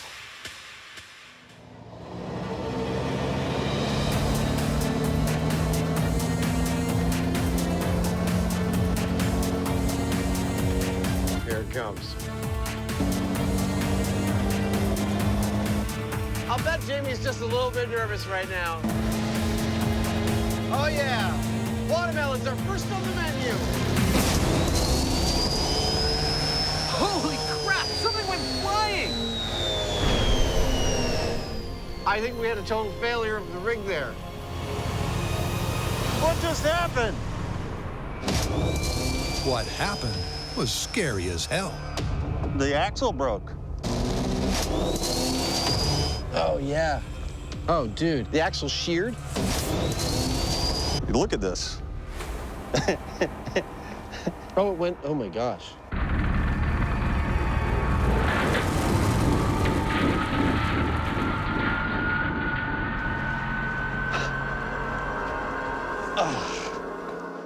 Well, there's your problem. Yeah.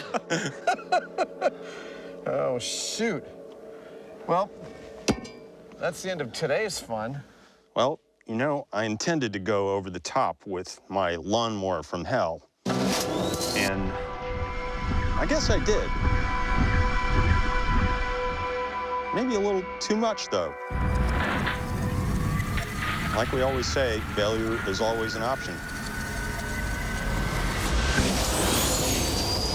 And you know, this is the perfect example that you can learn as much from a failed test as a successful one. What we learned in this test is, well, that Jamie has built something far too dangerous to turn on again. He is literally sitting on a drivable, cutting, whirling, slicing, blender of death. Well, we could put another blade on it, to be sure, but we're gonna bow out for right now. At least until Jamie can figure out how to make this thing safe. Then we will be back.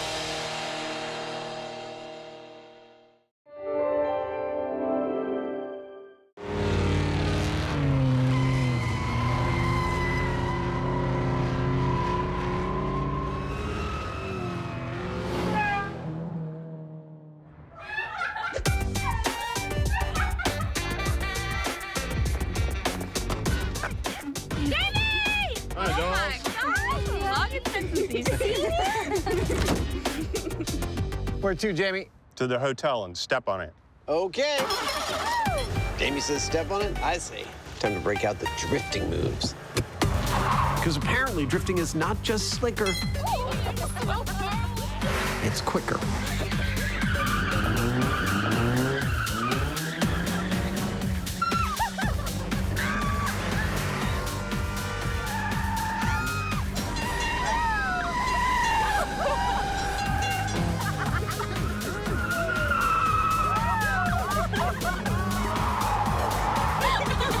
Here we are.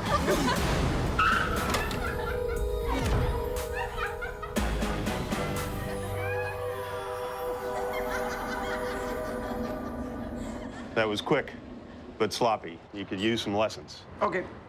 Hold on, I'm coming.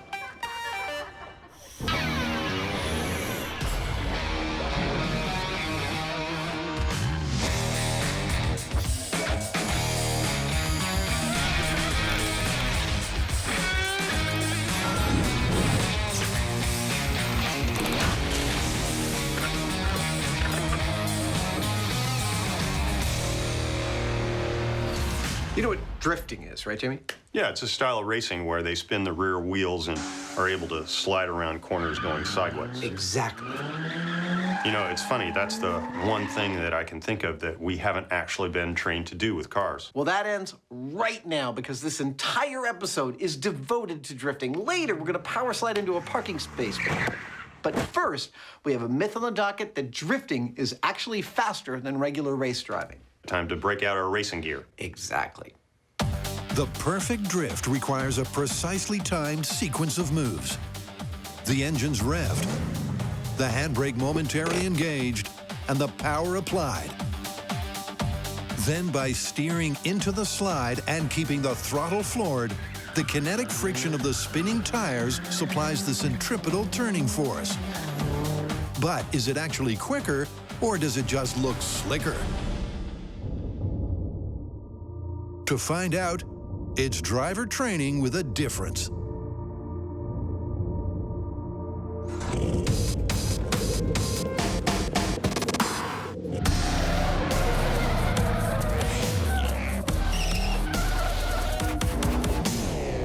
Our drifting instructor today is professional driver Conrad Grunwald. He's been racing for 15 years, the last 10 of them in the Formula Drift Series.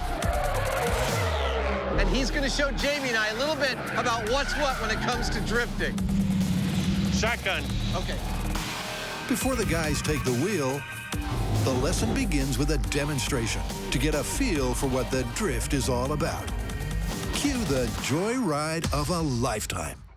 One of the biggest joys of doing this job is getting trained by experts to do all sorts of weird things. And drifting, well, drifting has to be right at the top of that list. Conrad's one of the best, and I've drawn the first straw, so it looks like I'm in the hot seat. Conrad, I can tell already this is going to be pretty high on the brown pants index, watching you come up here. I think you'll be fine.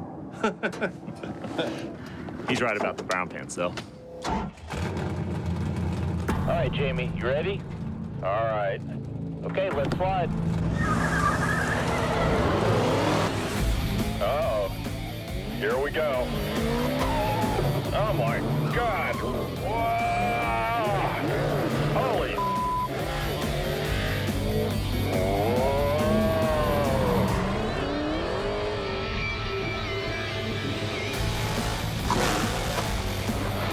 Yeah, baby. That's what I'm talking about.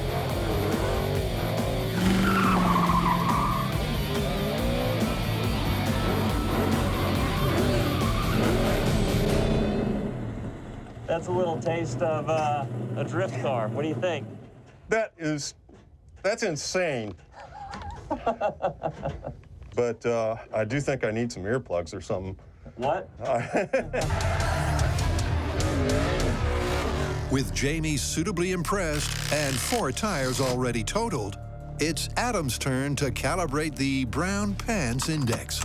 All right, Adam, do the best you can to pay attention to how I move the steering wheel and what I'm doing with the gas pedal. All the movements are going to be quick but subtle, all right? All right.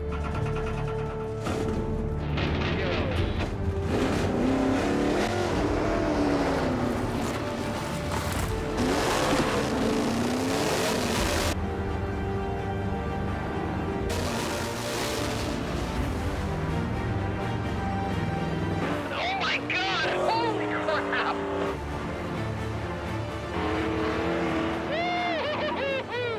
Oh, Jesus Christ!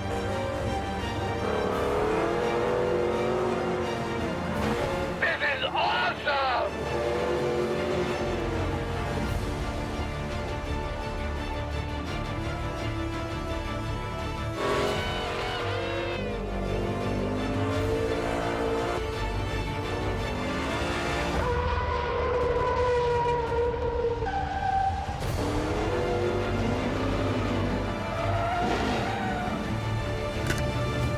Wow! That's a thing. I have to admit, I didn't pay attention to anything you said to pay attention to. I was just sort of along for the ride. That was crazy. All of my driving training is about not allowing to happen what this is all about. About keeping your car from losing its tension with the road. This is about maintaining that. I absolutely can't wait to get behind the wheel. With the demo done and dusted, first up for actual hands-on instruction is the Hyneman.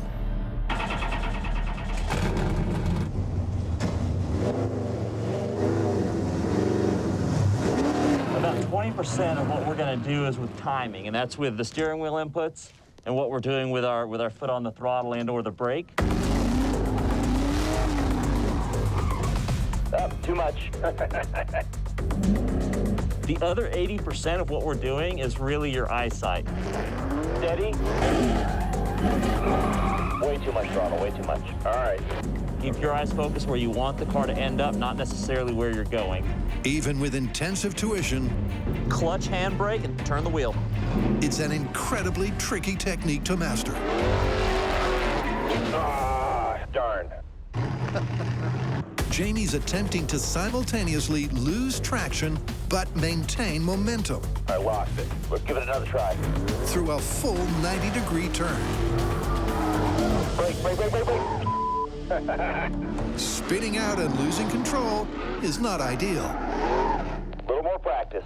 This is intense. I think I'm starting to get the hang of it. Really? Because it doesn't look like it from over here. It looks like one of the most difficult things we've ever had to learn how to do. It's right up there. It's it kind of gets you going. It's a lot of fun. All right, keep going. But our drifting debutante eventually dials it in. And here's how. Okay, hard on the gas, that's it. But what is the technique? Stick with it. Nice, good. Basically, as you approach a turn, you drop the clutch and floor the throttle so you rev up the engine. Yeah. Nice work, Jamie. That was a really nice turn. Then when you release the clutch, there's a huge surge in power, which makes the wheel spin so fast you lose traction and the back end swings out. Hard on the gas, go. That, believe it or not, is the easy part. The hard part is holding the drift rather than wiping out. Nice job, man. Nice job. That's what I'm talking about. And that needs a delicate combination of throttle, steering, and a bit of a handbrake. And what can I say? It takes practice. Back to Earth. I was in outer space. So obviously we've been working on this story for a while. We've had a lot of time to think about drifting from an intellectual standpoint, from the physics of it. But in a few minutes, I'm about to get behind the wheel and try to understand the physicality of it. And that switch off from the intellectual to the physical, it's one of my favorite things in the whole world. It's one of the best single parts of this job. I'm very excited right now. With Jamie looking like a pro, it's finally time for Adam to take a turn behind the wheel. Or is it? Well, things have changed. It has started to rain, and the rain is going to cause us a real problem. The thing is that if Conrad's car is able to do what you just saw it do on dry pavement, on wet pavement, where we've lost about 50% of our traction, that 900 horsepower behaves more like 2,000 horsepower, and it's going to be hard to control it. But that doesn't mean we're totally done drifting. No, no, no. The plan all along was for Conrad to give Jamie and I lessons in drifting in his car, and then to help us transfer that knowledge to a car we can do more Mythbustery things. We've always planned to bring our own car in, and now it's just time to bring it up a little bit earlier. All right. Oh, that was inauspicious.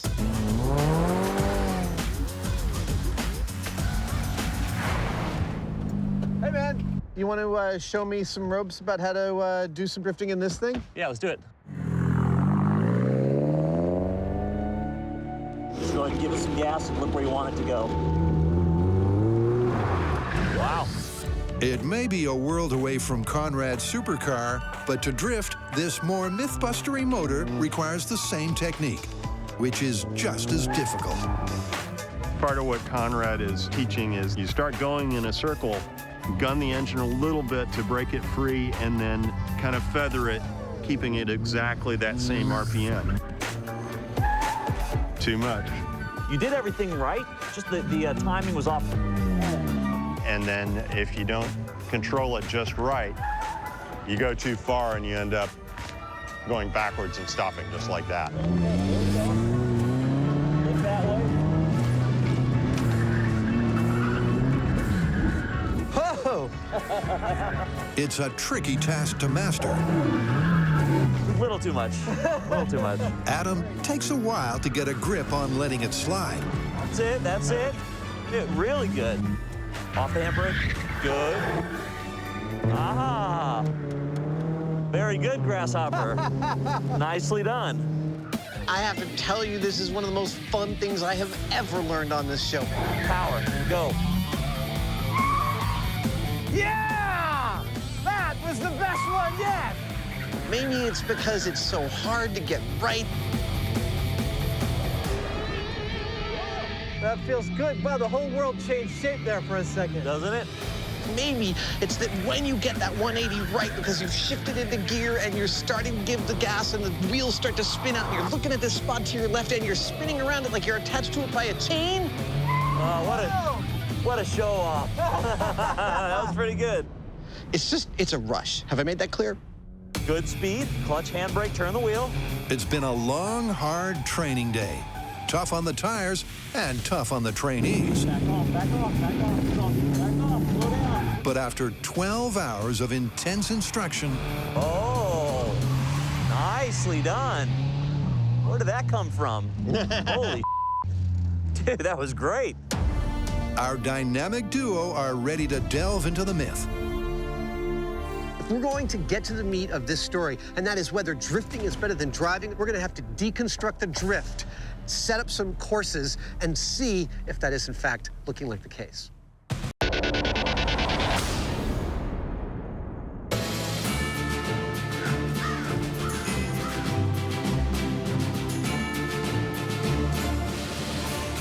Welcome to the dry part of our episode. Now, Jamie and I have gotten educated in the rudiments of drifting. Yeah, nice work, Jamie. But now it's time to bump that up a level and do some actual testing. So we have abandoned the runways of Alameda, California, and come to California's Central Valley to this beautiful dry runway. That's it. This is a former NASA testing station. But for right now, Let's just call this Adam and Jamie's Mythbusters drift testing facility. How does that sound? Over the years, we've ended up using runways quite a bit. And I gotta say, I really like it when we do, because it's nice to get out of the city once in a while into the wide open spaces. Mostly, we use the one in Alameda because it's close and it's got a great view of the city across the bay. We've done more stories there than I can count. But other times we use Tracy. We've done things like dodging bullets there. We've gone up to Merced, where we've flown a plane off a conveyor belt. This one here is at Crow's Landing, and it's new for us. I think it's going to work out really well for us. It's got a really nice surface. Check it out. The view's great. Time to try some more tires. In pursuit of the myth that drifting is the fastest technique for taking a corner, the guys set up for a time trial.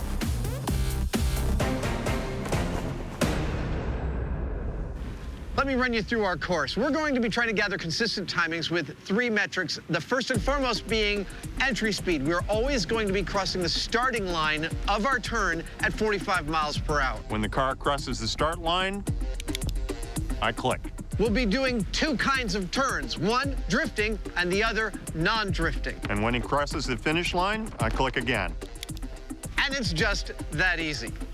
Here we go, turn test in 3, 2, 1. Yep, first up with a consistent entry speed. There comes 45, 45. How fast can Adam get through 90 degrees without drifting?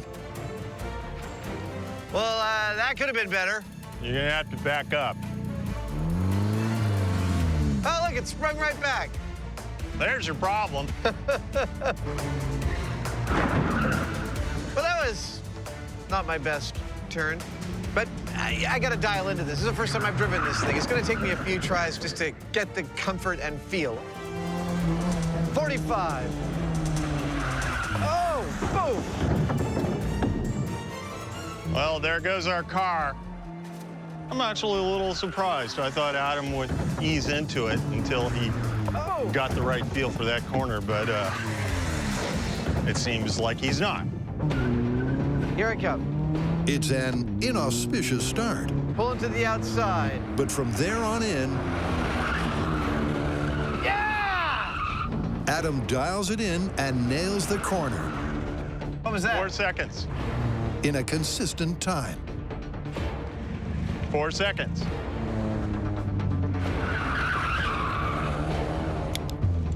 4 seconds every time.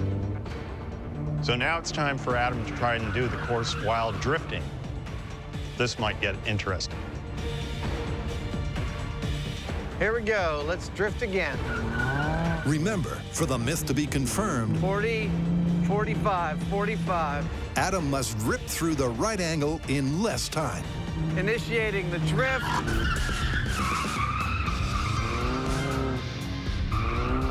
Yeah! That was cool! But a PDQ power slide, it ain't. That felt genuinely cool. How was my time? 7 seconds. From the start to the end? Yeah. All right. Do it again. Yep.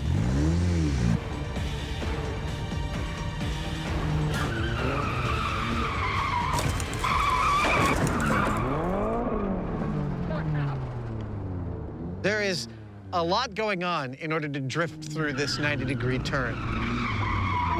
I've got to choose a specific spot, and at that spot, pull on the e-brake just a little bit while pushing on the clutch and then steering against the turn so that I slide into it and then give enough gas so I can come back out of it. I need a couple more to get scientific about this. That's it. 43, 44, 45. I'm at 45 miles an hour. This is perfect. I'm going to do it now. Yeah! Damn, that feels good. Woo!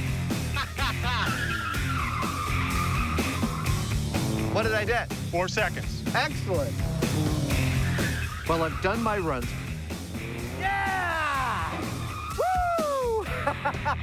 And while I had some mishaps here and there, I did get 2 really nice fast times, one in drifting, one without, and they were identical. So while I know it's too early to call, the fact already seems that even though it looks cooler, it might not be looking good for drifting as a myth. So far, not so good. But the Hyneman's up next. Can he beat his control time? 4 seconds. Nicely done. When he tackles the turn with a perfectly timed drift. Go. He starts to turn there at the stanchion, and boom! Well, that didn't go as planned.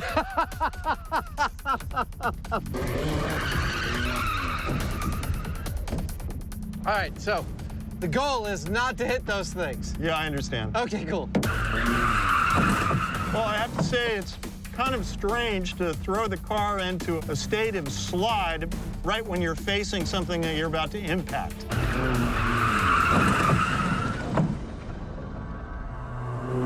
It is something that you sort of naturally don't want to do. Yeah, that's bad right there. That's bad. We have a special technique for that. It's called tape. Yeah. It's all happening so fast, it's hard to say, like, okay, turn exactly now. Frankly, I think I would take a lot of practice before I could get through this at a maximum speed.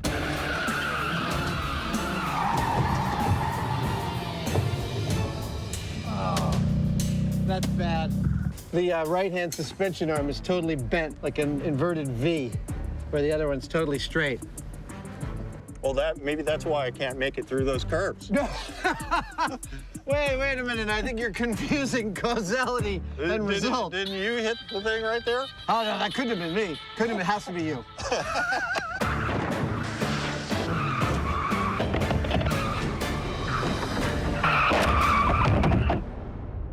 That's the cue for more less than subtle running repairs. Never happened. And a new angle of attack.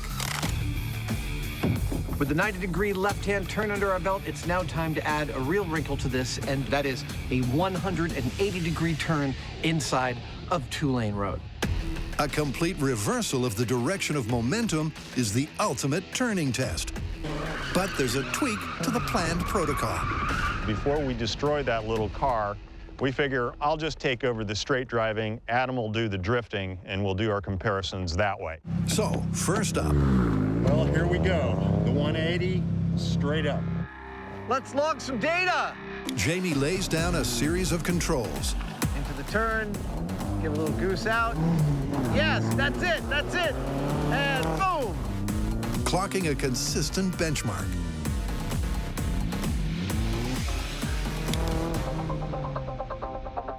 Eight seconds, like clockwork. Literally, like clockwork. Well, Jamie's done his straight runs on the 180-degree turn. I'm about to try and drift the same thing. All right, here I come, drifting 180. I'm looking for one really good one. That's what I want.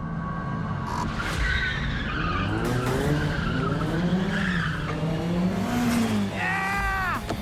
Woo! Yeah! Woo-hoo-hoo! Damn, that feels good. That felt beautiful. It looked good. How was it for time? 9 seconds. 9 seconds? I don't think I'm gonna do much better than that. Dude. I think it was perfect. I felt like an action movie hero, man. That was awesome. It looked cool and felt great. But cold, hard data doesn't lie. It appears that drifting is not faster. Which I'm frankly totally astonished by, because if you look at Jamie's 180 in regular driving and my drifting 180, I swear that mine looks like the faster run, but it's not. It was slower by a half second in my best of all runs. Yeah! It's not looking very good for this story. So we've run ourselves through a couple of very sharp turns, which would be about as sharp as you would ever run across in an urban environment, which is exactly where we're going next.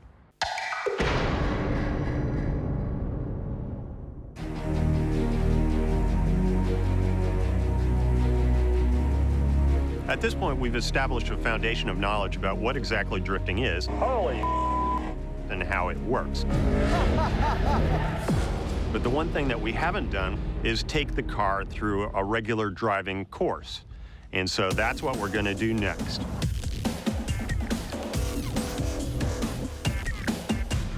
All right, let's go. Now we want to put all of our experience into a full and complete test. This is our starting line. A sort of an urban driving environment full of twists and turns. Both hard and soft, easy and difficult. I love this game. And put drifting to the test against regular driving. Yeehaw!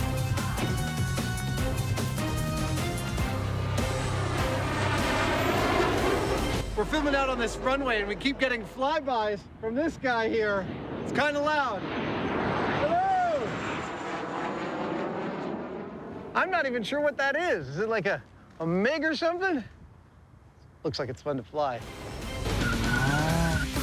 This is our course that we feel provides a really good balance of twists and turns and both standard and exciting driving maneuvers to make this test fun, but also experimentally valid. Now there's nothing to do but to drive. Jamie's up first. I don't know how to make that work. But before that, here's 2 insights into the workings of Adam's brain. Exhibit A. As you can imagine, I'm a little hard on my equipment. Earlier today, I actually dropped my walkie into a water-filled traffic barrier and had to get it out. And through the magic of a thing we call a flashback, you can see exactly how it went. A call on the radio. I seriously did drop a walkie into one of these traffic barriers. Ah, all right. Oh, okay. Oh, no. Ah, there it goes.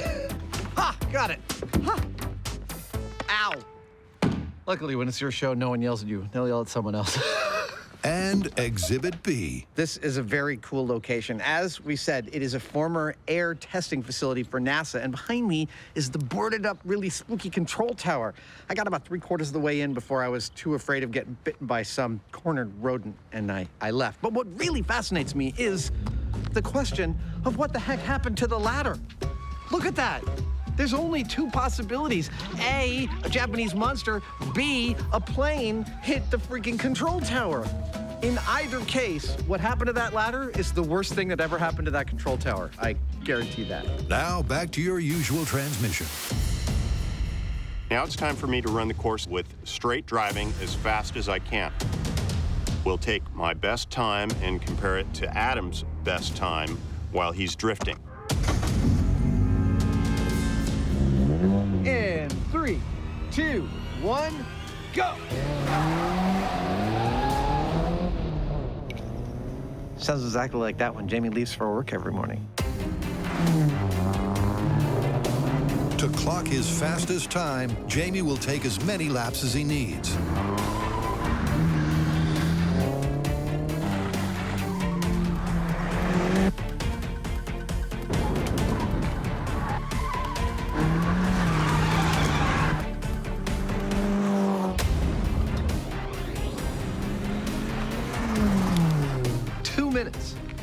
Go!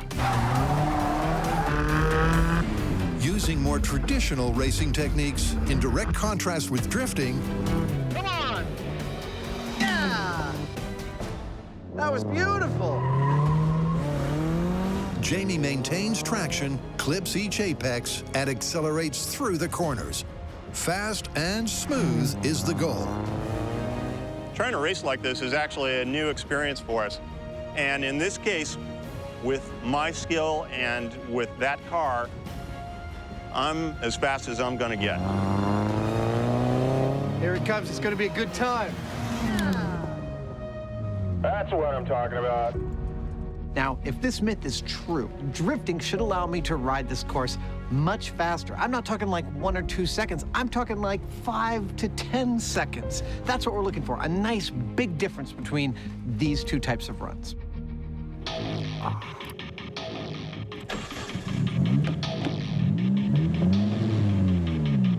3, 2, 1, go.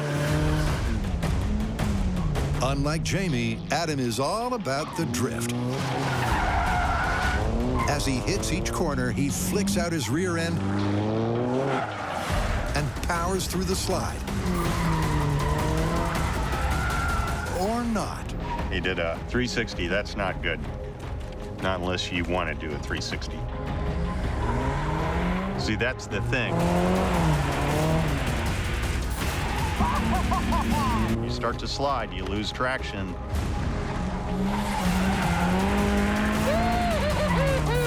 If you're not really good, you lose control. Crap! That's the problem. Go. Despite dialing in the drifting,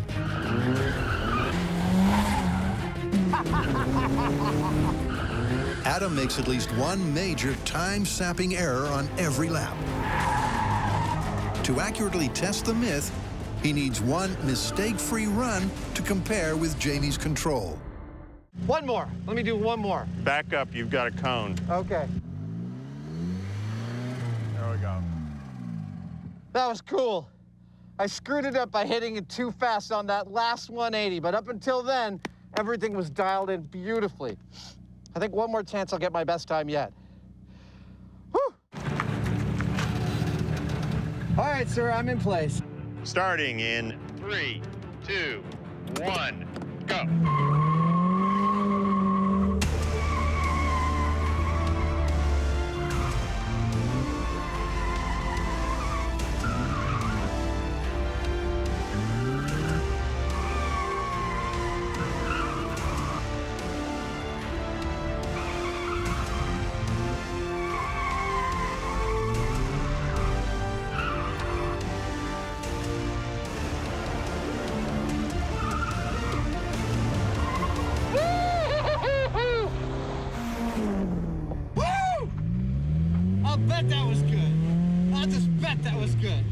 That was 154.5. Dude, I matched your time! You did. Boom!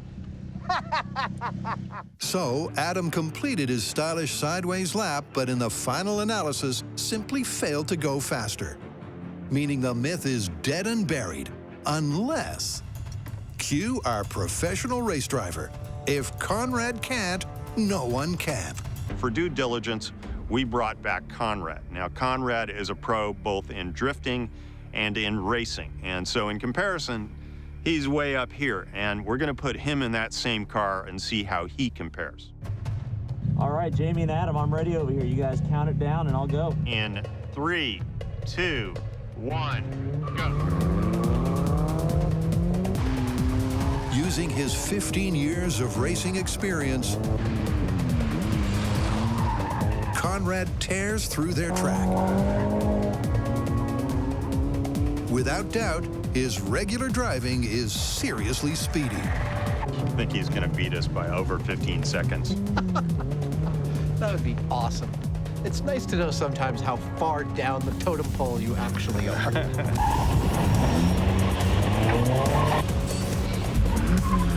As he comes home in 1:47.2. Over 7 seconds faster than Jamie.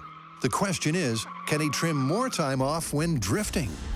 Adam and Jamie, count it down. I'm ready to go. 3, 2, 1, go!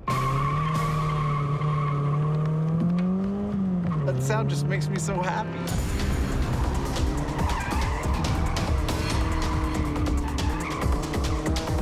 What's immediately clear is that Conrad's killing it. His drifts are bigger, better, and louder. He's squealing a little more than you were. That is as it should be. But how does this more talented technique time out?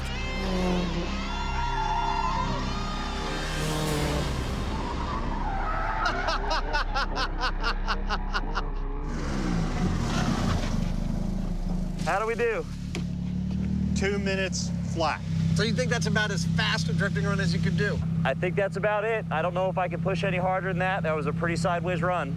Dude, That's the result. That's beautiful. Yeah. Thanks, All right. Conrad. Thanks, guys. Appreciate it. Thanks. Conrad couldn't have completed a classier lap than that. And he was 6 seconds slower than the straight driving control. It's a conclusive result. But there's an anomaly. Right about now, you're probably wondering why my best drifting time was actually faster than Conrad's. And simply put, it's because Conrad is a better drifter. He spent more of his time with his tail end swinging out, moving sideways into the turns the way you're supposed to when you're properly drifting. And strangely, that meant that I went faster. All right, it's time to call it. Where do we stand on the myth that drifting provides a significant speed advantage over race driving? Well, it didn't look good in the beginning, and it doesn't look good now. I'd say it's busted. I think it's handily, cleanly, in every way busted. Like our car. How much further we gotta go? Just up till there. Till the commercial break. Yes, there we go. Oh, here comes the commercial break.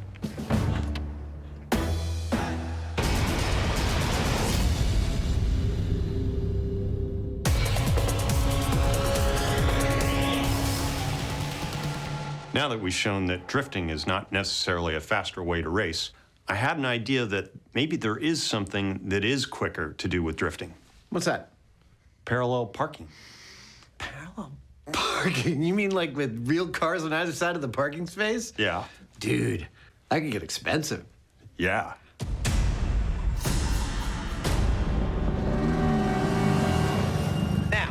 No clear investigation of the slipping and sliding and racing and speeding would be replete without an investigation of parallel parking. The bane of everybody's driver's test. You got to pull up alongside the car and turn the wheel according to some formula your mom told you. No, no, no. The action movie hero has a totally different way of parallel parking. They drive at speed towards the parking space, slam on the brakes, and power slide perfectly right into the space they want. Now, Jamie has been practicing out on the open tarmac. That was really cool. And he feels like he's got it dialed in. Yeah. Yeah! There we go. So we've got a little parking space right here, and he's gonna put his practice to the test and see if it works. All right. Here we go. So I don't know how this is supposed to be done, but what I'm doing is getting up to the right speed, throwing the wheel over, pulling the handbrake. Oh, so close! Breaking free of the rear wheels with that handbrake. That was better. But then stopping with the foot brake at exactly the right time. Oh, there's no room for error on this thing. Rush hour. You want the space before anyone else steals it. It's gonna be yours. You're gonna take it. You're gonna own it. Own it. Here it comes.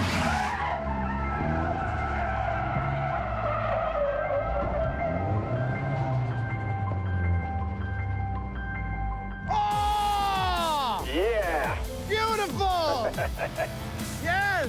You are literally like kissing the cones on the other side. That is what I'm talking about. I'd say the evidence is pretty clear that this car was not parked in a normal fashion. You can tell by the linear black marks on the pavement that the driver must have brought this in at speed and hit the rear brakes, swinging the rear end of the car exactly into position against the curb, if you catch my drift. That's a great start, and it's seemingly as simple as the movies would suggest. But at 90 degrees, they're only halfway there. Here we go. 3, 2, 1. And he's off. Hollywood would have us believe the full 180 is just as easy.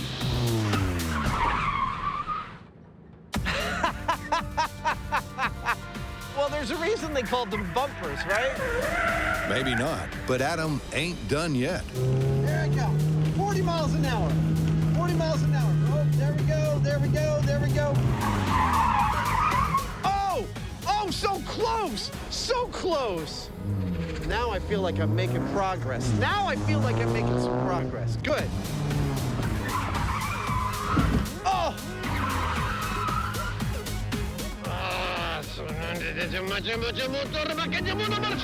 Come on! How do we make this work? Hey! Beautiful! Woo, woo, Give me some. Awesome. Woo! Oh, if only there was a horn, I would honk in celebration. Here, sound guys, could you give me a horn? Thank you very much. It was a thing of balletic beauty. But it's time for a dose of reality. Well, it's one thing to try and do a 180 parallel parking job with cones surrounding you. It's another thing to do it into a real parking space with real cars around you.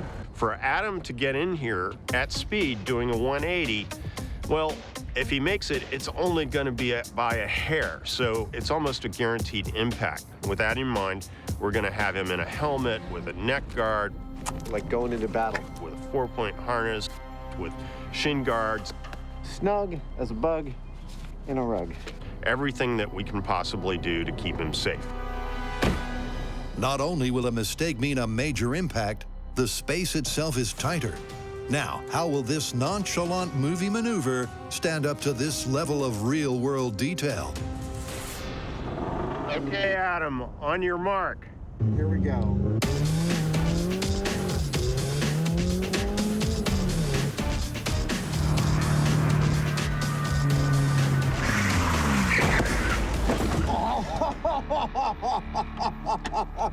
I'm fine. So close. Rats. That wasn't quite the slide rule slide Adam was after. But unlike his car, he's undamaged and raring to go again. All right, Adam, on your mark. This is your last journey, little baby. Here we go. Give it everything. Let's go. Yeah!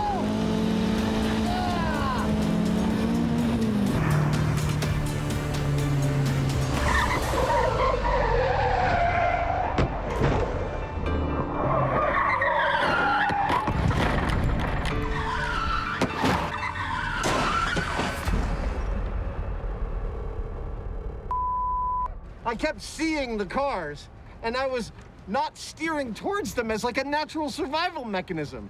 Because really, you don't want to steer into cars.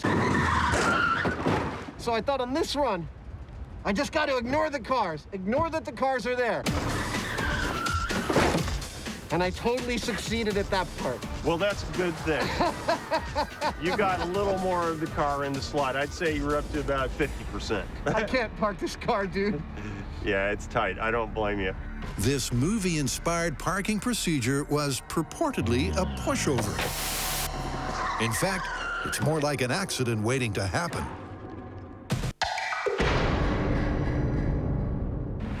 With the course marked out in cones, yeah, Jamie and Adam were clearly on course for a confirmation. Hey! Although with a smaller space and cars in place, it wasn't nearly as simple. I have to say, as the skilled collectors Jamie and I have been all our lives, this episode holds a special place in my heart. This is one of the coolest things we've ever... I think it's time to bump it up a little. What do you mean, Jamie? Time to raise the stakes. Raise the stakes how? Oh, no. Let's see a parallel park this beast. Okay. It just got real. Well, the bad news is that big old cars like that are basically like driving boats. They got crap for suspension, they're spongy, they're all over the place. They're anything but a precision driving machine. But the good news is that things like anti-lock brakes and stability control and electronics didn't exist when they made that car. So between the two of those things, I'd say it's a toss-up whether Adam hits the mark spot on or not. Because the guys are not allowed to damage the vintage limo, the parked cars are played by foam cutouts. Okay, Adam, are you ready? I'm as ready as I'll ever be. 3, 2, wish me luck.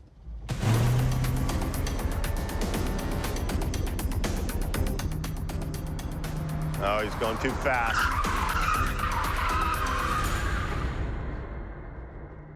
Told ya. I think I might have hit something, like another car.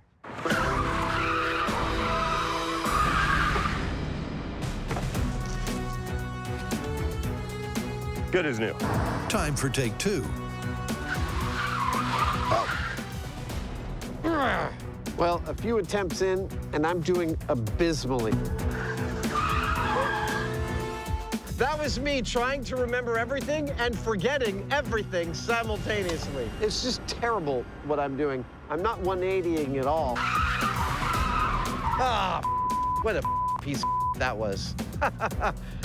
I just hope the limo lasts long enough for me to get this right. Too fast. Ah. Like I said, too fast. Well, after the last crash, we've reset as best we can. We're gonna give him one more try. Okay, Adam, one more time. You can do it, buddy.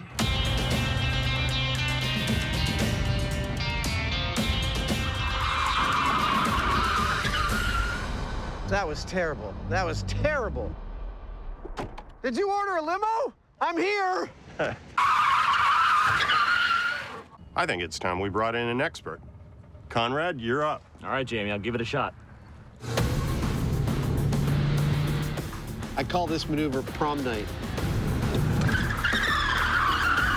Wow! That was amazing!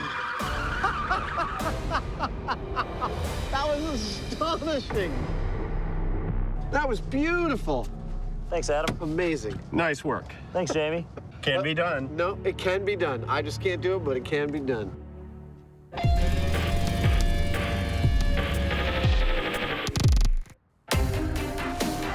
And so concludes the Mythbusters crash course in street racing. 2 cameras, $600. 18 tires, $3,600. 1 second-hand car, $3 grand. Yeah. Spending all day drifting, priceless. Give me some. And back at Crow's Landing, the course deserves a fitting finale, a drifting masterclass. Why on earth would we still be on the runway? Why indeed when all the testing is done? Well, it turns out that Conrad Grunwald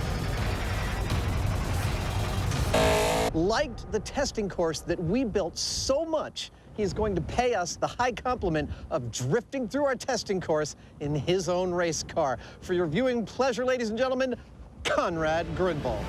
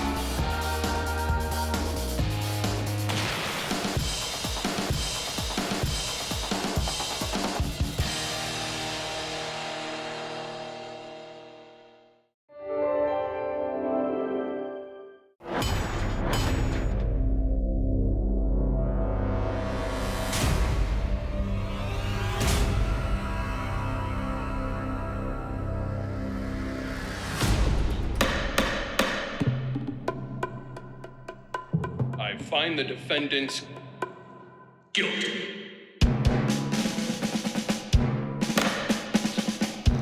2002, a crack science duo was sent to prison for a crime they didn't commit. These men promptly escaped from a maximum security stockade to the San Francisco underground. Today, masked with their new identities, they survive as soldiers of science. If you have a problem, if no one else can help, and if you can find them, maybe you can hire the Mythbusters. You ready for the A-Team special? I was born ready, fool. Outstanding.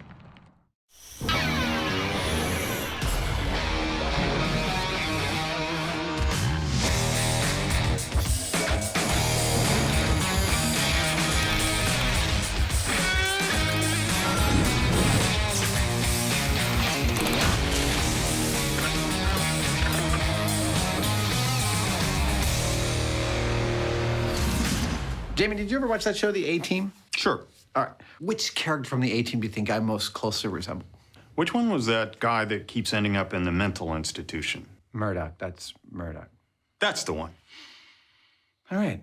Well, we have an entire episode devoted to the 80s cult classic, The A-Team. What's on the docket? Well, later we will be trying to disable a car with a manhole courtesy of a sewer explosion.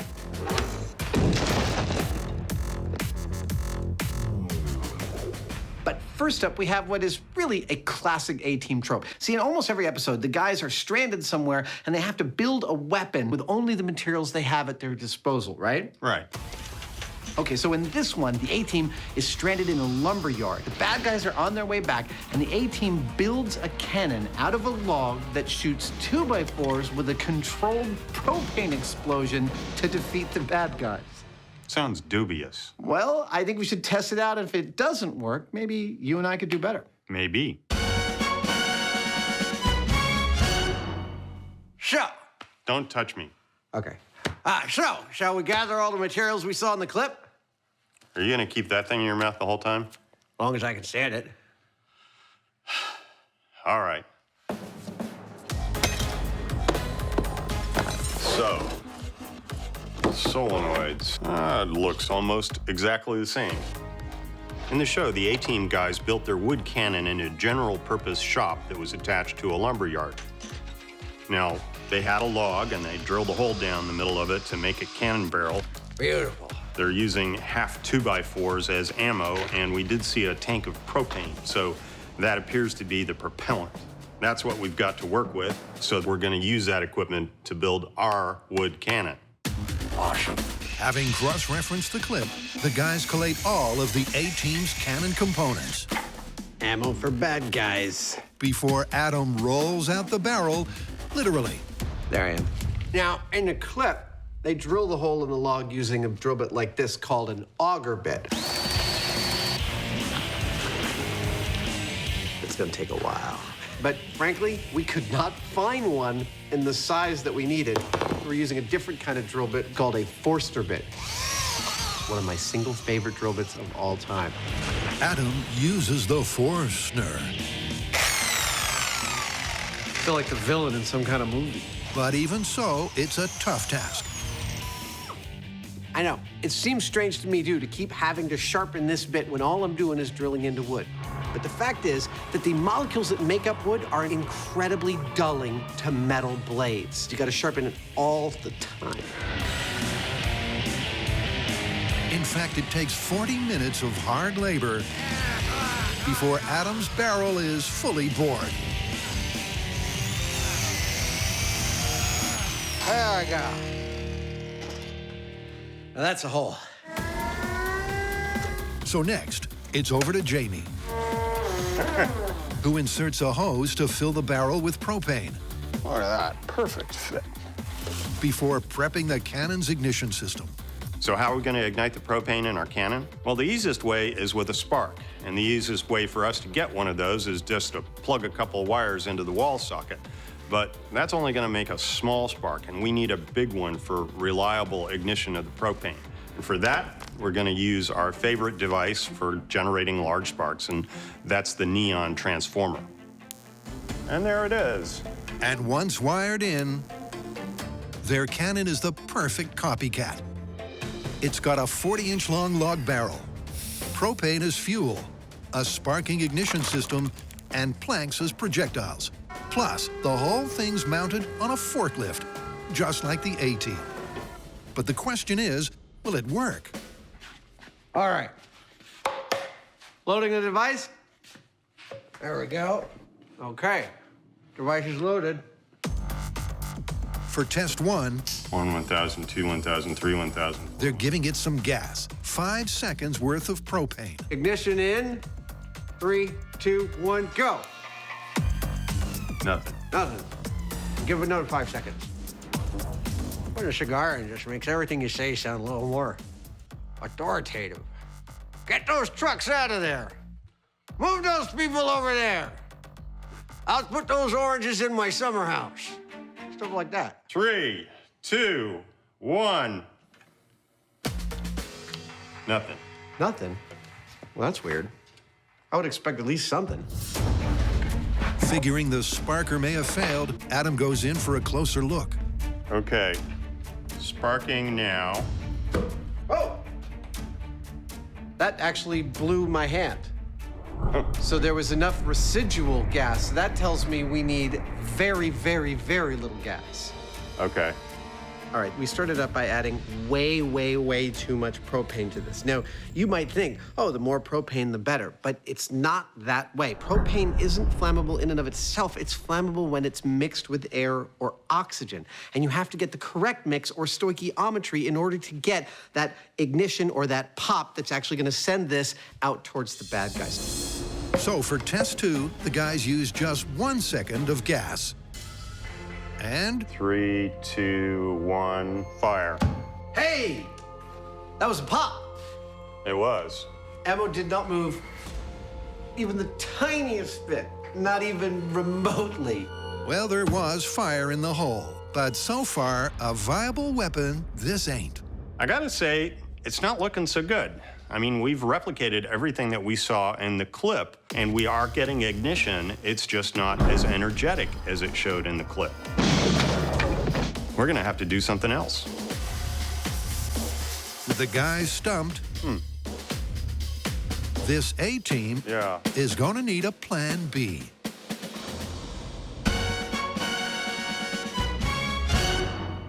So forklift fire is all about improvised weaponry taking out the bad guys, but the A-team were also very adept at making their escape, and that is the next thing we're gonna tackle. Go on. Well, in one of my favorite escapes, they take a bundle of dynamite and put it in a sewer just under a manhole cover. Then they wait until the bad guy's driving over that manhole cover, they detonate the dynamite, boom, the manhole cover takes the car completely out. So the car is a write-off, but the dudes inside are okay. Exactly, no one ever gets hurt by the A-team. Well, explosive escapes. I like it.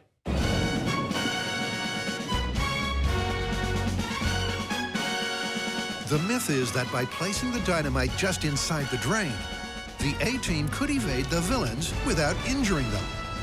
But is that really possible? That's perfect. So there's a plan, right? Of course there's a plan. For some reason, urban areas don't like it when you use explosives in their sewers. So in lieu of that, we've come to our favorite place in California where we can blow large things up and even dig holes in the ground, Ione, California. Thanks to its remote location, Ione is the perfect place for some manhole mayhem. But the digging will come later.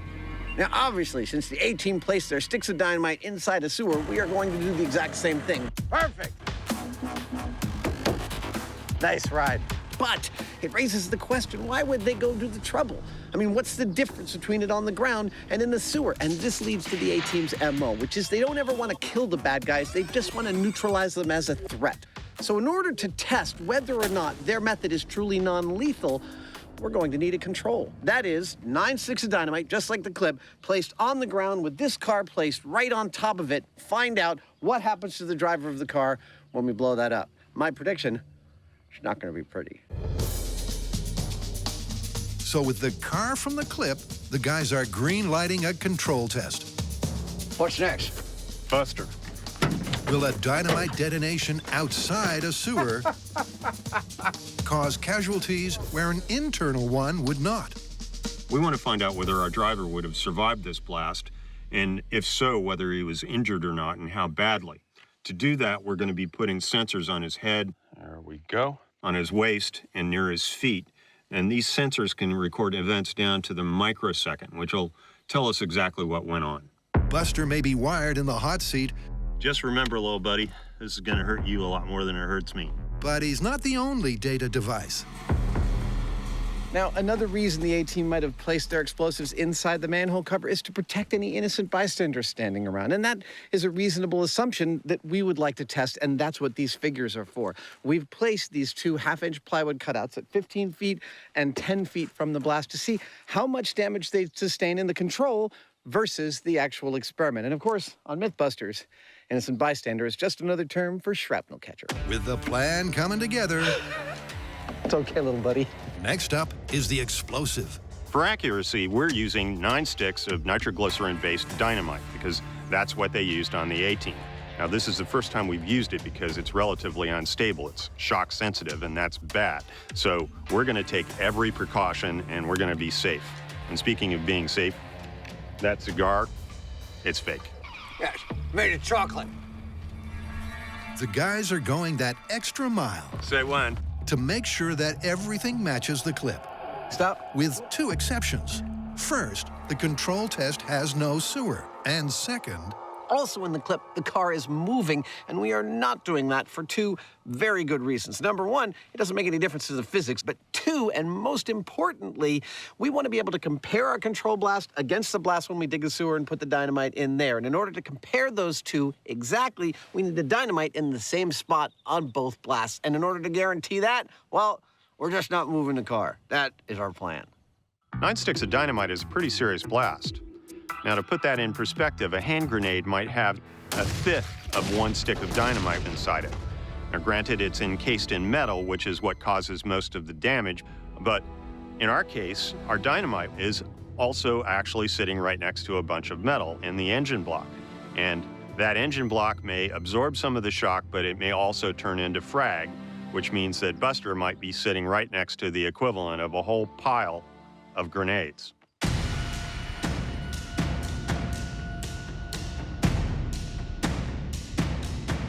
All right, sir. You ready? I'm ready. Okay. You mind if I take the first plunge? Knock yourself out. All right, here we go. This is A-Team Dynamite Test, the control. I've always wanted to do this. In 3, 2, 1.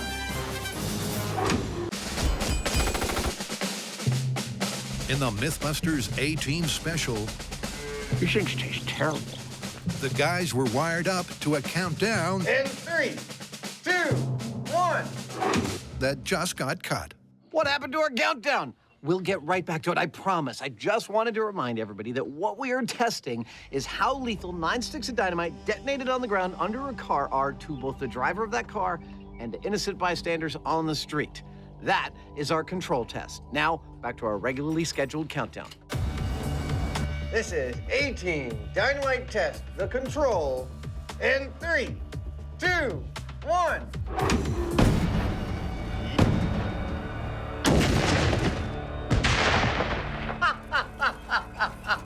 I'm no munitions expert, but I don't think that car's gonna be there when the smoke clears.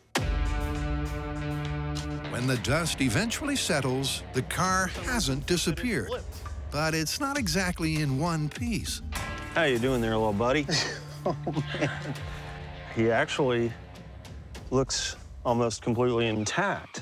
Oh, wait a second. What? Hey, Adam, check this out. Oh! That's a hole clean through to the underside of the car. I am now going to go out on a limb and predict that Buster didn't survive that, but only the numbers will tell us for sure. It didn't look good for Buster. But what does the data say? That looks pretty bad in here, huh? Like hell on earth? But get this. Buster actually survived that blast.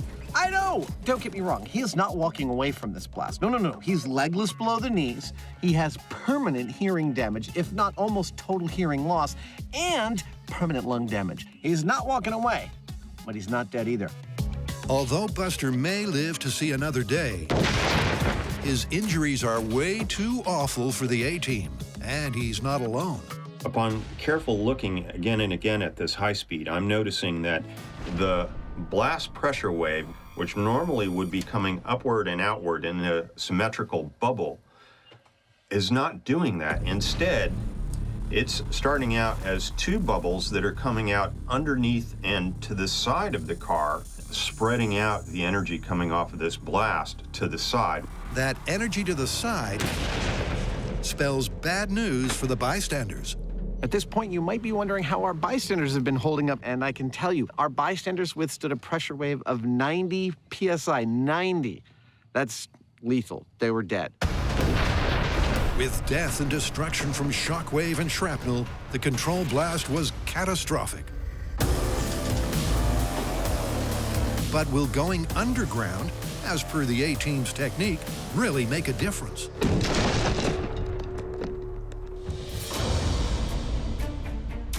Back at the shop, Adam and Jamie's A-Team cannon 3, 2, 1. has so far flunked. But Adam knows why. What makes something leave something, like ammo leaving a barrel, is pressure behind the ammo. What we've got is ammo where pressure can't build up because there's almost as much space around the ammo as there is ammo. That means the gas can get right by it. This is the correct size hole from the clip and the correct size ammo for the clip. But I don't think we're gonna get anything out of this. I think we need to build a little bit of a barrier behind this to create some corked pressure in there. So, Adam's altering the A-Team's design. There we go.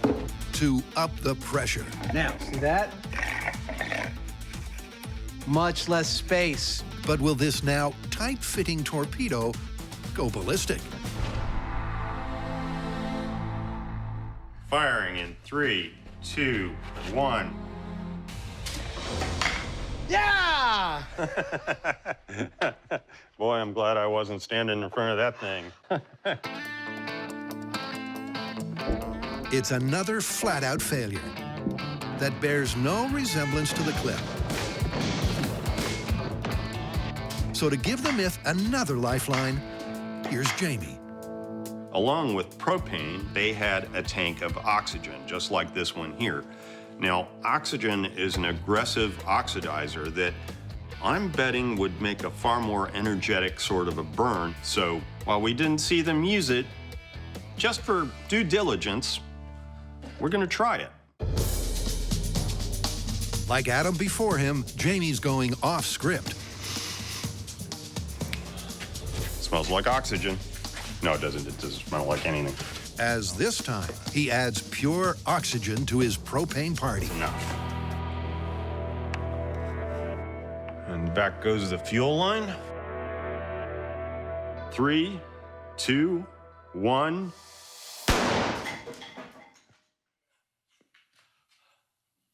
Oops.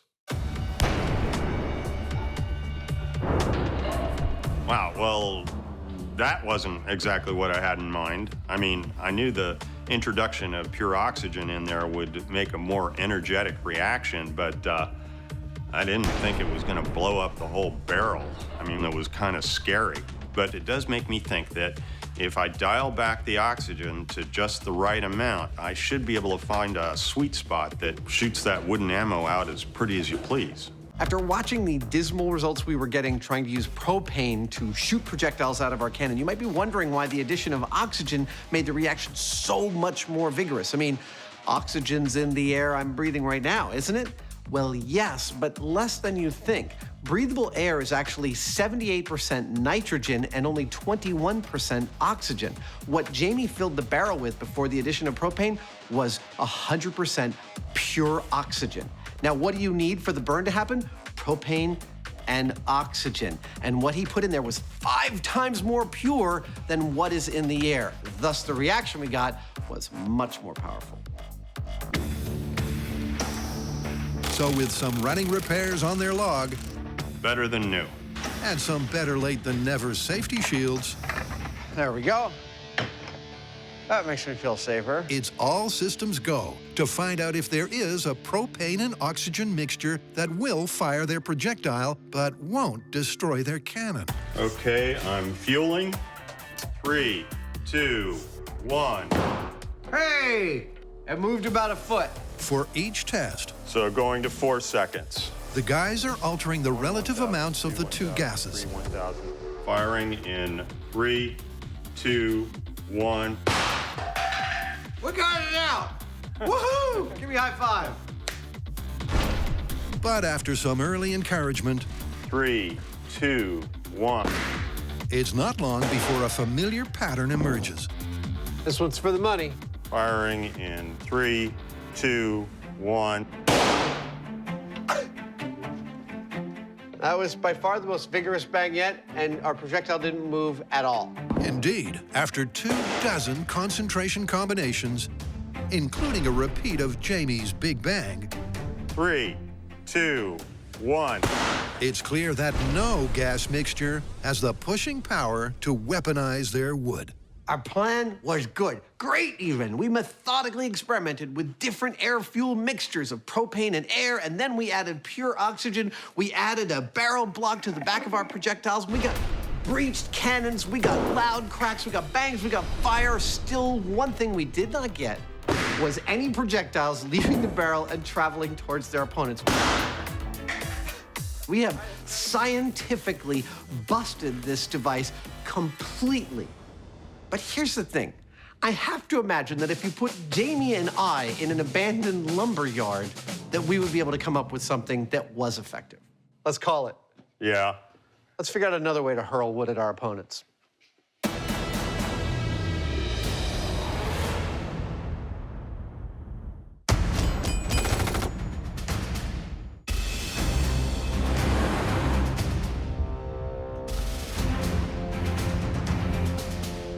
Welcome back.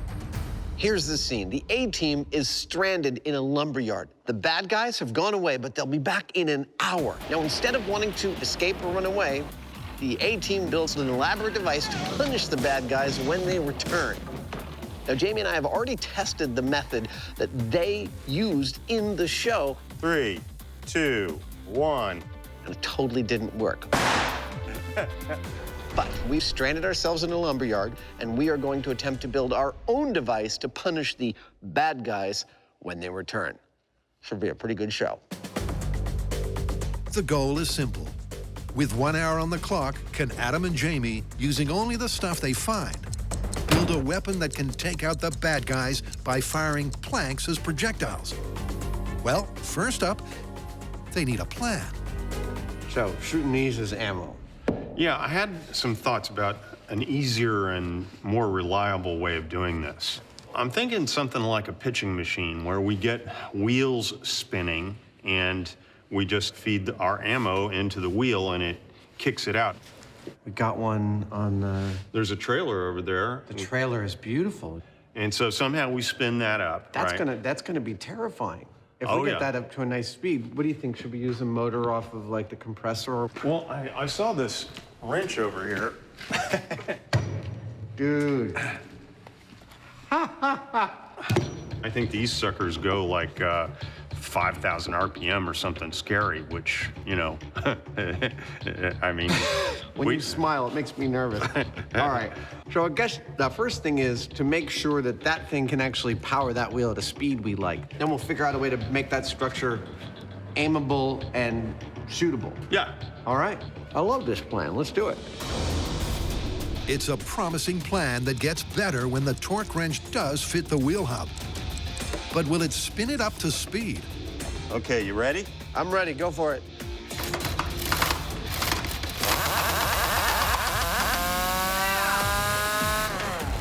And that's just the start they were hoping for. I don't know how fast that was going, but. That seems, I'm gonna call that fast enough. Being able to spin their wheel of misfortune fast is vital to launching their lumber. But will the rest of the plan come together so smoothly? In theory, this is like a pitching machine, but remember, we're doing this with lumber. We're using various tools that were not made for this kind of thing, and there are a lot of moving parts here. And that's a lot of stuff that we have to integrate if it's going to actually work smoothly, which is the whole point of this. While Jamie gets on with integrating the flywheel, all right, do it. Adam's taking aim at the ammo, where he's trying to outgun the A-team by going semi-auto. Oh, this is gonna be awesome. I absolutely love and adore working like this. Seat of the pants, on the fly, figuring stuff out with what's in front of you.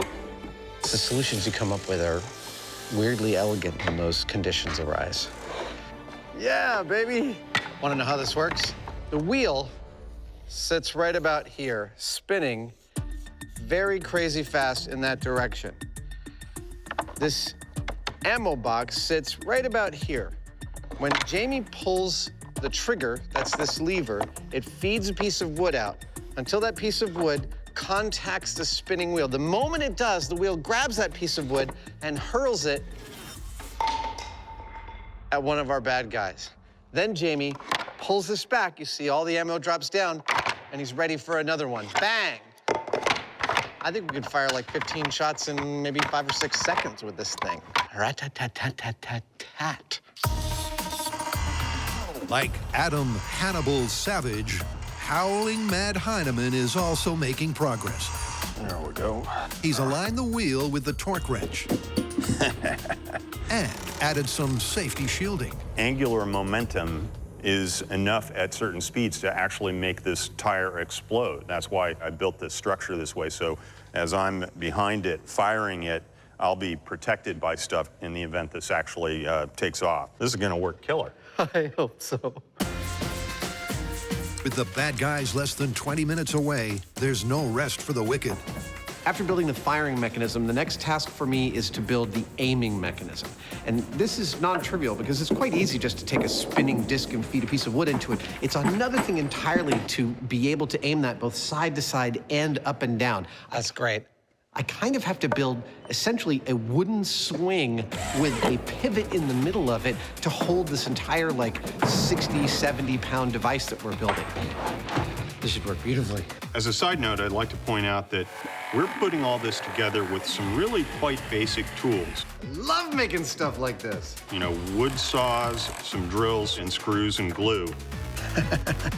Basically, we're using far less than what they showed in the actual A-Team episode. With time running out. That's it. Okay. The Mythbusters attach the wheel to the aimer. Looking pretty good. Then the magazine to the wheel. Dude, it's almost perfectly balanced. Almost like we knew what we were doing. Almost like we knew what we were doing. And before the bad guys arrive, they could fire off one quick test.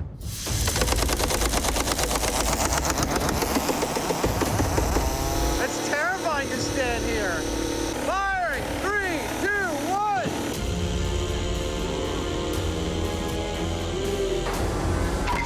That's what I'm talking about.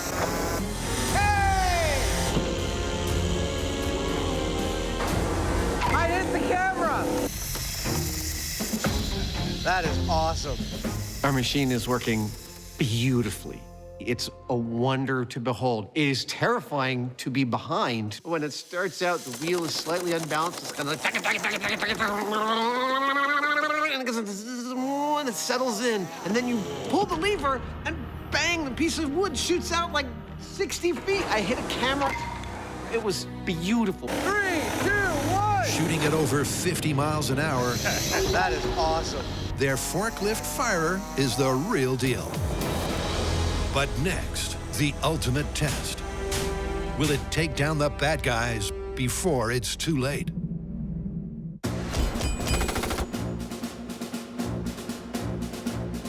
Adam and Jamie escaped from a maximum security stockade to an abandoned quarry. This is perfect. Where their above-ground control caused carnage.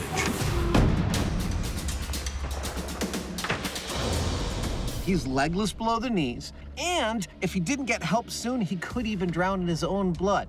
All that's left for us to do now is to dig a sewer and try it again. Yep, to put the A-Team's MO to the test. Next, the guys need a city sewer. Nothing like digging a good trench. To see if the same blast, but just barely underground, will be injury-free for all. Next, we put trench plates across here. Yeah, you're spot on. And we'll completely cover this except for where our manhole is going to be. And boom, you got a sewer. Believe it or not, this is actually the first time that we've ever used a trench plate for a trench. This kind of operation, it looks like fun, and it is also incredibly dangerous. Any one of these plates could shift just a half inch and take off one of Jamie's fingers without even noticing. Tilt up. That's it. And it is this kind of operation that the two of us excel at in working with each other, because in order to do it safely, you not only have to move carefully, but you really, it's best if the two people doing its thoughts are identical. Like a well-oiled machine. And frankly, when Jamie and I are doing something like this, our brains are running on totally parallel tracks, and it's a sheer pleasure to do it. Oh, it looks beautiful.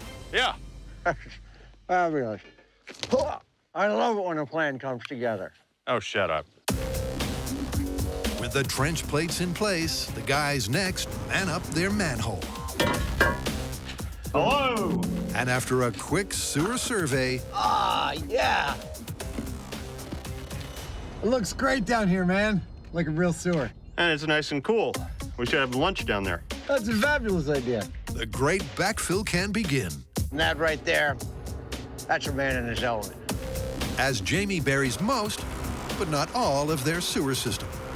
At this point in the episode, you've probably entertained a few thoughts. Among them, things like, wow, Jamie's pretty good with the excavator. I wonder if he had help. But among your comments might be, why are you guys leaving one whole end of your sewer system open? And it involves replicating the circumstances of the myth. See, we're testing an explosion of dynamite in a sewer system. Keyword, system. Sewers are part of a long set of catacombs running underneath the city. There's a lot of places for the expanding gases of the explosion to go, and that is why we're leaving ours open.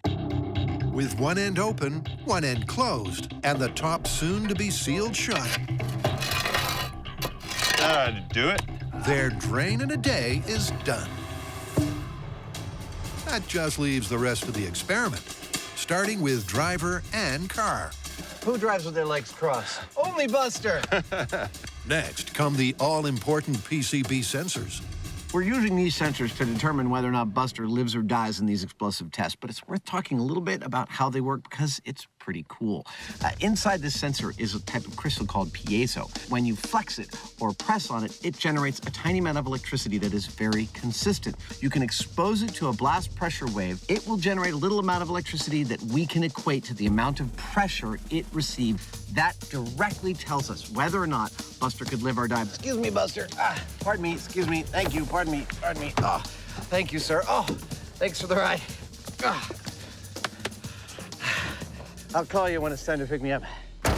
After that comes the dynamite, positioned millimeters below the manhole at the very uppermost point of their drain. So this is exactly what we see them do in the clip. 9 sticks of dynamite off to the side a bit with the manhole cover on top of it. All right, here we go. 3, 2, 1. The final piece of the puzzle is to position the car exactly as it was in the control test. Keep coming, and a little more. Perfect. All that leaves is a prediction. Now, my impression is that the sewer is going to allow some of the blast pressure to escape down into that cavity. But then on the other hand, we have that manhole cover, which is most likely going to turn into fragments because it's cast iron and that's brittle.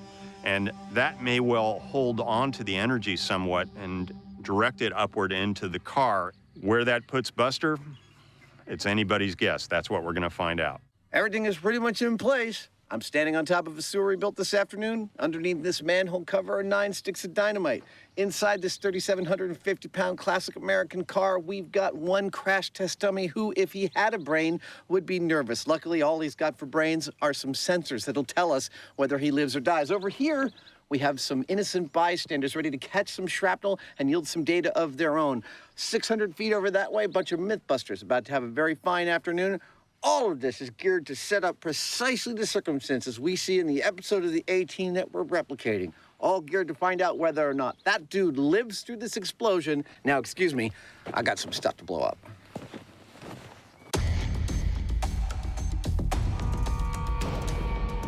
Are you ready? Yeah. All right, I'm gonna hook it up. There's one, there's two. Count it down. All right. Explosives in the manhole cover. In 3, 2, 1. Uh-oh. I think you didn't push it hard enough. Try it again. Really hard. 3, 2, 1. What the? Houston, we have a problem. So you might not know that a explosive plunger works. It's basically a generator. When you push it, you push a rack against a pinion, which sets a flywheel in motion and generates electricity, which it sends down this wire to the blasting cap where the explosives are. Now, we pushed that plunger and the explosives didn't go off, which means that there's a continuity break somewhere in the wire. We're gonna run another wire down there and go again. The guys are literally going down to the wire. But a quick replacement later, and they're ready to rumble. All right. Be my guest, sir. Count it in. Okay, A-Team explosive in the manhole cover. In 3, 2, 1. That did it. Wow! That was awesome!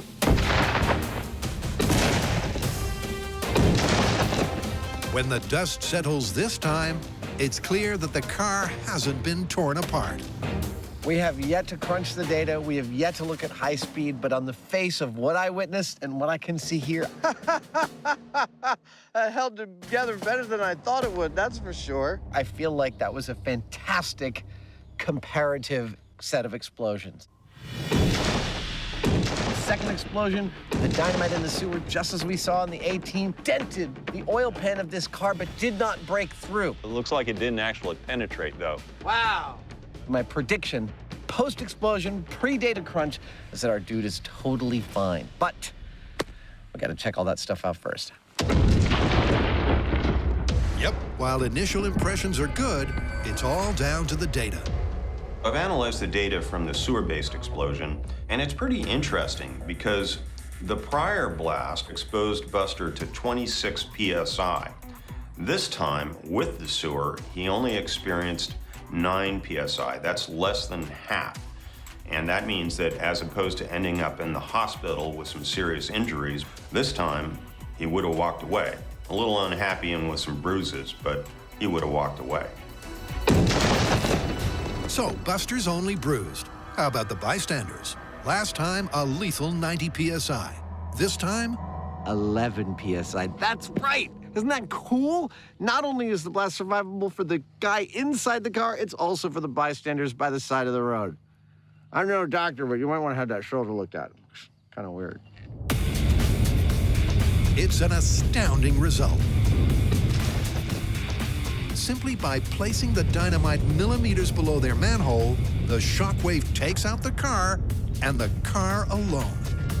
This is really cool. 95% of the time, what you see in movies and television has no bearing on actual physics. So it is very funny to me to delve into a cheesy 1980s action show that I totally grew up on and find that their physics are sound. That is, putting dynamite inside a manhole is a fine way of making a non-lethal explosion that will take out a car. So how do you want to call this one? Well, I think the A-Team's plan was an excellent plan. The difference between the above-ground blast and the sewer blast is patently obvious. That is a survivable explosion. This one, less so. I'd say it's plausible. Isn't that thing kind of getting disgusting by now? It's totally disgusting. It's like chewing on a little tobacco-soaked sock. It's gross.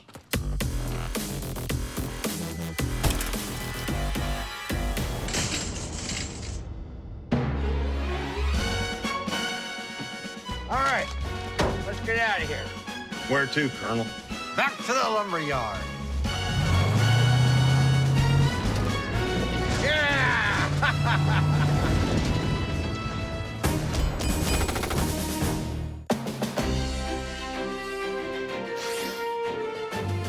in an abandoned lumber yard, it's time to play ball. Because the Mythbusters air-powered pitching machine 3, 2, 1! is firing on all cylinders. That is awesome. Isn't it?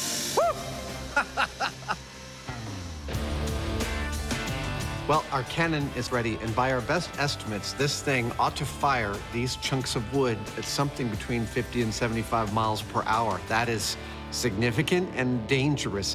And I want to point out that this is a purely improvised build by B and Jamie. So all of this design was here on site.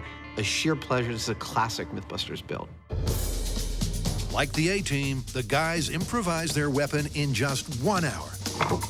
But will it be able to hurt the henchmen?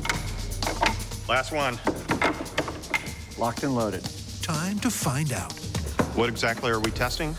Well, in the clip, the guys spend about 1 minute and 10 seconds firing their wood weapon at the bad guys to drive them off. Hit it. Yep. Let's do it. For us, given that we've busted the tree cannon approach entirely, we intend to test out our own firing mechanism, both in terms of accuracy, quickness to fire, and the time it takes to take out the bad guys. Outside the double doors, there are 7 bad guys, each ready to pop up just where they did in the A-Team scene. It's showtime. But can Jamie take them down in just 70 seconds? It's a perfect start. As Jamie takes out pop-ups 1 and 2 with shots straight to the head. Yeah!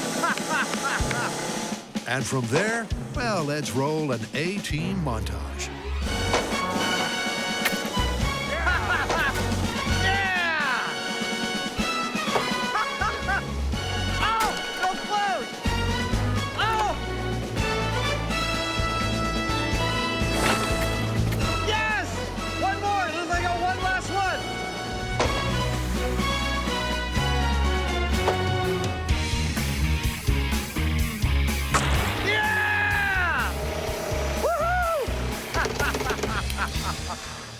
Wow, 1 minute, 5 seconds.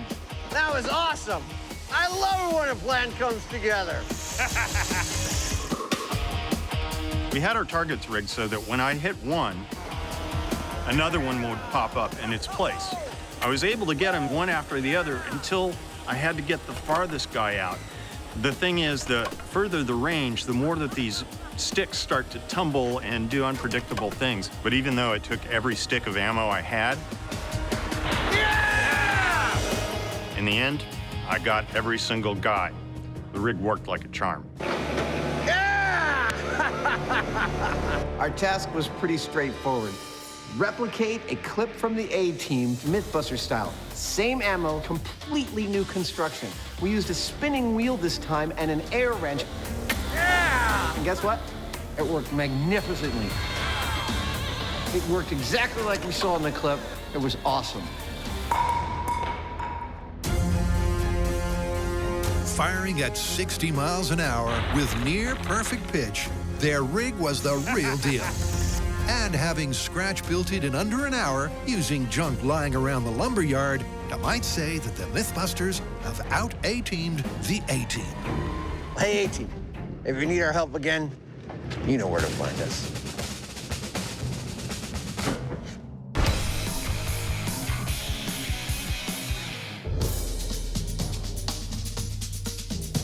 Right now, the guys can be found in Ione, 3, 2, 1. where their sewer salvo was a blast. A blast that vindicated the A-Team's MO. He would have walked away. Nice! That is awesome. You want to see the high speed? Yeah. But while the guys have called their conclusion based solely on survivability, the clip also had the car flipping up and over. And with no flip in tests 1 or 2, they're now upping the ante. And here's how. The first thing we've got to do to get that car to flip is to bring a little more pressure into the game. So to do that, we're sealing off the sewer. The second thing we're gonna do to try and guarantee a flip is move the position of the car relative to the explosion. Now, in the first two explosions, we copied exactly what we saw in the show, and that is explosion happening pretty much dead center of the car underneath the engine. This time, we're gonna move it over here to the left, try and get it to flip that way. That's the theory, anyway. That's the theory. And here's the test subject. You know, every time Adam and I go someplace, people ask us, where's Buster? But if you get to know him, he's kind of a jerk. Plus, he's heavy. That's why we don't mind blowing him up. Oh, he's so heavy. Oh, sorry about that. Come on, Buster. Watch your head. There we go. With Buster not quite strapped in, No seatbelt. No, I think Oh, well. he'll be all right without it. Okay. the car is moved into prime position. Keep coming. That's it, right there. If anything will flip this car that well. Then it's go time. Fire in the hole! Love doing that. All right, here we go. Oh, that is so cool. A-Team sewer explosion. Final attempt to flip this car in 3, 2, 1. Oh. Ain't no flip. Aw. I know. Jamie's not happy. We have an unhappy Hyneman on our hands. It's the barrel roll that never came. While the car did leap higher than ever, it didn't flip as per the clip. But as the A-Team would never say, failure is always an option. 3 setups, 3 blasts, 3 cars destroyed, 1 very tired crash test dummy, and the results are pretty darn definitive. The A-Team's plan of putting 9 sticks of dynamite inside a manhole cover in order to disable a car without killing its occupant is totally plausible, completely sound. In fact, the only thing that they got wrong in the episode, and this is shocking, is that 9 sticks of dynamite will not flip this car. But everything else is possible. It's like validating the media of my childhood. How awesome is that? I pity this fool.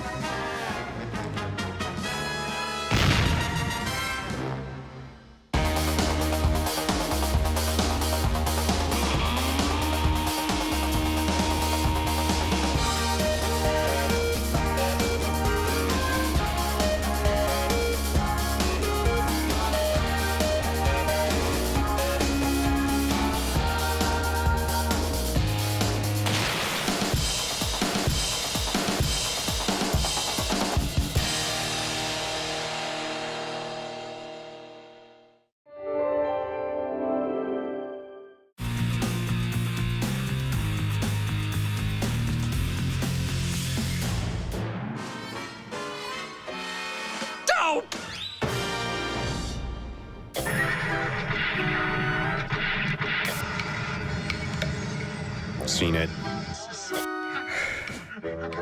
Definitely no.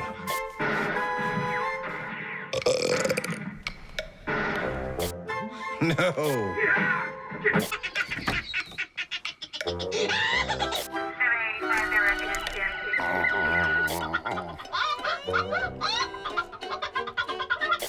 No. Nope. Boring. So many channels, nothing's on. Welcome to Mythcrackers. Oh.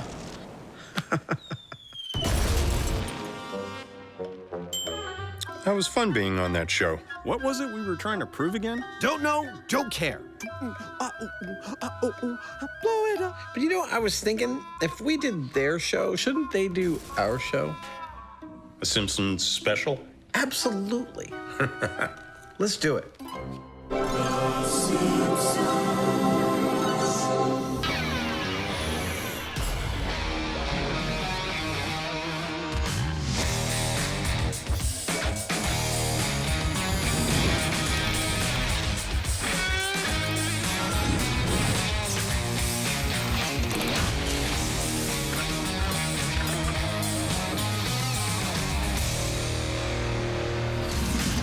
Hi. Hey. Who's this? It's Al Jean. Okay. Hi, Al. Pleased to meet you. Jamie, it's Al Jean. I'm sorry? The executive producer and the showrunner of the best animated series ever and the longest running scripted show on television, The Simpsons. Oh, The Simpsons. Welcome, Al. You were thinking South Park. So, are we going to be animating? No, look, their writing staff is packed with science and math geeks, right? 110%. And they try and hold to the laws of physics, right? Yeah. Conservation of mass, it's the law. Ish. We're going to do a couple stories from The Simpsons. Like what? Okay, we've got one where Bart throws a lit cherry bomb into the sewer system of his school and turns all of the toilets in the school into geysers. One of my favorite episodes, The Crepes of Wrath. Okay, that works. What else? We have another one where Homer protects his house from a 5,000-pound wrecking ball by putting his body between the wrecking ball and the house. So, cartoon physics in the real world. That's Jamie excited. He's excited to get out of this room. Yeah, probably.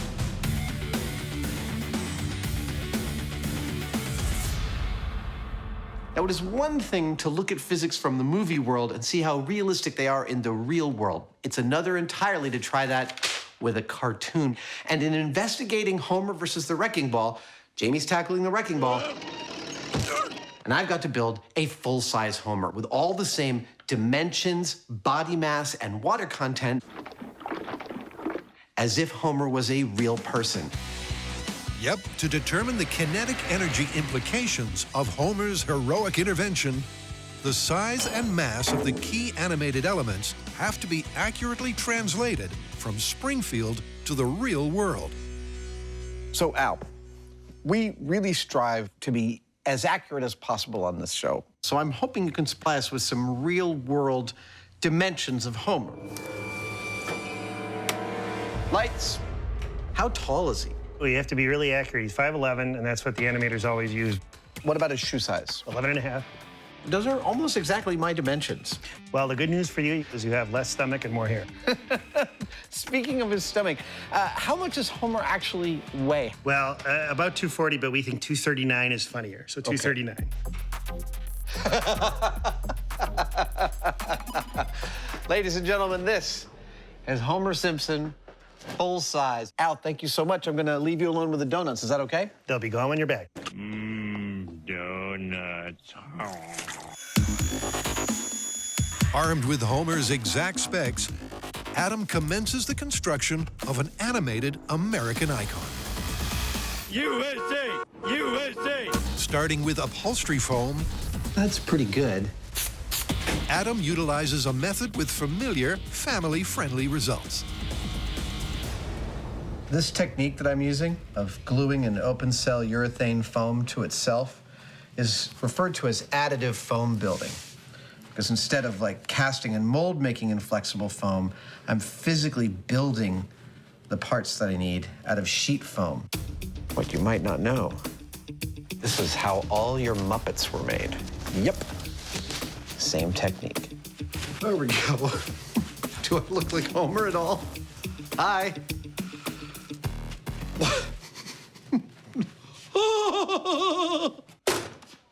Hey, Jamie. Check it out. Look at you, homie. I'm Fomer now, not Homer. I'm Fomer Simpson. How you doing? So we're going to put you on the sphere, and you're going to be the Homer, are you? No, I will not. You are not allowed to touch this ever again. You're filthy. Bye. Bye. With the arms starting to take shape, it's onto Homer's famously tubby torso. This kind of work, it brings me right back to this sense memory of being the mid-90s working in commercial special effects. It was just like this. Super short timelines, tight budgets, and when we needed something carved out of foam, we didn't have time to find someone who was an expert in foam carving. We just had to figure that stuff out for ourselves, job by job, piece by piece. It's been 20 years and I'm still doing the same thing. 1, 2, 3, 4, and 5. Doesn't look like much, but that's going to be Homer soon. A series of cylindrical discs glued together form the tapered shape. Yeah! The human-like mass and density will come later. For now, Adam's immersed in his art. I know exactly what it feels like to be Michelangelo. Well, maybe not exactly, but, just like a little bit, if he carved in foam and made cartoon characters. This is what we call a shop shower.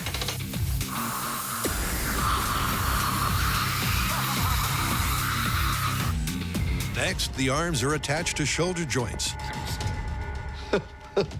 And the legs are measured, cut, and positioned on the posterior. That's it, ladies and gentlemen. And with those foam pieces of the puzzle in place, All right, I'm pretty happy with that.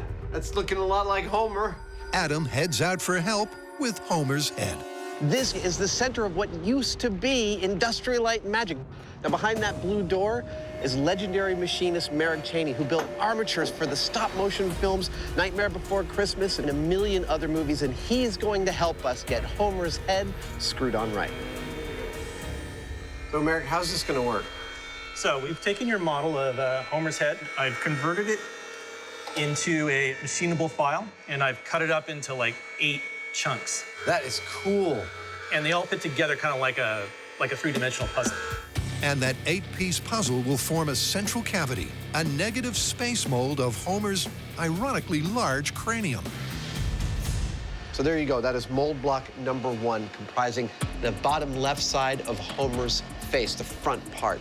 That's number 1 of 8. While Adam waits for all 8, the Hyneman has been concocting an ingenious plan. In the cartoon, Homer appears to be on a wrecking ball that's about as tall as he is. And because it's so much larger than a real-world wrecking ball, I've got to make my own. And that's not exactly an easy task. But I've got an idea. Easy as pie. The task at hand is to build a custom wrecking ball the same dimensions as the one in the clip, but weighing in at a realistic 5,000 pounds. So you're starting to get the picture?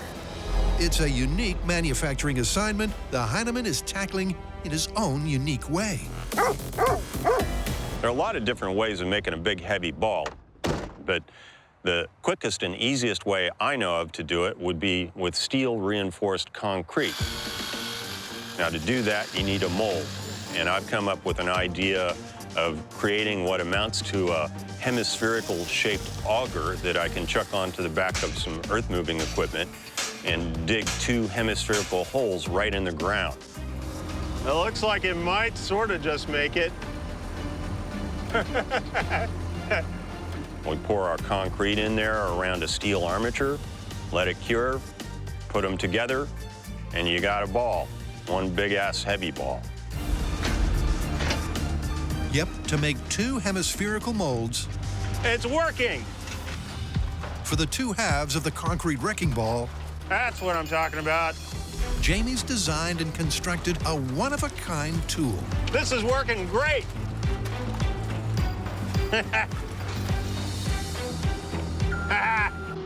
Next. The rig didn't break.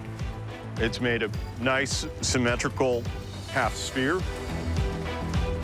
It's clearly solid enough to have concrete poured in it. It's perfect, which is what's going to happen pretty much next. Oh, look at that.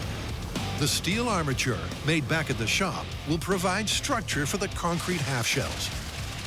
And you could say the Hyneman is happy. This is working exactly like I had in mind. Normally, if you want to make a big sphere like this, you'd start off with a big chunk of foam, you'd carve it into a sphere. Our little hose are perfect. You'd put fiberglass over it, and then you'd make another mold of the interior cavity, and it'd take several people pretty much all week long just to accomplish this. Instead of doing that, we just dug a hole. I'm just saying. With the concrete shaped and edged with matching seams, phase 1 of Jamie's big ball is complete. Now that has to sit for about a week and a half, and then we're gonna pull that one out, turn it upside down, and put it on top of this one. And we'll bond the 2 things together, and we've got a wrecking ball. With 2 weeks before Jamie can wreak wrecking ball havoc, it's back to the shop for part 2 of this Springfield spectacular. So what's next? Toilet bomb. Al, you want to do the honors? Thank you, Adam. Well, in one of the early episodes of The Simpsons, Bart flushes a cherry bomb down the toilet. So long, sucker. and it immediately sends geysers of water shooting out of every toilet on the block. So explosives in toilets, I'm thinking we should start small scale. I totally agree. I am licensed to drive this. Oh, whoop. The scale we've chosen is not that small, it's 50%. And the reason for that is that water doesn't scale well. If we double the size of the pipes the water's in, we're more than doubling the water's volume. And the physical behavior of the water also changes a lot more. So that's why we're limiting our scale reduction to 50%. I have to stick the tongue out, otherwise it doesn't work. The myth is that an explosion will travel through a plumbing system, causing multiple geysers out of the toilets. That's the bowl, and that's where the magic happens. And to test that, we're gonna do 3 things. Number 1, I'm gonna make 3 transparent working toilets so we can really see what happened when things go boom. Number 2, I'm gonna connect them with an accurate waste disposal system. 2 more like that, I think we're good to go. And finally, we're going to be introducing a cherry bomb-like explosion into that system, and, well, then we're gonna see what we see. Recreating Springfield Elementary's plumbing system sounds elementary. Melting my brain. But it's anything but. Wow. I'm trying to work out how to do this, and because I'm molding it, effectively I have to think upside down and backwards. So the negative space here, you see, I'm going to fill with a stone plaster. So that when the stone plaster sets, I'll pull out all the bead foam, and I'll be left with a toilet negative, the front to which I will mount a piece of acrylic. Excellent. So that we can see what's happening in the toilet. It's gonna be freaking awesome. And after the plaster is set, the negative space molds are removed. Okay, 1. To reveal the balls. Number 2. Number 2, get it? Because in a, never mind. And once they're cleaned up and dried out, A little bit of an oven. Adam mounts them and seals the system with a transparent sheet of 1/2-inch acrylic. I get excited about a good experimental rig. There we go. She is a freestanding toilet sculpture. I think it's time to flush a toilet. So long, sucker. I want to watch one of these work right now. Now, right here, this is where the important part of the functionality of a toilet is about to happen. We think of toilets as like there's water and it's water all the way down, but it's not. Toilet systems are mostly air, and here's how it works. If you put more liquid in the system than it can handle, it just spills over here. Now, if I flush this toilet by putting more water in, check out what happens. That works just like a toilet. But that's only half the story. Now that the toilets are finished and actually working, it's time to plumb them into a system. Excellent. Okay. See, the toilets in Bart's school would have all been connected to a central set of pipes. That's what I'm about to build in scale. So here we go, go. You're supposed to cut. The plumbing beneath the bowls is crucial. Good. To accurately model the pressure wave effects of Bart's bomb, it has to be set up just like a 3-stall school sewage system. Complete with 2 crucial effluent outflows, the system has multiple exits for the blast. And with that, this Simpsons special Game of Thrones Fire in the bowl! Explosion in 3. is ready for blast-off. Go.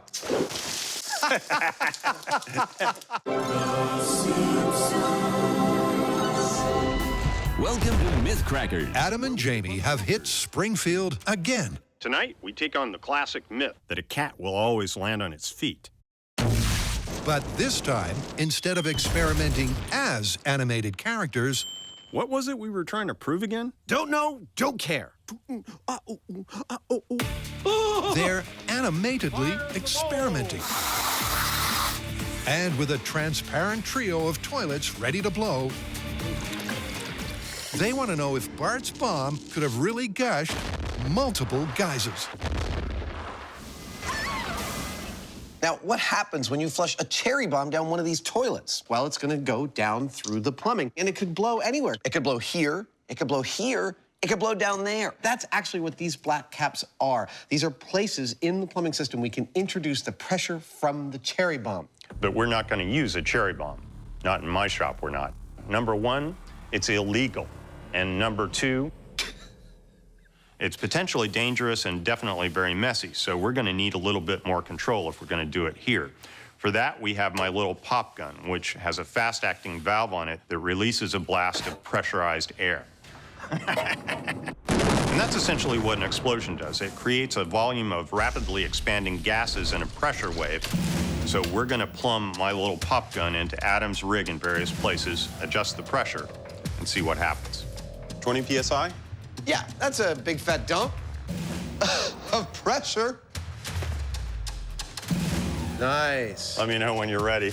All right, I'm gonna count it down. Cherry bomb, half-scale toilet experiment, position number 1, explosion in 3, 2, 1, go.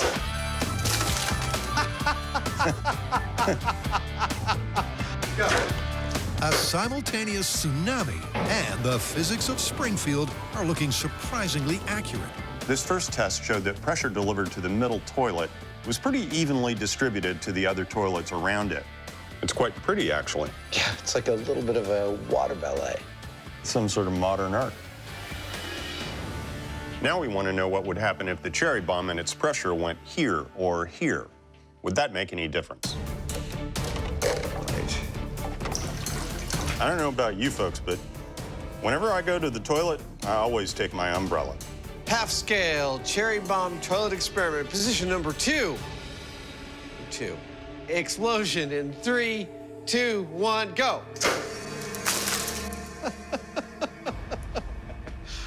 That's very satisfying. Another successful concurrent eruption. Position number 3, go. One that's replicated regardless of where the explosion originates. Which kind of makes sense because there's resistance in each of these toilets. And so with multiple inlets, that resistance is going to tend to equalize the pressure. Yeah. The pressure spread is plausible, but Adam has an issue with volume. Now, up until now, we've been experimenting with a properly set up plumbing system, but it's not quite the fountain of water that we see in the show because there's just not enough water in the system. But what if there is a clog in the system? Here we go. The clog could have water backed up in that system, and the cherry bomb could go in that, and then it's pushing water. What do you think? That's about got it. All right. What happens to that water? Does it come out of the toilets? I kind of think so, but we're gonna try it just to make sure. All right, this is a fully clogged toilet system. 3, 2, 1, go!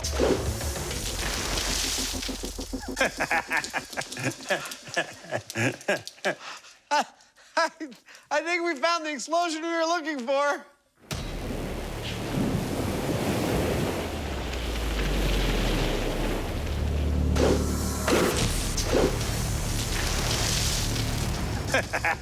Well, aside from being pretty to look at, our half-scale system has demonstrated exactly what we were hoping, and that is the Simpsons-like fountain water shooting out of the toilet behavior from a cherry bomb thrown into the system. So, I think we're gonna go full scale. I think we're gonna detonate our cherry bomb back behind some clogged up water. The question we have when we go to full scale, will the cherry bomb actually generate the pressure we need? We don't know. That's why we're gonna do it. Excuse me. Sorry. While the crew completes the cleanup, the epic odyssey of Homer's heroic intervention continues. Because Jamie's big ball has hardened. And his distinctly unconventional plan has paid off. The dirt infilling technique seemed to work pretty well. I feel like I just planted a big potato. It's created a more or less hemispherical inside, which is exactly what the plan was. So it looks, it's looking pretty good. Next, he makes the two halves a hull and seals the deal with a super strong sealant. This is a specially formulated epoxy for anchoring things in concrete. So my plan worked exactly as I had in mind, and we've got a nice spherical shape. A little chiseling and a little mortar, and this thing will clean up real nice, and we'll have one heck of a big wrecking ball. With that, Jamie heads back to the shop, where Homer's head has just arrived. Dude, look at that. That is so pretty. That's a nice smooth surface. Now that we have these lovely molds of Homer's head, we're going to coat the insides with a tinted latex because that'll give us the correct color and also a nice, tough skin. We don't get to do this kind of thing that much on Mythbusters anymore because we're too busy blowing crap up and stuff like that. But I have done literally hundreds of applications of latex like this into various sorts of puppets and masks, whether you puppet them live action or you have a stop motion armature in them or whatever you do. Generally, it's done by covering the inside of a mold with latex like this and then filling it with foam. Once the latex skin is dried, Jamie fills Homer's head with a two-part pouring foam. Now this stuff expands about 4 to 1, and it's a little hard to estimate Homer's head volume. All I can see is that it's much larger than mine, as hard as that is to believe. You want to help me pull this thing apart? 15 minutes later, the foam is set. There you go. Coming. And Homer's precisely proportioned profile is revealed in all its glory. Oh, it's kind of heavy. Oh, that looks awesome. Totally fantastic. For the finishing touches, Jamie paints Homer's famously unshaven mug. Starting to look like Homer. Adam coats his torso with waterproof rubber. And Jamie adds the ears and those instantly recognizable eyes. Kind of comes to life when you do that. So Homer is very, very nearly complete. We've painted all of his body parts, including his head and now his hands, a suitable shade of Simpsons yellow. After this, we'll send his measurements out to our seamstress to make him a full set of clothes. Then it's time to take him out to the location and abuse him.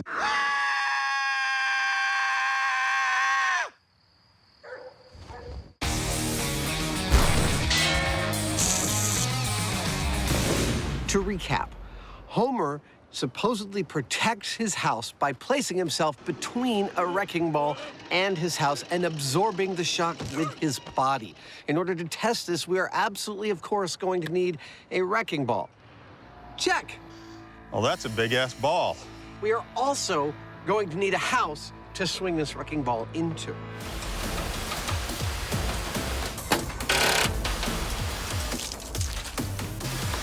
So we decided to build our own. Actually, we built two. We're always painting some before we destroy it.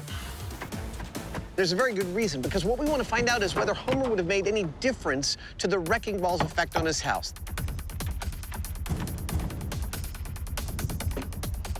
All right, let's go. Therefore, that's our control house. We're going to swing just a straight old wrecking ball into it. It's only when we get to this one that we're going to strap Homer to that wrecking ball and find out if the amount of destruction is actually different, i.e., less on this one. Now, it's a home worth protecting. Yeah, perfect. In the demolition industry, wrecking balls are kind of iconic. Jamie wire brushes his balls every morning. But we've come to find out that they don't actually use them that much anymore. Now it looks like it's all business. And when you think about it, it's sort of understandable. There we go. Because you get thousands of pounds of weight swinging on the end of a cable, it's not exactly a precision instrument. You're right on the money. 5,000 pounds is perfect. Not only that, it's hard on the equipment that swings it. So we've found that whenever we need a wrecking ball, we make our own. With their accurately sized and weighted homemade Homer wrecker ready to swing into action, Woohoo! I love having the right hardware. it's simply a question of lifting it, I'll hold it up in case it falls. Awesome. pulling it back, and letting it go. Right? Ray, how do you feel about it? You like it? Wrong. If it goes out too far, it's going to want to bring the crane over. You understand? Right. So that's an interesting question. If we pull it back too far and it swings far out, it's going to pull the crane over. Probably the big question is, how far do we pull it back? To answer that, I can go 40-foot radius. Okay. So let's talk this through. That's 40. the guys look into the limits of the crane's live load capacity. Let's say the ball hangs here and the crane is here in relation to the house. Discuss the physics involved. Force equals mass times acceleration. So once that ball starts to move, it wants to keep going. And after an hour of tense discussion, Really, you have no intuition about that whatsoever? come up with a swing distance of What if we did 12 feet? 12 feet is significantly less than the freewheeling cartoon capers of Springfield. Good. But it's as far as the real-world physics allow. All right, you like that? Yeah, I think that's perfect. And with those parameters in place, the guys set up for the control. Extending now. You may be wondering why we're not pulling our wrecking ball back quite as far as you see them do in The Simpsons. About 4 feet away. Well, cranes aren't designed to swing heavy weights around like tether balls. If they did that in a heartbeat, they could tip the whole crane right over. Stop. Stop. Are you happy with that? You betcha. In rigging, there are two kinds of loads, a dead load and a live load. A live load is one that moves, and this load is about as live as it gets. You dig it? Yeah, I'm just grooving on the vibes coming off of that whole thing. You know? I didn't know you grooved on vibes. Sure. The repercussions of a miscalculation could be catastrophic. It's just like destruction in potentia. But the question they're aiming to answer is, what kind of hit will the house take without Homer? This is Simpsons. Wrecking ball control minus Homer in 3, 2, 1, go!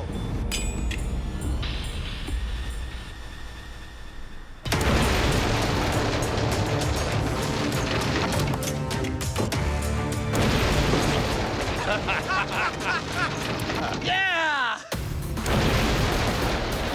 Oh, fabulous. Yeah, the second hit. Oh, yeah. Third hit. Let's go for third hit. The whole building just is kind I know. of shifting. Well, from a damage assessment, its second story is pretty much a write-off. The chimney is totally destroyed. That's not cheap. Moving through the back, even despite all of our bracing, it's also jacked that back wall back about 8 or 10 inches. Yeah, you'd be looking at a complete rebuild of your second story.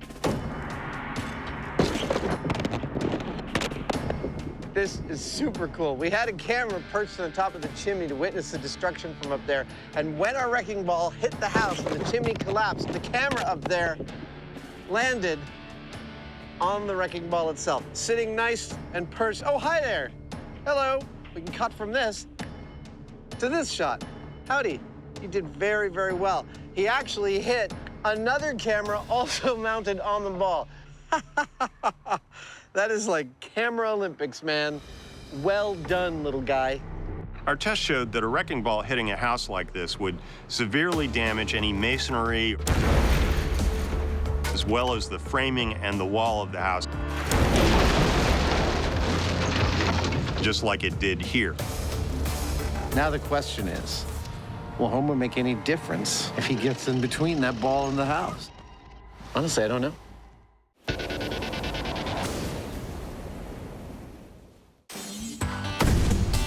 The Mythbusters and Toilet Tall Tales go way back. All right, that's significant. And to continue this Game of Thrones, they're taking on Springfield's prankster-in-chief.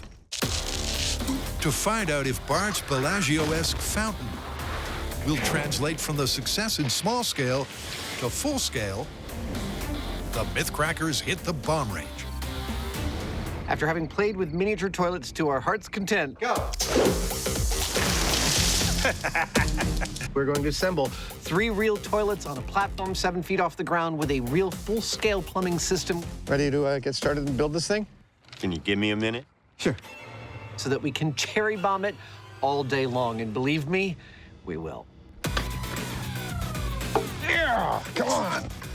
1 toilet, 2 toilets, 3 toilets. To recreate the exact same setup as the shop test, remember, kids, proper care of your toilet requires brushing twice a day. but as a standard-sized sewage system, It's almost like Godzilla. the guys plumb the multiple inputs. Yes, that's it. A gas vent and central waste pipe to a 7-foot-high platform.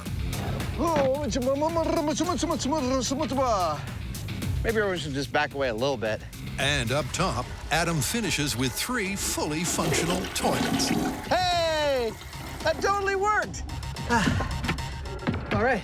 Now, what about the boom that shakes the rest? Cherry bombs are illegal in the U.S. Okay, I'm gonna light it up. You wanna get behind the shield? What? The only reason that we've got these now is that we're doing it under the supervision of a licensed pyrotechnician and the Alameda County Sheriff's Department bomb squad. Come on, cherry bomb. So if you do find yourself in possession of one, don't even think about setting it off. Cute but deadly. It's really dangerous. Here it comes.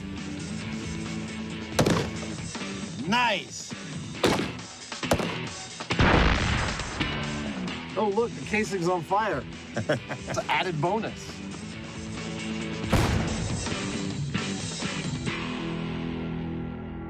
Room. Under strict bomb squad supervision. All right. The guys are using their own Mythbusters-made cherry bombs to find out if the fuse will fizzle when wet.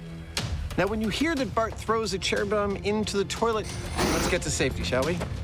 Come on. Your mind might be set to thinking, I wonder if water would actually put out a cherry bomb's fuse. An excellent question, and one I am just about to answer. Can't get over how much like a cherry they look. Here we go. It's about to go underwater.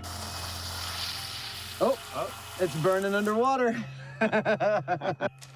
I don't get it. So how is it that the fuse on Bart's cherry bomb is able to burn underwater? Well, to burn something, you need 3 things. You need fuel, you need oxygen, and you need a source of ignition. Now, as it happens, the gunpowder that runs along inside this fuse has everything it needs to burn. It has its own fuel and its own oxidizer. So it's quite happy to burn without any kind of exterior source of oxygen. Every time I learn something new, it pushes some old stuff out of my brain. Oh! Nice! That was awesome. With the fuse firing just fine and the cherry bomb packing a punch, Got it. it's time to fill up and bring the boom. Okay, that's it. Our first cherry bomb experiment with the full-size toilet system is going to replicate the circumstances that we found to be our ideal circumstances in the small scale. That is, the sewer system clogged with water, with the cherry bomb placed under that water. Right about here. Now, we're going to be lighting this off with an electric spark via these wires, because that'll allow us to place this exactly where we want and set it off exactly when we want from a safe distance. Okay, we're all sealed up. Setting off explosives in the air as opposed to water is really quite different, and that's because air compresses and water does not. So if you apply pressure to water, it'll deliver a shock wave directly to whatever it's connected to, kind of like a hammer blow. Are you ready? I'm ready. High speed's ready? Now, in our case, that water hammer can become massive. And 3, and it'll deliver the shock wave through the water, through the plumbing, 2, to anything that it's connected to. 1.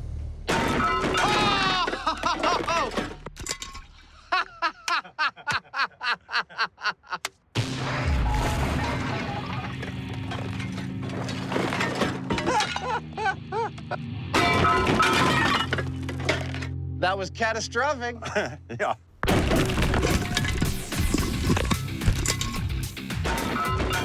Yep, Jamie's hammer theory nailed it. In contrast to the shop test's Simpsons-like water fountain, Oh, yes. Hey, this camera's still rolling here. when faced with the same firepower as a real cherry bomb, It is a freaking horror show up here. the standard full-size lavatory fixtures were forced free of their moorings, leaving the porcelain and possibly the myth busted.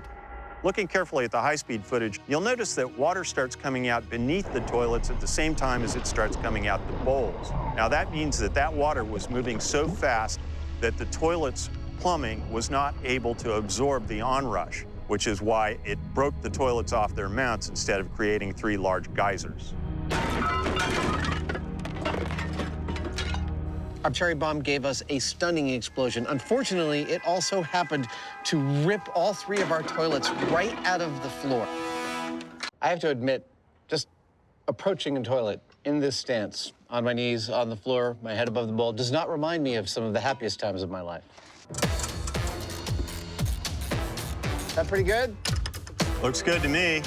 So we have gone to the measure of bolting them right to the cast iron flanges of the plumbing that they are plumbed to, and that should hold them tight for this test. You ever had a toilet seat cause you trouble, need to replace it, don't get around to it for a long time, like most people with their home repairs? I know I'm the same.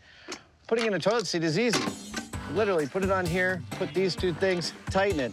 You're done! There was no reason to delay.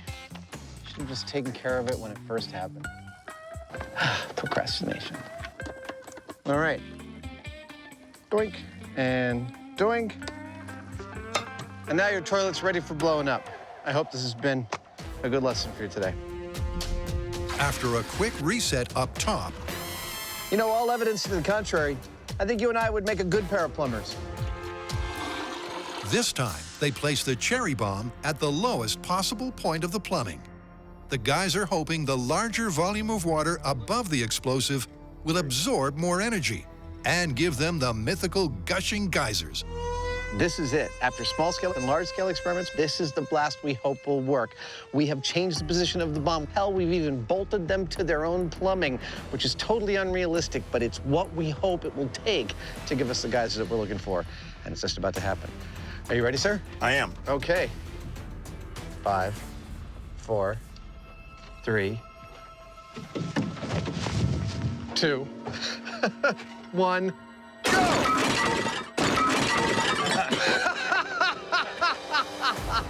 No force can contain the cherry bomb!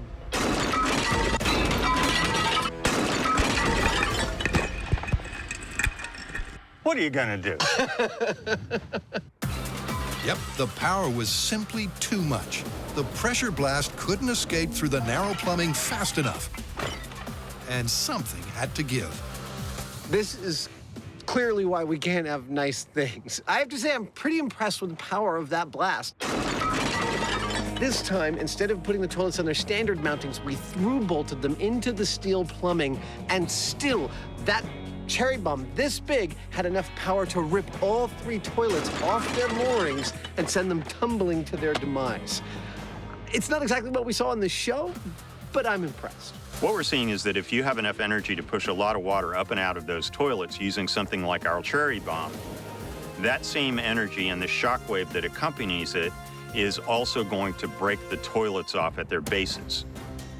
They're simply not strong enough to stay in place. So, as far as I'm concerned, using an explosive, you're never going to see the kind of geyser that we saw in the cartoon. In this house, we obey the laws of thermodynamics. The cartoons don't reflect reality? Wow, this is big. This is, what is the word? Busted. It's busted. Yes. Yeah! Kicking toilets apart since 1930. Them some steel-tipped shoes.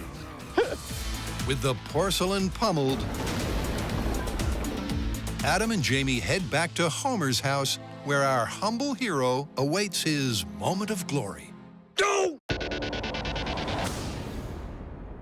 Hello, friends. If you're like most people, you probably are sad that you haven't been able to afford your slice of the American dream, but now it turns out that you can.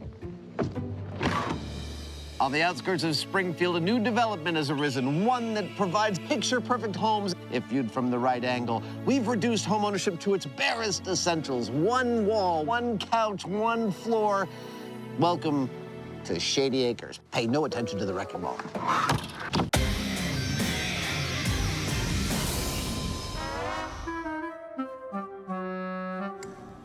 Jamie and Adam are chasing a cartoon conundrum. Oh, that's his home. The Homer record. Can our hero's leap of faith dissipate the force of this impact? Yeah! You know, it didn't move very fast, but it had quite a kick to it, didn't it? I mean, that's Newton's second law right there. Now, we're going to leave all this damage intact as it is. Couldn't be better. And go ahead and do the test with Homer on the wrecking ball with the identical house. Now that is a proper cartoon wrecking ball. And if it shows damage anything like this, we will know that Homer's efforts would have been for naught. And ta-da! Allow me to introduce you to the completed, ready-to-be-tested with hero of this episode, Mr. Homer J. Simpson. Ladies and gentlemen, let's give a round of applause. Our accurately sized and dressed Homer is attached to the ball exactly as per the clip. That's it. First arm is on. Okay. With a final, crucial component. Since part of this is what happens with Homer's body mass on the ball, we need to give him some body mass other than just foam. We're doing that by adding water. The average density of a human body is within a couple of percentage points of water. Perfect. So a water-filled Homer is an almost perfect energy absorption analog for a real person of that size and shape. Oh, Homer is substantial. Our cartoon character is coming to life. The question is, with a real-life mass of 239 pounds, can he save his house? I think we're good to go up. All right. It's happening. We're making sure that we're positioning the ball exactly the same way that we did the first time. We'll let it settle, so the physics should all be the same, except for Homer. Does it look like his ass is dead center? He couldn't be more perfectly on the horizon of the lines of force between the ball and his house. Look at the potential energy. As per the control, the velocity on impact may only be a pedestrian 6 miles an hour. What are we doing? But with 5,000 pounds of ball, Who's paying for this? This is awesome. there's a lot of energy to dissipate. Say goodbye, Homer. Can our hefty hero really absorb that impact? All right, here we go. Homer versus the wrecking ball. The final experiment. 3, 2, 1. Here he goes. Yeah. Oh. That's a result that I never would have bet on. He's clearly made a big difference. Yeah, I mean, look at this house, and then look at that one. Wow. I'm just saying. Homer's ass is quite impressive, actually.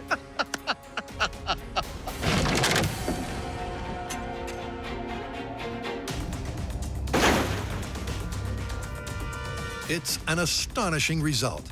The house didn't escape completely unscathed, but Homer did help. He did crack the chimney. It almost fell, but the fact is that it didn't, and that's a result. Yeah. Well, there you have it. Identical houses, identical swing on the wrecking ball, but not identical results. Look at that house versus that house. Homer, it would seem, had quite the impact, so to speak. Well, astonishingly, it turns out Homer did in fact make a difference by placing himself between the wrecking ball and his house. He clearly made a heroic effort, and it had a heroic outcome. Those cartoonists don't get enough credit for proper engineering. I am too smart. I am too smart. S-M-R-T. I mean S-M-A-R-R-T. All right, Al, I got some good news and some bad news. I'm gonna start with the bad news, which is the toilet bomb. Unfortunately, all we got was total toilet destruction. It's busted. Well, you forget that the school is near a nuclear plant run by idiots. It's funny because it's true. And there could be a nuclear explosion at any moment, which means that the toilets are ultra super reinforced, not busted. I see where you're headed with that. And the good news? The good news is Homer Wrecker. We are totally amazed by these results, but the fact is that Homer made a difference. By placing his body between the wrecking ball and his house, he was successfully able to keep it from being damaged. So you're saying the show is 100% scientifically accurate? Sure. Thank you, gentlemen.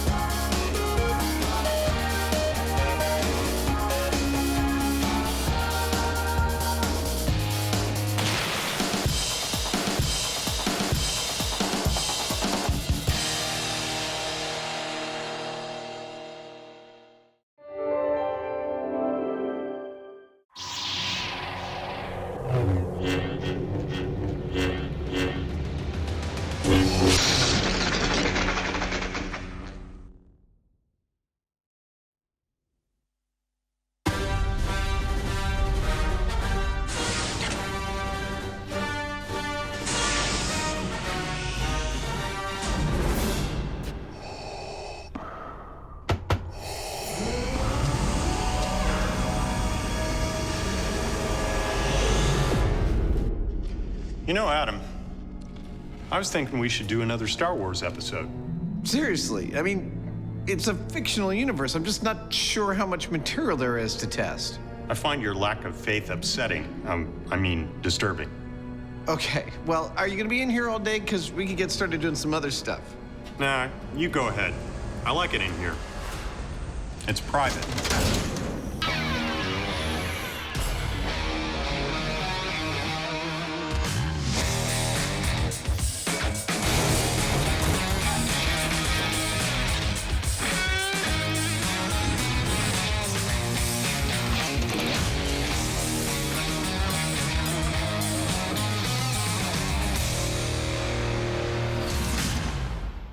Nice bucket.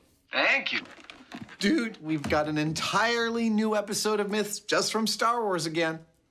That's that movie where they have those sword things that light up or something, right? Lightsabers. They're called lightsabers. And yes, that is the movie. And we have a whole myth about lightsabers in this episode. Do we get to make one? No, we're not. We're going to test whether being on higher ground gives you a tactical advantage with a lightsaber. It's over, Anakin! I have the high ground! But I'm getting ahead of myself. First, we are testing a myth about these laser blasters. And those are? Well, these are the weapons of the stormtroopers in the films. Stop that ship! Blast them! And no matter how often they shoot at the good guys always seem to be able to dodge out of the way of them. So it sounds to me like I'm going to have to use the Force. Well, yes, but please, this time only for good. If I must. It's a well-known Star Wars trope. Somehow the heroes always manage to dodge the bullet. But is it actually possible to dive out of the way in time? To find out, Adam and Jamie are going to simulate their own blaster battle and try it out for themselves. And while Jamie begins building the gun, Adam investigates the velocity of the ammunition in question. Let's talk laser blasters. Oh, wait, it's Star Wars. Let's talk laser blasters. See, everyone in the Star Wars universe shoots at each other with things we collectively refer to as laser blasters, even though the characters only call them blasters.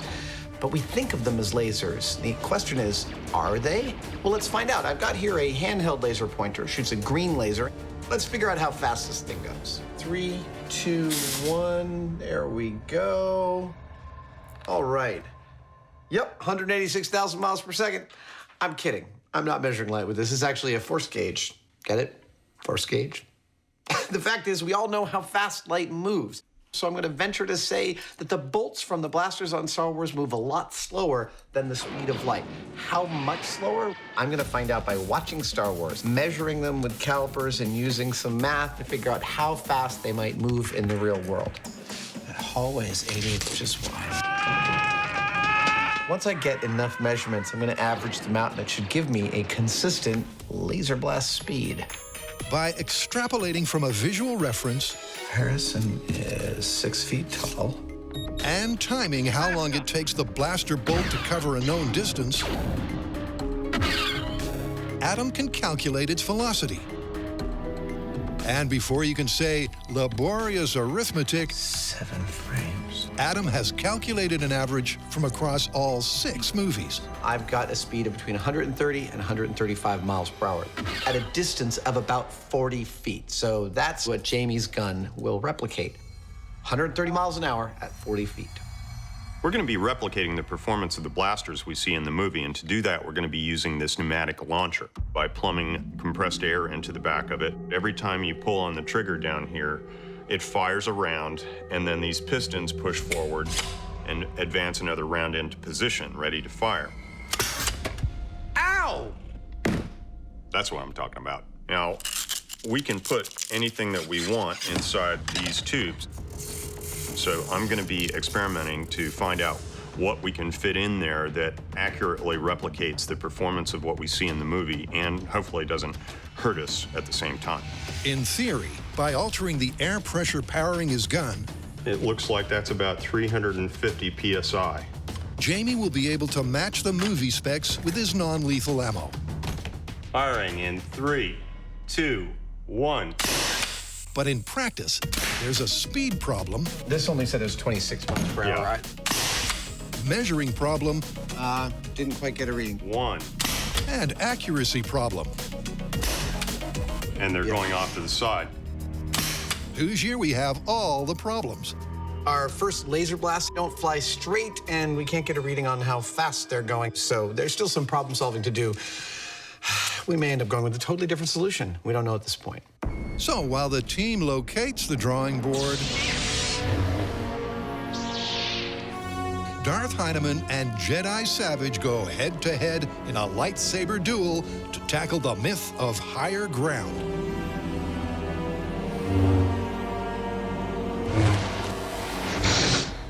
So tell me about this higher ground thing. Well, it takes place at the end of the 3rd Star Wars movie. Obi-Wan and Anakin are having an epic battle with lightsabers. And at the battle's climax, Obi-Wan is standing on a hill slightly above Anakin, and he says to him, "It's over, Anakin! I have the high ground!" Well, from a military perspective, it makes sense, but as far as one-on-one, I'm not so sure. What happens in the movie? Right after he says that, Obi-Wan proceeds to chop off a bunch of Anakin's limbs. So the myth is that if you have higher ground, it's guaranteed you'll win. Exactly. Ready to do some sword fighting? Sure. Anakin versus Obi-Wan, a pivotal moment in the Star Wars canon. An epic battle that results in the birth of Darth Vader. But is topography really the deciding factor?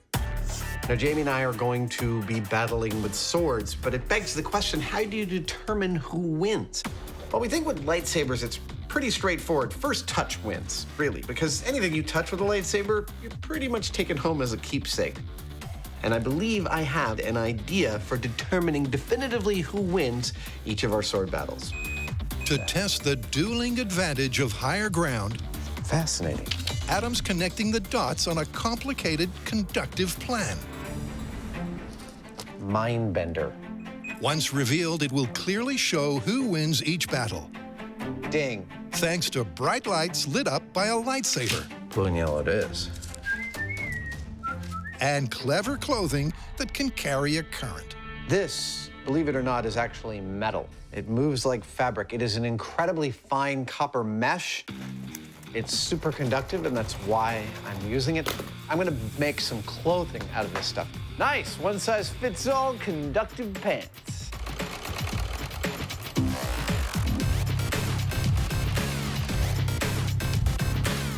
These are looking cool.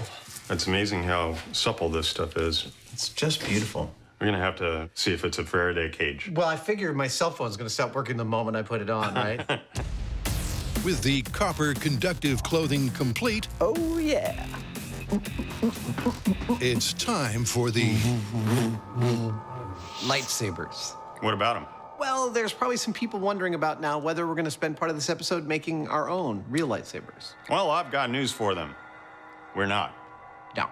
For a whole host of reasons. Yes, not least of which, photons. Light is made up of photons, but photons move in a single direction. You can't program one to stop 3 feet from its source.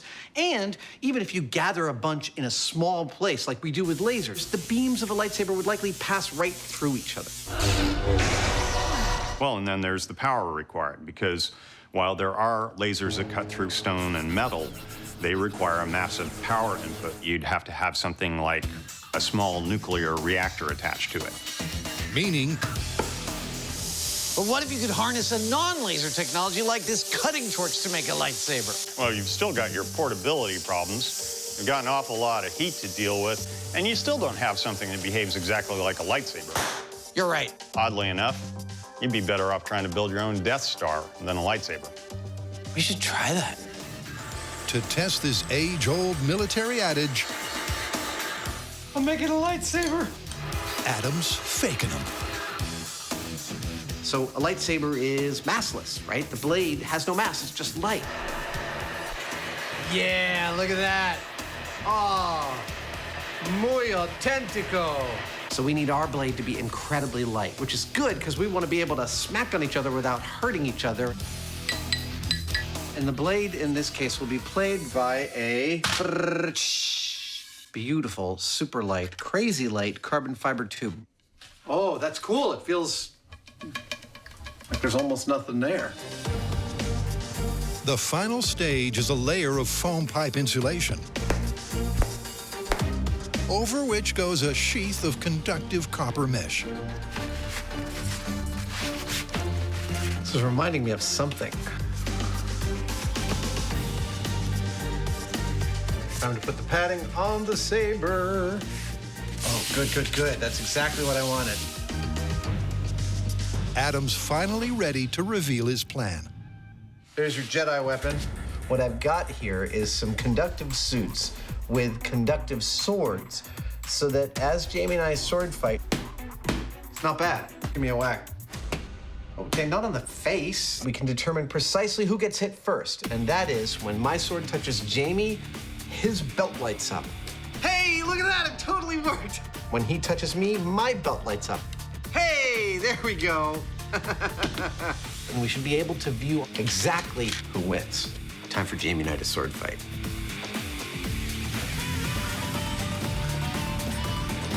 And the fighting is going to start here, but I think maybe it ought to be a little more sci-fi. Jamie and I are going to begin with a control, that is, fighting each other on flat ground. Looks good to me. We're gonna put a pair of X's on this platform where we start. And when a bell sounds, can you give me a bell sounds, editors? No. No. That's it. When we hear the bell, we start fighting. Whoever touches first wins, and you know because the other guy's lit up. Reset, go back to 0, and try again. Oh, it's like putting on a straitjacket. There we go. Dude, this is hot. In a best of 25 bouts on an even surface, our copper-clad Jedi will establish a comparative control. You look great. Then they'll repeat the test on higher ground and compare the difference in scores. We're battling with lightsabers. We've ended up working with quite a variety of weapons on this show, and with things like guns and knives, we've even become somewhat proficient. But when it comes to things like swords, not so much. Adam and I are pretty much a blank slate. With the rig ready, when I touch you, you light up. Nice. Our tabula rasas are ready to roll. Excellent. I think we're ready to do some sword fighting. Yeah. Okay, count us into a ding.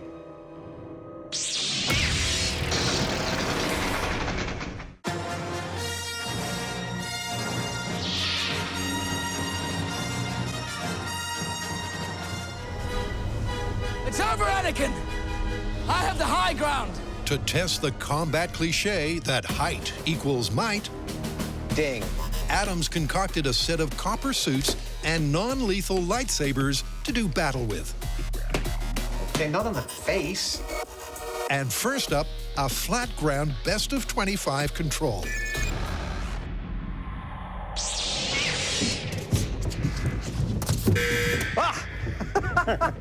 That's one.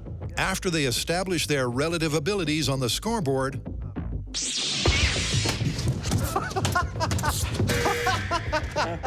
I think you got me on that one. This is kind of fun. Just repairing my lightsaber blade.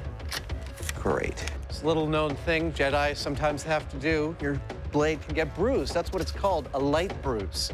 Not a light bruise, but a light bruise. they'll adjust the height of the playing field. Ha! Got your knee. And find out if higher ground really is the ultimate advantage in a deadly duel.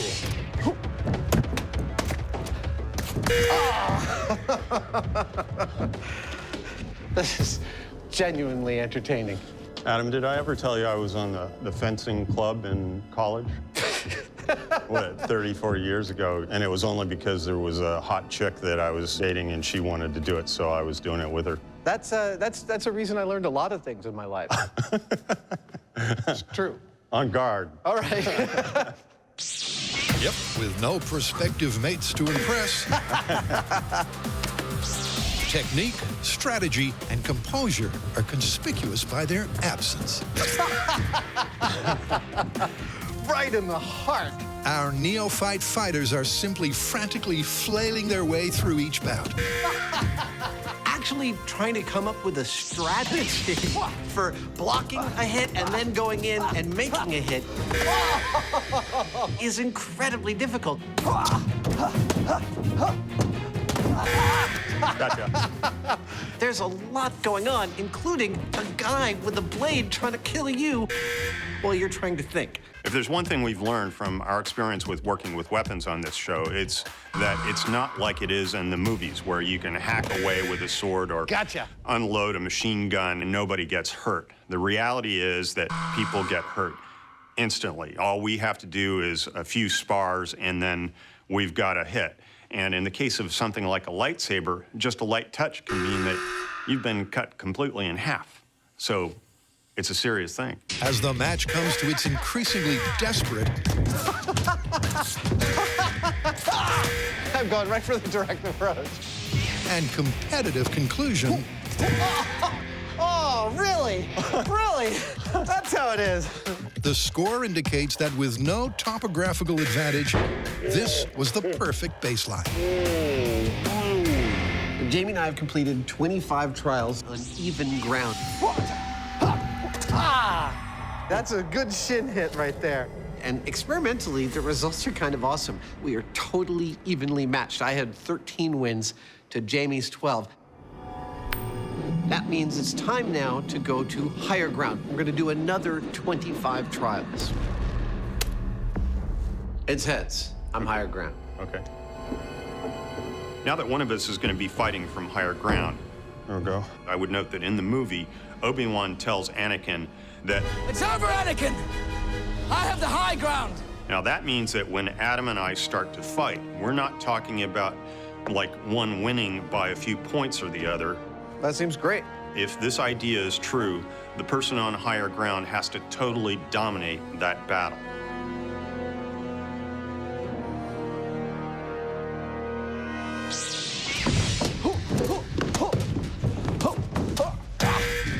I gotcha. This is very interesting. When we were on level ground, Jamie and I were very toe-to-toe in terms of attack and defense. It's over, Jamie. I've got the higher ground. But now that I'm on the higher ground, I'm definitely noticing Jamie is much more on the defensive, and I am able to take the lead in attack. I got You did. I'm not sure if this is shifting the balance in my favor because it's still early, but it definitely feels like I am much more on the offensive. With Adam on higher ground, at first it was a little intimidating because he's over top of you. It sort of seems like he's dominant, like he has a higher reach and more power swinging down. You got me in the face. Does that count? I was aiming for your chest. Sorry about that. But the longer I played with him, I found that seeming disadvantage was actually an opportunity. Oh, you got me in the foot. I don't know how to counter that. Namely, that if I cleared his blade with a powerful sideways swipe and then swung in towards his ankles, which are now exposed. I see your strategy. You can't win. I've got the lower ground. They call me ankle biter. And that worked almost every time I was able to get the timing right. Oh, I hit myself in the groin. Oh, no, I'm sorry. I'm gonna need a minute. I think I did it with the butt of my lightsaber. Let's take a minute for Mr. Hyneman to walk it off. I know, you guys are loving this. Isn't this great TV? You know, when I was a teenager practicing juggling, one of the juggling things is to take a pair of juggling pins and practice this spinning technique, which actually used to be an Olympic event. And I was about 16 when I was getting really good at it, and I tried to move. I smacked myself right in the trunk with a juggling pin. I was all alone in the house. I spent like half an hour on the bathroom floor just weeping. You want a drink? You want a scotch, a bourbon? No, I'm good to go. Okay.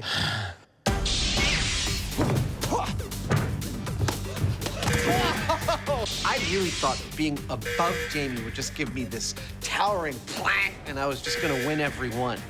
But he has access to my ankles, which he used incredibly effectively.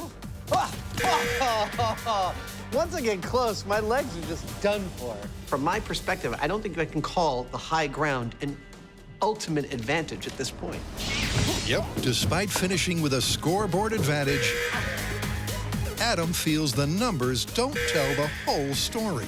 There's two things wrong with the data we've thus far gathered. One is we're looking for a definitive advantage, not a soft advantage. Two, and most importantly, we're not sword fighters. We don't know the first thing about fighting with swords like this. We need the assistance and perhaps even some training from an expert. Yeah, that's what we need, an expert. And while the guys wait on a Jedi delivery, it's back to the workshop, where the Hyneman has dumped his foam failure. And they're going off to the side.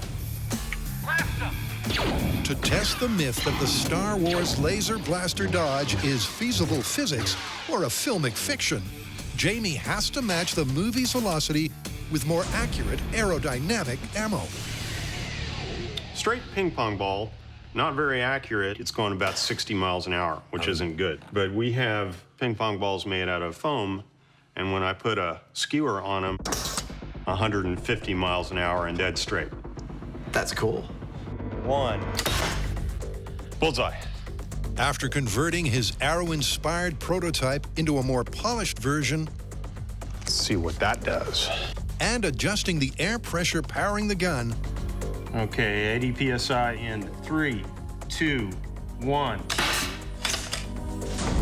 Jamie nails the blaster benchmark he's after. We've done a number of runs now, and we're getting very consistent speeds of 130 miles an hour out of our gun. So we're right where we need to be. Yep, but without a comparison to, say, a bow and arrow, it's difficult to gauge what 130 miles per hour really means.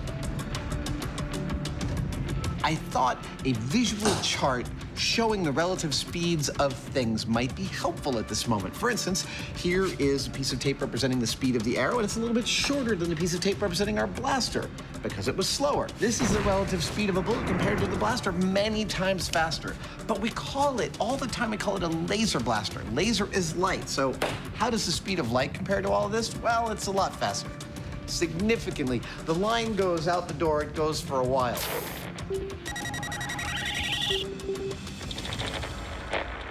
It's just a little faster than our blaster bolts.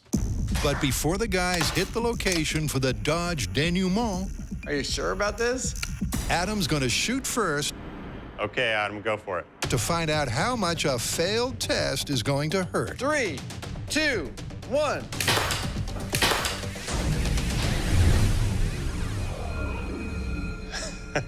How was that? Well, I tell you what, you definitely want to be wearing a cup. So it's a good ouch? It's an incentive not to want to get hit. Perfect.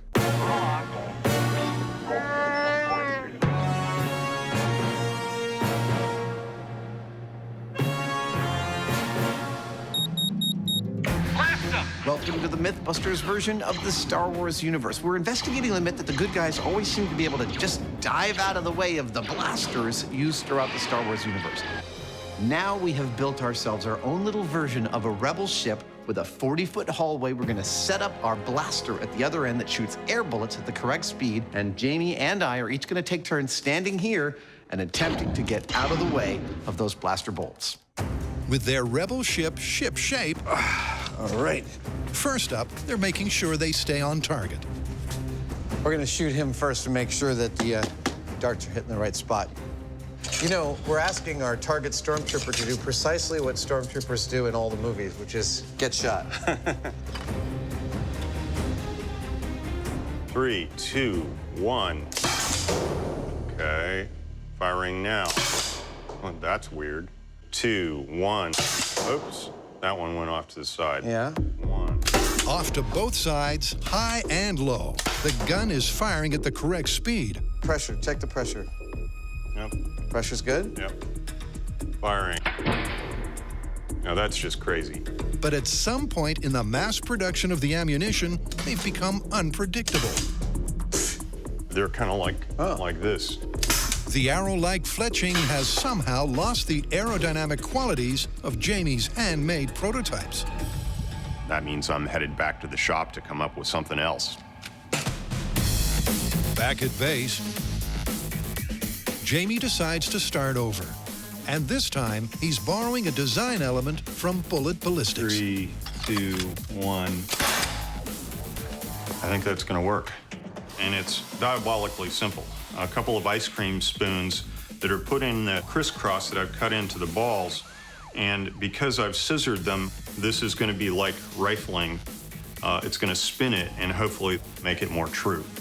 And with that, Jamie whips up a bucket load before heading back aboard, where Adam gets an eye-watering demo. 3, 2, 1. Ow! We are back in business. These darts are working beautifully. The only concern I have is that they keep hitting our stormtrooper where it counts. You first. Okay.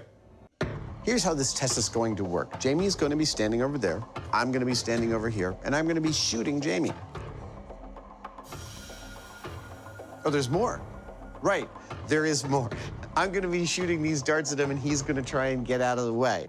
This is it. The Hyneman steps up to the plate to put his body in the firing line for science. All right, Mr. Hyneman, are you ready? I'm ready. I'm not going to count it down, right? Yeah. Okay, so at some point in the next 10 seconds, we're going to fire. As far as reaction time goes, we know that a sprinter on the blocks, ready to do a race, can react within 160 milliseconds of the starting pistol firing. Jamie's got 220 to get out of the way of this bullet. Personally, I don't think he's going to be able to do it.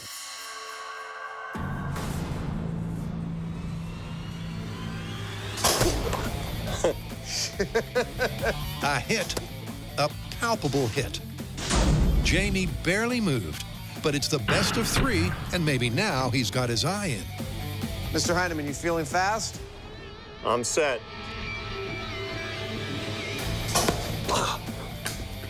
Got me. Got you.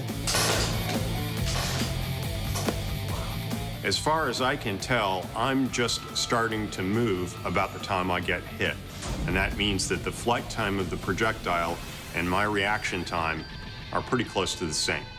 All right. At some point in the next... right in the center of your solar plexus there. Yeah. That's a 3-peat. Moving at the average speed from all 6 movies, the blaster seems unavoidable. Jamie's unable to react and take evasive action in time. All right, sir. Which means it's Adam's turn. Ah! Right in the shoulder. Whew. Ah! The adrenaline dump is intense. And once he gets an identical and conclusive result, Ah! That was no contest. 3 for 3. this myth is on the ropes. Well, there's just no getting out of the way of those things. But I'm thinking there might be a wrinkle we want to add to this that makes it more realistic. But before they test a more realistic quick draw, our junior Jedi will test the martial myth of a higher ground advantage by learning from a lightsaber master.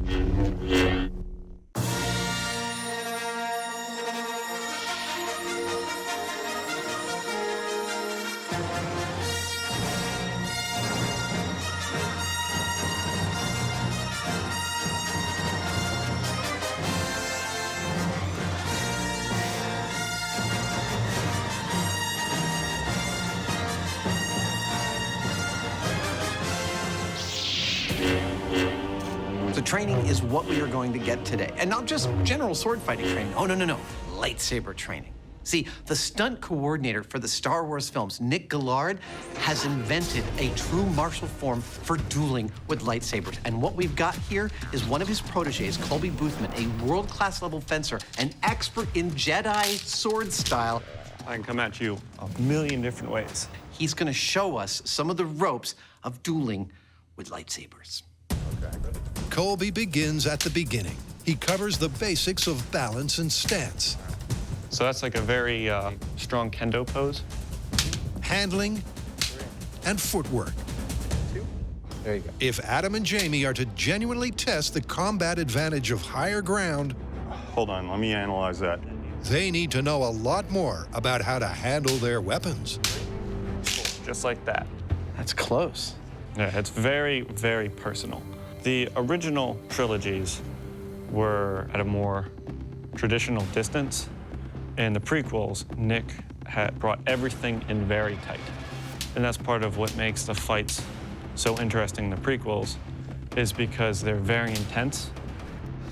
At the same time, they're so close that you can see the reactions from the actors. And that's why they trained so long for the prequels. Hayden and Ewan trained every single day for about 8 weeks. Oh, that feels very Jedi. It feels like a very Jedi move. I recognize that move. That's cool. In episode 3, the fight is originally about 15 minutes long. Crazy. That fight, they had to open up 3 studios. It's the length of 3 football fields just in one fight. Wow. Well, we haven't been training very long, but what is already crystal clear is that up till now, Jamie and I have basically been like a couple of gorillas with baseball bats, just kind of wailing away at each other.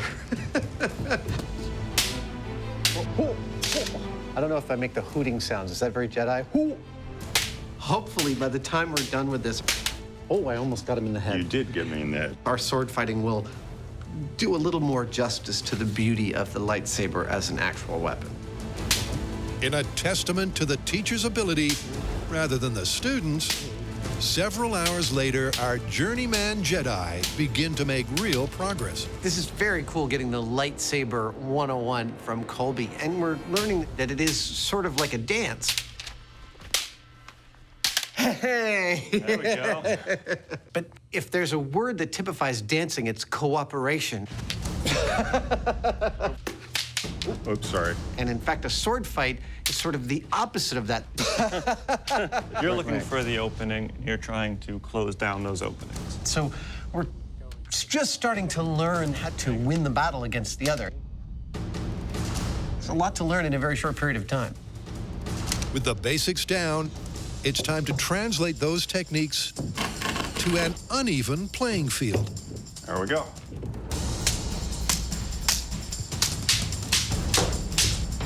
A lot of times, it's not so much putting as much power as you can, it's trying to hit the openings that you see.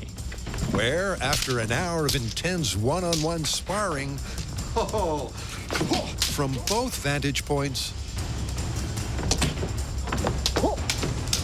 our fledgling fencers are exhausted. Hold on a second. Oh, that's a ching. But prepared for the ultimate fiery finale on the soon-to-be volcanic planet of Mustafar. Now, the scene we're going to be creating here is the hellish interior of a volcano with molten magma, smoke, and fire. This may look like a giant tie-dyed t-shirt, but actually this is our volcanic sky. That's looking pretty good. Yep, to match conditions of the iconic silver screen scene, the team is going to recreate not just the topography, but the volcanic atmosphere. Nice. This thing is our lava flow. It's made out of clear plastic so that we can get lights underneath it to make it glow like lava does. One edge is higher than the other, so when we pour the lava in, it'll flow this way. And our lava itself is going to be guar gum. It's a powder like this stuff. And when you add it to water along with a little food colorant, voila, you've got this goopy lava stuff. It's perfect. With the suitably dramatic backdrop ready to rock, Jamie gets to work accurately faking the footing. And there we go, one instant volcanic rock slope. This ramp is what we're going to be fighting on. I actually took footage of the movie and the fight scene, and I held a protractor on the screen and measured it. That's what this angle right here is. And we've also put an uneven black terrain, which pretty faithfully replicates that scene. And while the finishing touches are applied to their fake inferno, there's an unresolved reaction time test to tackle. Thus far, Jamie and I have been completely unsuccessful in dodging the bullets from our blaster. And we've constructed, I think, a pretty nice experiment. We've removed a lot of variables. I'm not going to count it down, right? Yeah. But now I'm thinking we might have removed one too many. What? I know science is all about removing variables to look at the essence of a thing, but what we've got here is almost like a sniper arrangement. But at 40 feet, I can see the stormtrooper holding the blaster. I can see him see me, and he goes, blaster! That action of the lifting of the gun, that might make all the difference. So to replicate that scenario, these stands are holding this weapon in a standard carry position, so that when I identify a potential target, all I have to do is raise the gun and fire. Let's do it. All right, Hyneman, I'm feeling good about this one. Hold on just a sec. There we go, properly covered. All right, sir, I'm ready when you are. Okay.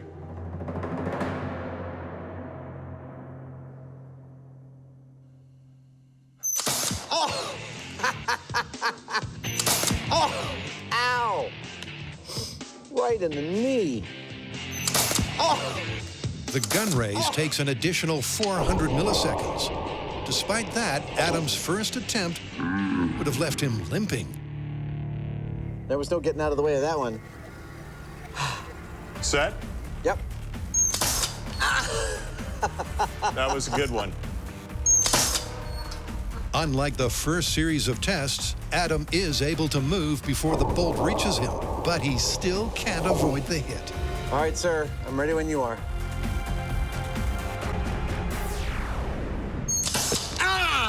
Uh-oh.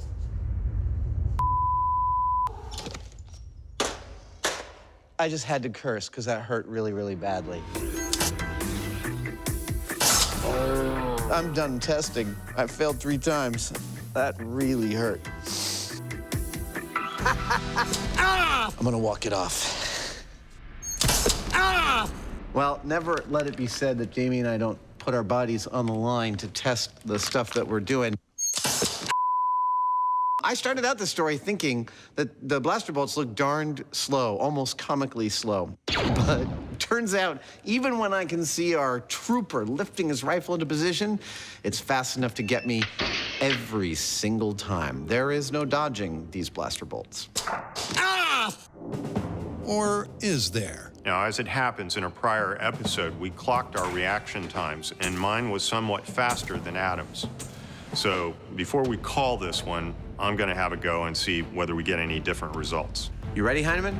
I'm ready. Can the Hoosier do what no normal human can? 1 for 1. Jamie's fast, but there's simply not enough time to sight the incoming projectile, react. That's 2 for 2. And then move all of your body parts out of the way. I felt it on my Well, I think that's pretty definitive. You just can't dodge out of the way of these blaster bolts, and that's why in any gunfight, I recommend you shoot first. So, what have we learned today about humans' ability to dodge blaster bolts? Not gonna happen. I was totally surprised by that. Let's get out of here. Dude, it's a set. Oh, right.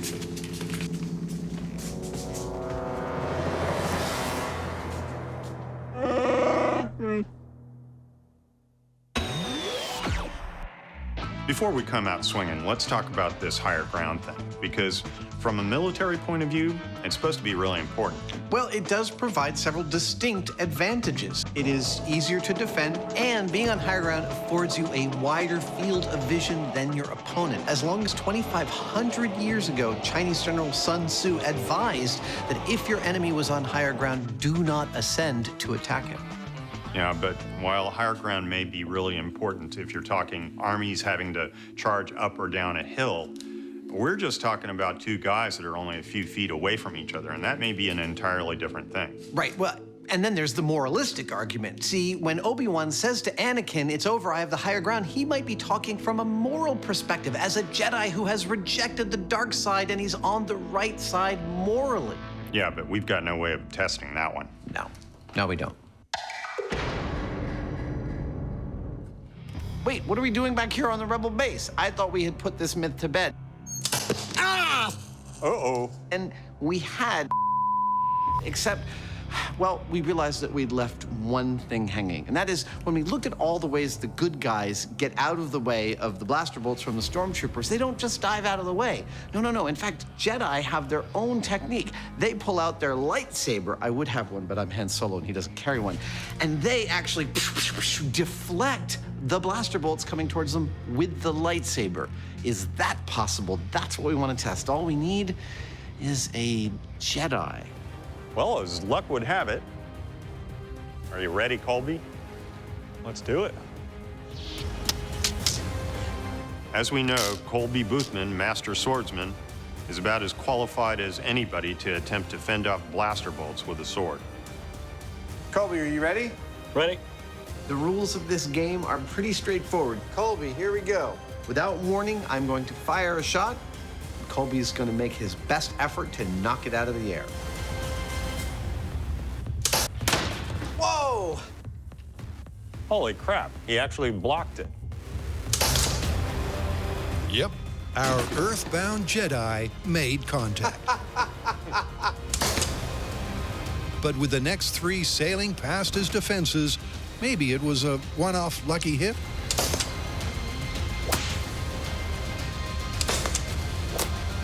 Nah, it hit me.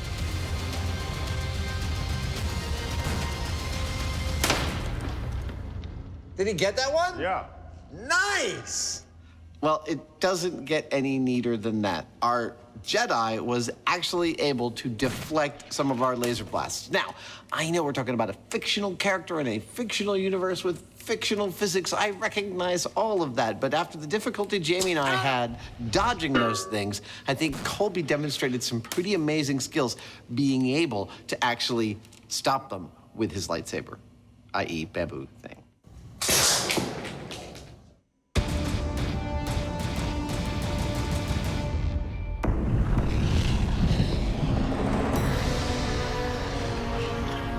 Welcome to the planet Mustafar. Jamie and I wanted to know if higher ground is, in fact, a crushing advantage when it comes to battling with lightsabers. So we brought in one of the actual fight coordinators from the Star Wars films to give us a little lightsaber 101, and now we've replicated the exact pitch of terrain that Obi-Wan and Anakin have their final battle on. Also, for your viewing pleasure, we've replicated some of the aesthetics of the planet itself. We couldn't resist. Am I allowed to make my own sound effects? Okay, go ahead and turn the power on. So how's this going to work? Well, we're going to do 25 rounds with Adam on the high ground and then 25 rounds with me on the high ground. There you go, sir. To protect the lower person's head, we're using this kendo helmet, and it's wired along with the rest of the suit, so we'll be able to see if we actually get a score on that. I'm gonna do a systems check on your helmet. Yeah. Hey, reset. The rules are simple. Yep. When you get hit by a sword stroke and your lights light up, that's a point for your opponent. Totally feels more realistic with this terrain, doesn't it? Yeah, it came out quite nice. At the end, we'll tally up the score and see what we got. You ready, Hyneman? You betcha. Are you a Sith or a Jedi? I would be a Sith. That's what I would have said, but I didn't want to insult you. All right, let's go, Sith.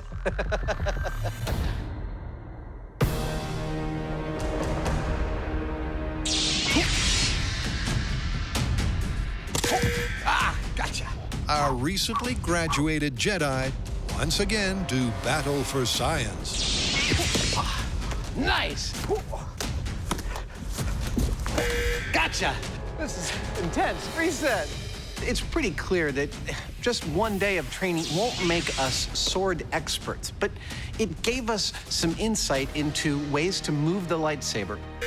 And it also does what all training does. It slows the process down a little bit. Reset. I feel like it's much less of a free-for-all in this test than it was when we started. Oh, gotcha.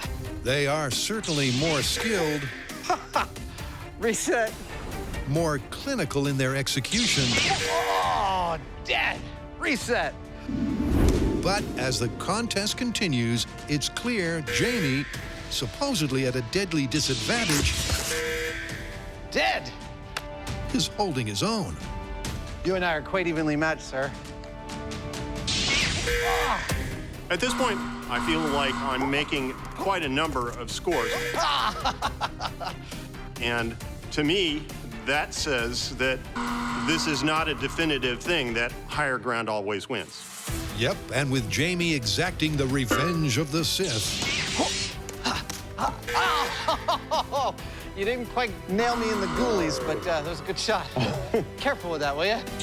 Part 1 of the competition reaches its exhausting conclusion.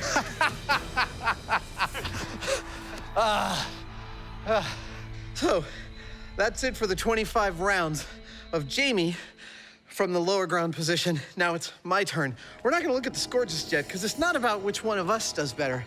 It's about whether higher ground does significantly better than lower ground. Yep. All right, Mr. Hyneman, you ready? I'm ready. Okay. But my intuition right now says higher ground is not a crushing advantage. However, when Jamie takes the high ground, he immediately racks up several quick-fire wins. And Adam's obviously off balance. Reset. Oh!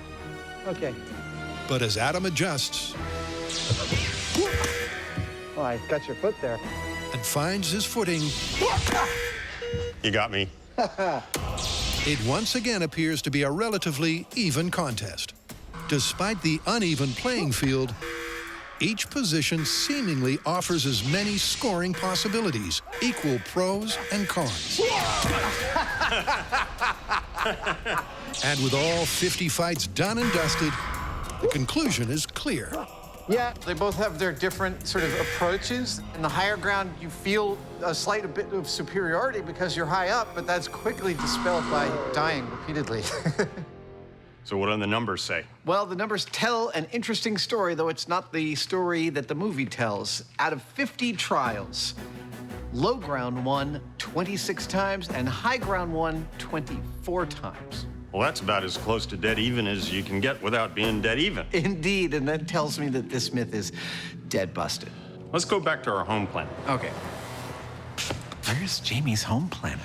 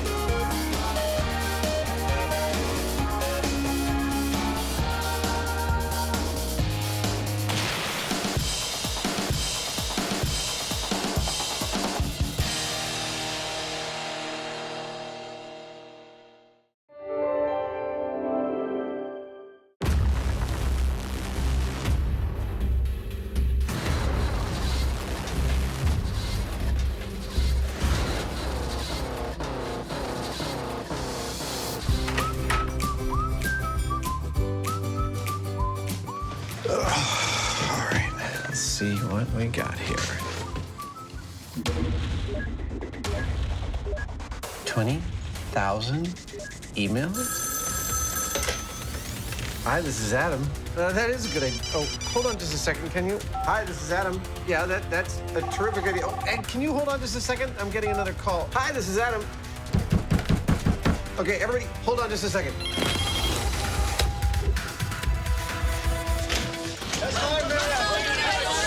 Coming through. Coming through. Coming through. What the heck was that? Suggestions. What, for stuff we got wrong or stuff we should retest? All of the above. Sounds like we have some unfinished business.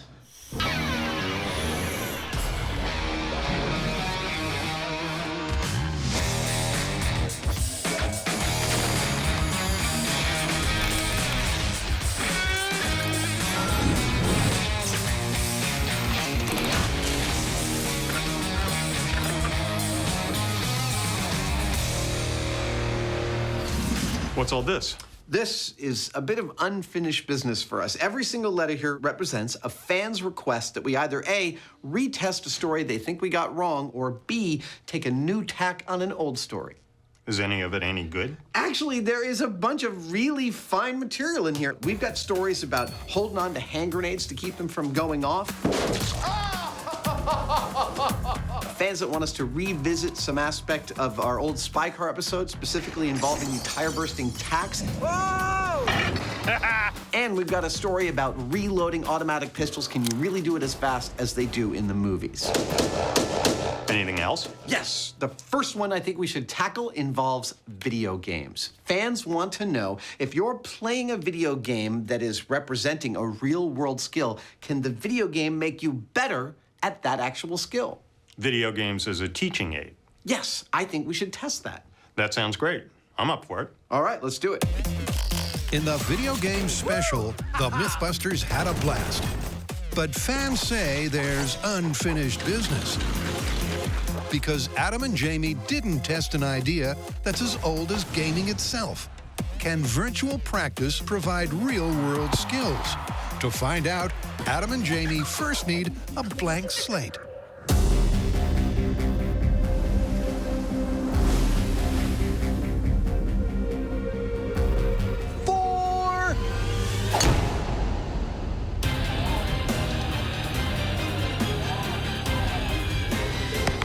When it came time to choose a skill that video games might make us better at, we ended up choosing golf. Hop in, fancy pants. All right, let's go play golf.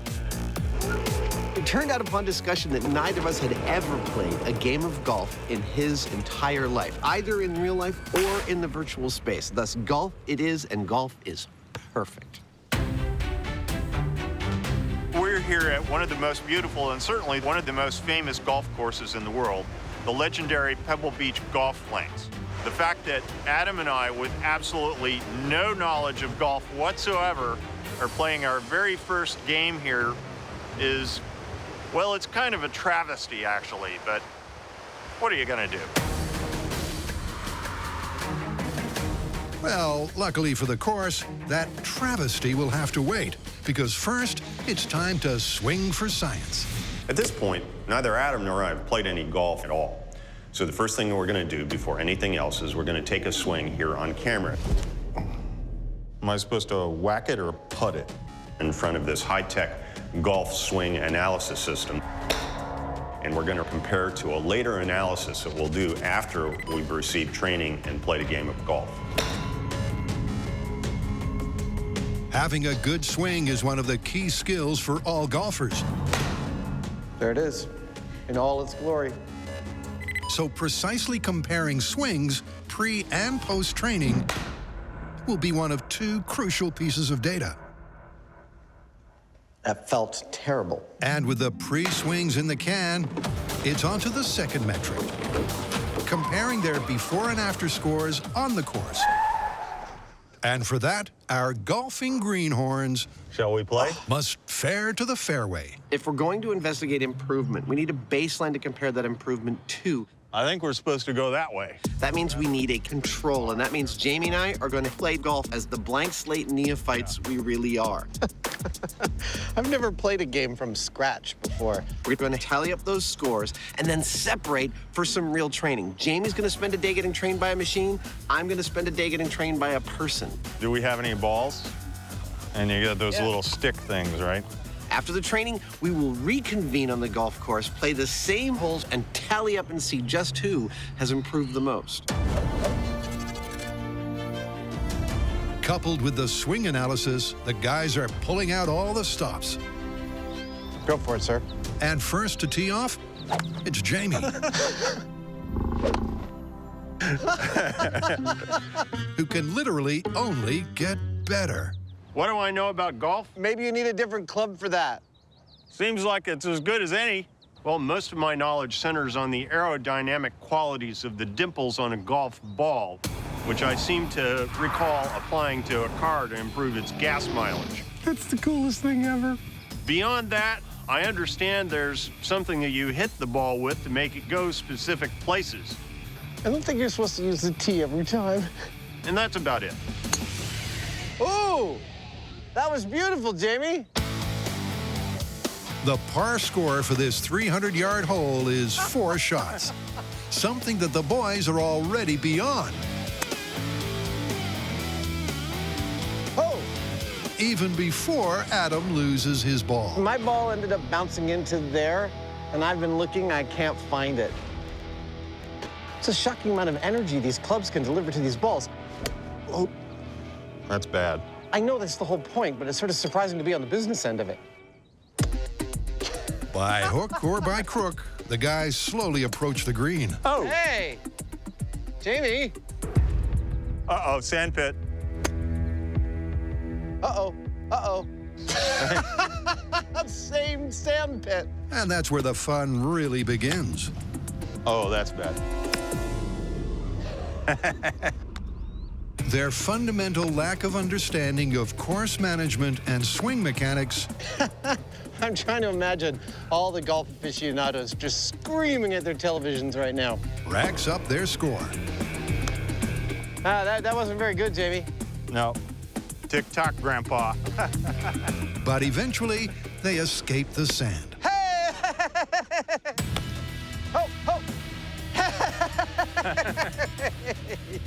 Nice! And get down to the business end. Putting. Looks like it slopes that way. I know enough of watching golf that you want to account for the slope and the momentum.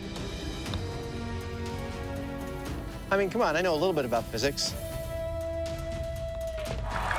In the hole. In the hole.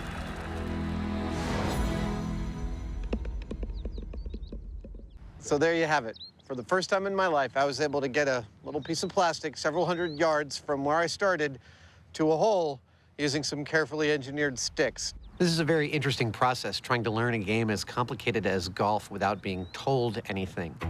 There we go. Not bad. It's pretty clear that Jamie and I are improving certain things.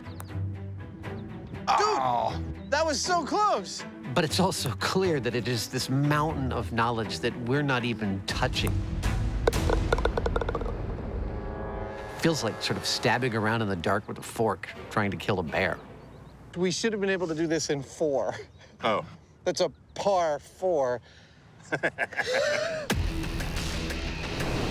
Taking a break from the fairway, what's next for unfinished business? So what was the issue with how we did spike our tacks? Well, fans noted that while we correctly replicated spikes we'd seen in movies, There we go. tetrahedral in shape and spiky, they also noted that those would let air out of the tires a lot more efficiently if they were hollow. Well, that kind of makes sense, and we can easily test that. I know, I think we should. Hollow tacks should make for a better getaway gadget. But will they immediately stop the chase car first time, every time? In our previous Spy Car episode, our spikes looked like this. But fans have told us that they want hollow tacks, and that is where this stuff comes in. This is a bunch of hollow steel tubing. I'm going to use it to fashion some hollow spikes. Now, I could just bend and cut and weld each spike individually, but I'm a big believer in the assembly line process. Perfect. Oh, not perfect. That's perfect. So this bending, this is actually the first step in my assembly line for these spikes. It's the first step in a 4-part process. I love blacksmithing. So what's next for our resident Q? Step 2 of my assembly line process, the cutting.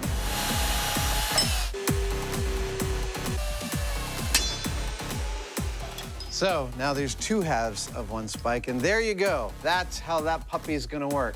Cut out a bunch of these, start to weld them together. Boom! We have our hollow spikes. With Adam cutting corners for science, it's soon onwards and upwards. Step 3 of my assembly line process, the welding. You may recognize the rig I'm going to use for welding as the one I built for the first episode, and it works like this. Look at that.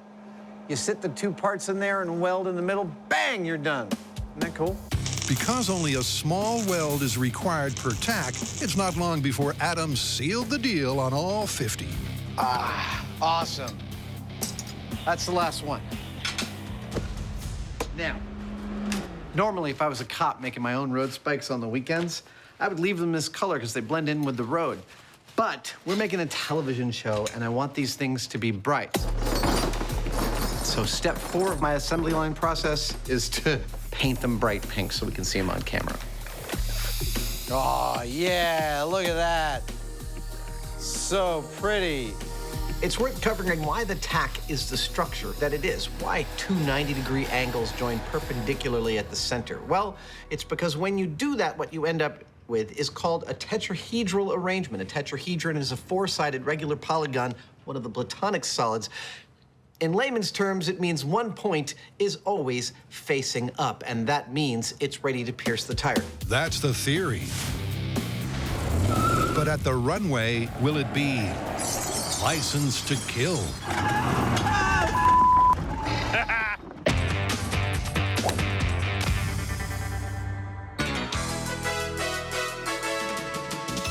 Tick-tock, Grandpa. To find out if you can gain real-world skills Wow. from video games. I went off the cliffs. There are cliffs? Adam and Jamie are attempting to play golf. See the flag right there? I do. It's another stick. They should just call this game Sticks. Sticks and balls. They'll call the myth based on 2 tests, a pre- and post-training swing analysis and a before and after score comparison.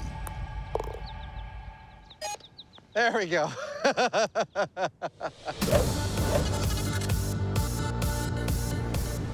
It's worth repeating right here that Jamie and I know absolutely nothing about the game of golf.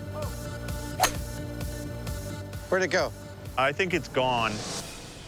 Don't get me wrong, we understand there is a game called golf and that people play it. Bit by bit. And I have spent many Sundays watching it on television because golf is the only sport that I enjoy watching on television for some reason. Woohoo! Yes! In your face, Hoosier! But as far as, you know, what these clubs do, Okay, be the ball. why there's so many of them, Pretend that ball owes you money. Nice! what they're good for, I'm going with a 5-iron. Okay. I don't know why. We are blank slates. We are tabula rasas. There's my ball. Right at the edge of doom.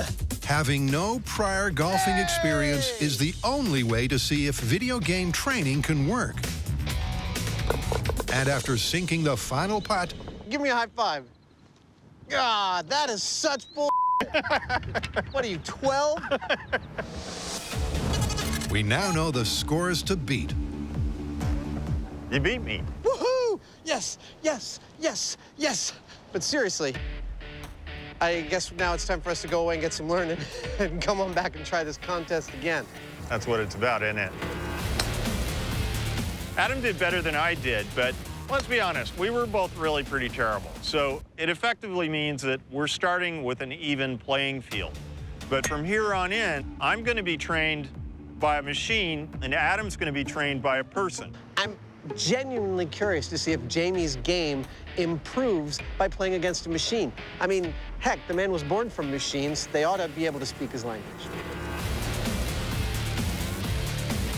Back at the shop, Jamie plugs in and goes to work upgrading his internal golf app.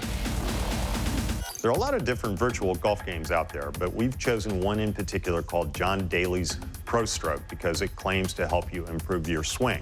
Now, a golfer's swing is crucial to his game, so I'm going to see if it helps me improve mine because I could improve a great deal. So we're on the first hole, and I've got to go 440 yards to get that ball into the hole.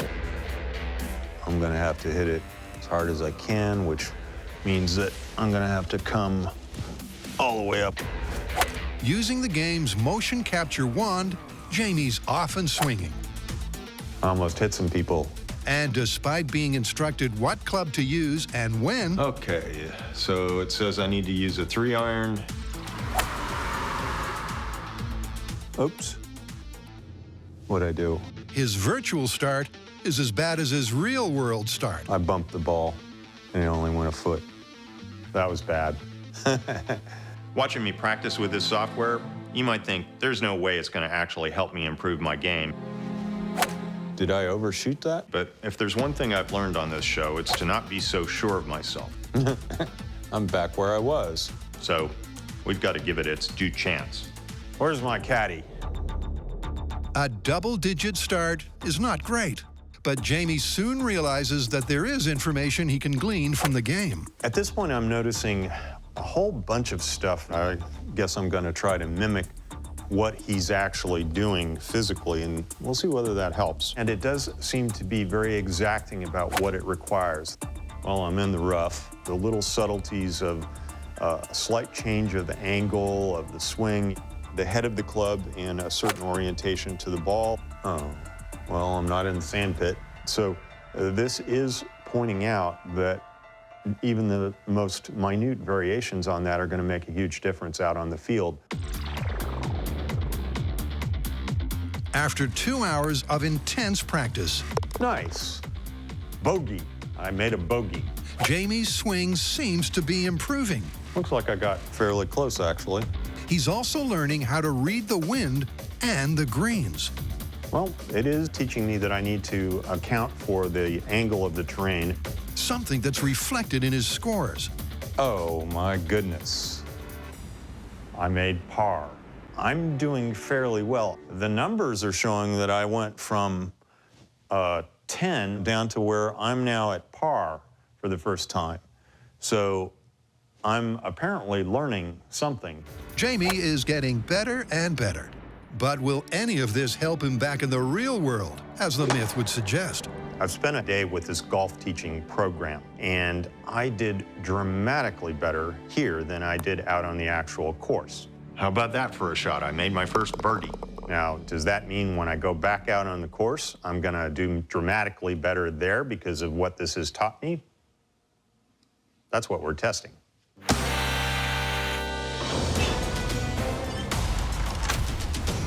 When Adam and Jamie recently took aim at grenades, there was fire in the hole. But fans have found a new detonation drama. So get a grip. Get a grip yourself. No. That is actually the name of the story that we're doing. There is a TV show called The Bridge, and on this show, a bad guy took a mother with her kids and locked them in a shed, but before he locked them inside, he handed the mom a live grenade. So that she's holding on to it, knowing that her ability to hold on to it is her only line between life and certain death. And after a couple of hours, she can barely hold on any longer. Her forearm's all cramped, and she's just about to let go when the hero shows up and saves the day.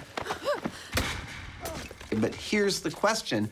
Is holding on to a grenade really that difficult? Well, I hope when we go to test this, we can use an inert grenade. That was the plan, yes. Well, do you mind if I put something a little extra in there, a little surprise, maybe? Something to raise the stakes?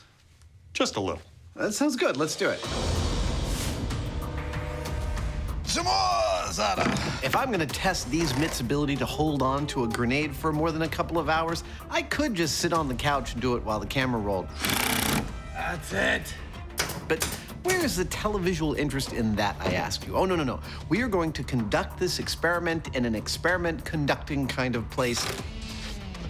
Good enough. A room in which I will be locked in for a couple of hours to see how well I can hold on to a grenade. There's nothing worse than painting ceilings. So when I get to hell, if there is one, they'll be like, oh, time to paint the ceiling. With Adam's flat pack pad signed, ceilinged, and delivered, now that's an experimental space. it's over to Jamie, who's preparing some extra motivation. To try to replicate the pressure the woman in the clip was feeling, I think it's important that our genuine grenade not be completely inert. So I've rigged a little consequence for Adam if he lets go. Let's just say he's in for a shock. Both Jamie and Adam are trying to make sure that everything matches the clip, including... Nice outfit. Well, never let it be said I'm not willing to go the extra mile for science. And with that, it's go time. 3, 2, 1. There we go. In the TV show, the woman had to hold on to the grenade for about 2 hours. So far, it doesn't feel so bad. But the thing is, there's a spring behind this that wants to flip that lever away. So over time, this could be really difficult. A lot harder than you think. 25 minutes in, and Jamie's prediction is turning out true. I have to say, I seriously thought this was going to be just a ridiculous cakewalk, but I am starting to feel a little fatigue in my hands. Well, I'm not exactly sure what Jamie set up in terms of his consequences. I have to tell you that it adds a genuine psychological aspect. Knowing that I will unleash some version of hellfire if I let go of this, it definitely makes it a little bit more accurate. Adam's basic instinct is to hang on for dear life. But will he go the distance?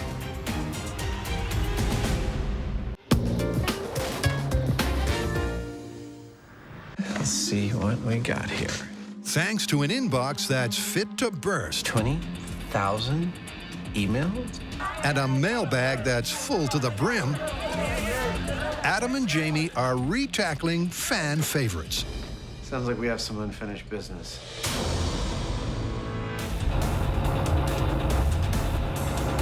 And next up, they're returning to the runway for Spy Car 2.0. Do you have to tailgate me like that? No, but it's fun. Shall we set up the course? Yeah.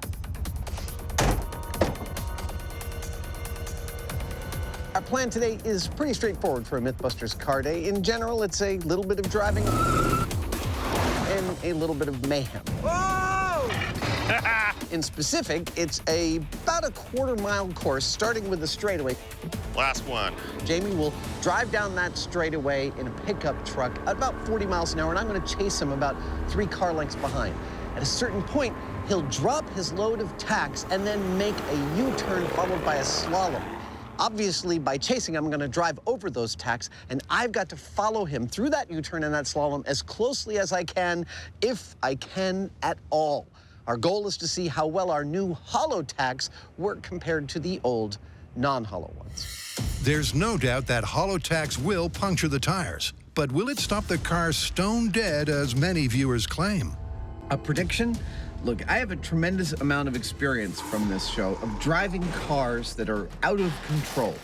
Jamie! And my prediction is that I'm going to get a little more experience with that today.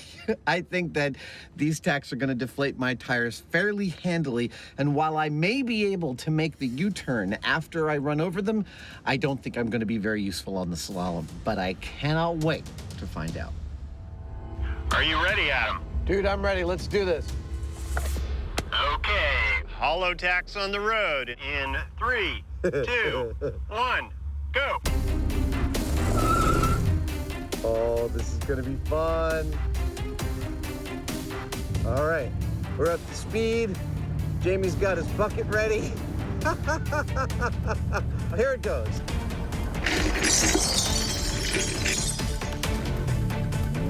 Oh, ho, ho, ho, ho. Oh yeah. Oh, I feel them in my tires. Oh, now I'm making the turn. Okay. Hey, I'm still making the turn. Yeah. Yeah, I'm still making the turn. Whoa! Whoa! Whoa!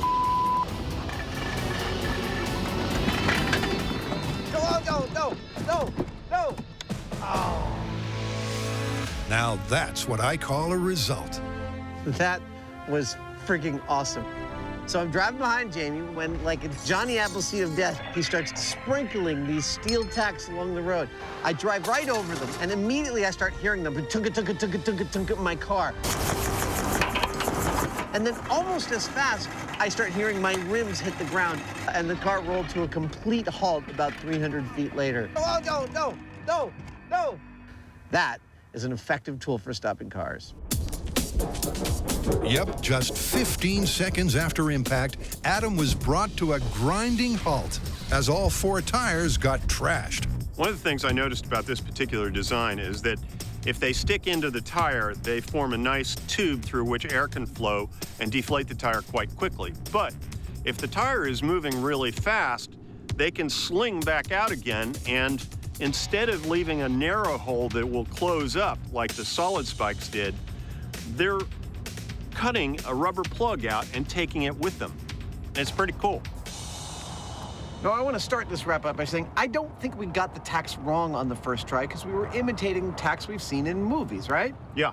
All right, but with our new hollow tacks, were the fans right? Yes, they're deflating tires in seconds as opposed to minutes with the other one. Totally confirmed. Let's get out of here in a car that runs. With one piece of unfinished business now finished, it's back to the hurt locker, These safety goggles are starting to give me a headache. where Adam's testing if he can derail a detonation by gripping a grenade. I've been holding this grip so long that I actually can feel that my fingers are a little bit weaker. I can feel the spring of the spoon wanting to push my fingers outwards. That is interesting and not a little scary. The reason Adam is struggling is down to cramp. Because the muscles in his forearm and wrist have been contracting for more than an hour, the chemical balance inside is out of whack, which causes the muscles to contract more than normal. Now, not only is that painful, but it means that Adam is not in full control over what his arm is doing. So he may just let go yet. That's the theory. How you doing? What are you, a marionette? But because Adam's grasping with a light touch, he's able to keep most of the cramp at bay. And while it is undoubtedly uncomfortable, ow, ow, ow, ow, ow. Oh. It's not long before time's up. There it is, 2 hours. I'm still alive. I just want to point out that in the show, she was saying that her arm was all cramped up and really hurting, but I don't feel anything like severe cramping. I could easily go for probably a couple more hours at least before, I don't know, I'd switch hands and I get another 4 hours. Oh. Yep, despite the odd twinge, Adam got a grip with way less hassle than the clip. And that's not all. So I was thinking, why take the risk of getting cramps at all? I don't love this. I don't love it. It's too wide. I mean, this woman had access to all sorts of stuff. My pantyhose. Stuff she could have used to tie down the spoon of the grenade. Oh, and I thought this experiment couldn't get less dignified. Surely that is going to be the easiest of all options. Yeah, that's what I'm talking about. I only had to sacrifice my dignity to make it happen. With the grenade bound and gagged, there's no chance of a boom. Until Adam takes one for the team. This one's for you. I'm also kind of curious about what's going to happen. Here we go. 3, 2, 1. Oh!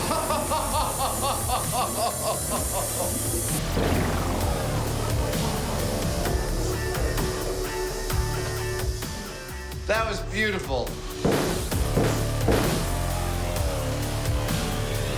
So the myth that you can't hold on to a grenade for longer than 2 hours? Totally busted. And I think in a mighty fine way. And what about being able to disable the grenade? Totally feasible. Pantyhose fit the bill. Yeah, there are probably a half a dozen different ways you could disable the thing, as long as you're not stark naked in that room. That would really suck. Let's call it.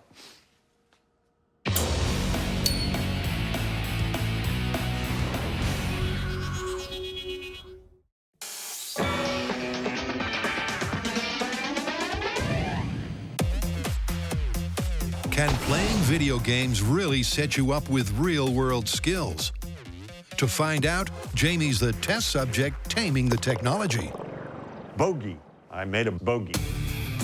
While Adam can't resist competing, courtesy of more traditional training. My training today is going to happen at the legendary Pebble Beach Golf Academy. Founded in 1996, it encompasses both the latest cutting-edge technology as well as some of the United States' best golf teachers. Mine today, Laird Small, was voted PGA's Golf Teacher of the Year.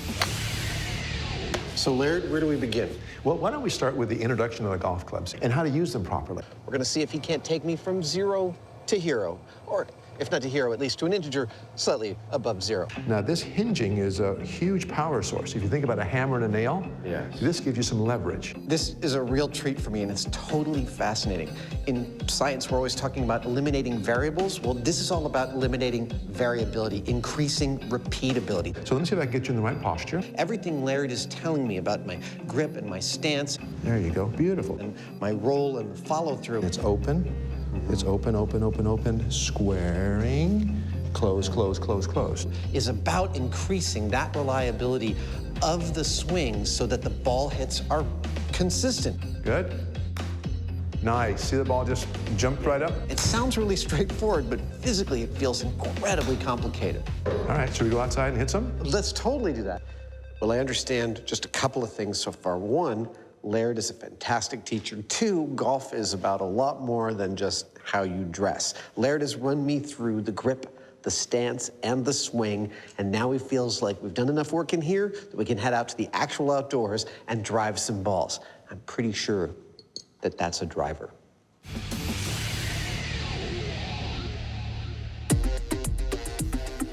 Adam's receiving a solid grounding in the fundamentals. Here's your driver. The clubs, the grip, and the mechanics of the swing.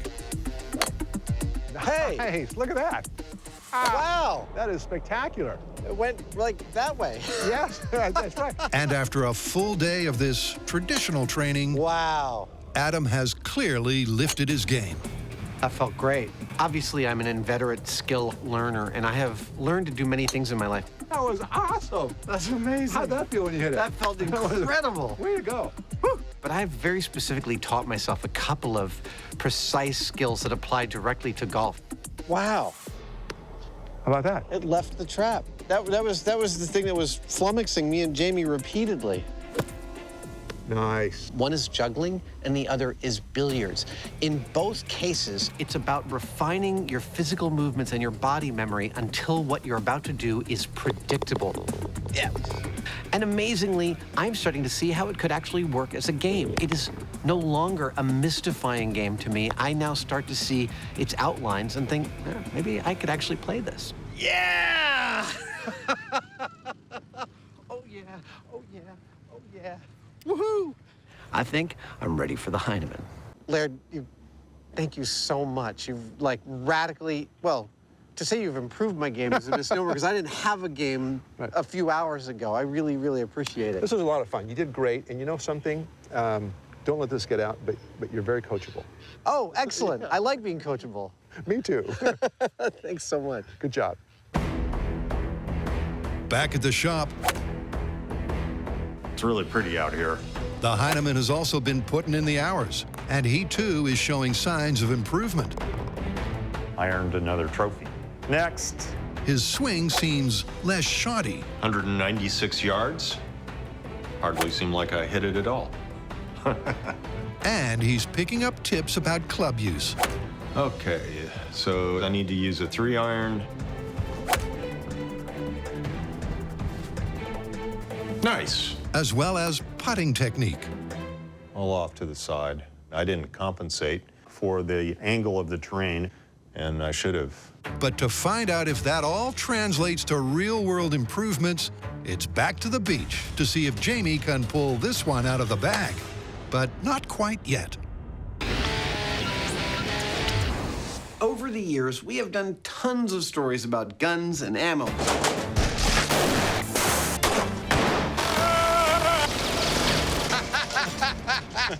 Now fans want us to tackle the modern version of the quick draw. What's that exactly? Well, there's a classic trope in action movies when the hero empties his gun, he's able to reload in a ultra super fast blink and you miss it fashion. And the fans want to know if that's actually possible. And so do I. Okay, then. Let's get shooting. When it comes to being trigger happy, Adam and Jamie have history.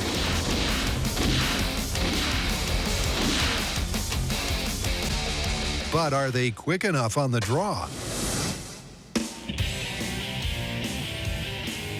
Now, we'd be remiss if we didn't examine the fact that everyone in movies can spray an unlimited number of bullets in a tiny period of time with a high degree of accuracy. And so Jamie and I are going to take a look at just what the real-world threshold is for speed, number of bullets, and accuracy.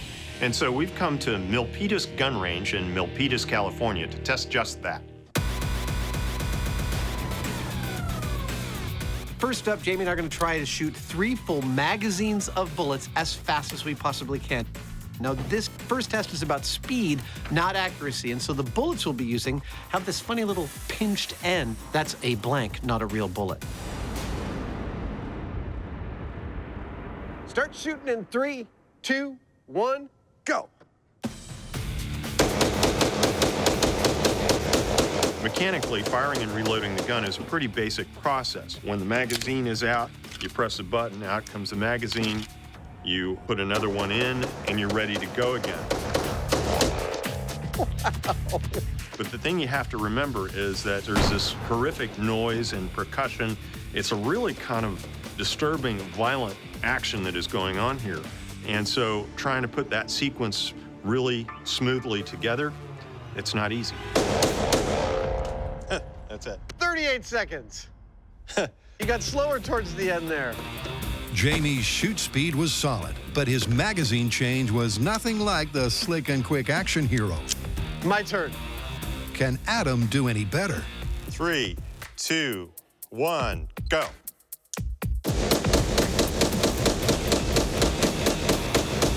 In the annals of things that we learn while doing things that we don't normally do, that is up there. Just firing 3 magazines worth of bullets, my finger got exhausted and I stopped being able to go pop, pop, pop, pop, pop, and started going pop, pop.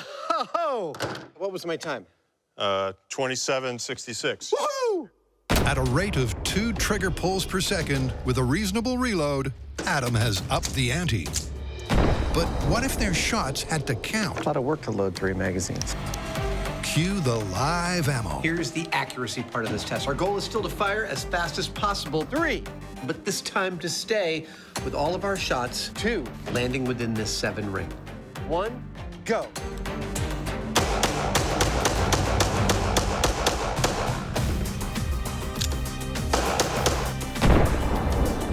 Nicely done. You improved on your time the first one, 33 seconds. Marginally faster, but from reasonably close range, Jamie missed a stationary target several times. Well, looks like 3 landed outside the target area. And when Adam also misses the mark, with minimal improvement to his time, Done. Hollywood's mythical depiction of the magazine reload is looking like film fiction. Adam and I have acquired some experience with guns over the years, but we're not that good of a metric as to rapid firing and reloading. We do have a guy that is, though, and his name is Travis Tomasi. Travis Tomasi is a competition shooter with 18 years of experience. He is legendary at his ability to swap magazines. Right. That's pretty cool. Thank you, gentlemen. That's promising. But can he pull off that seemingly superhuman movie move while taking out the target? Go.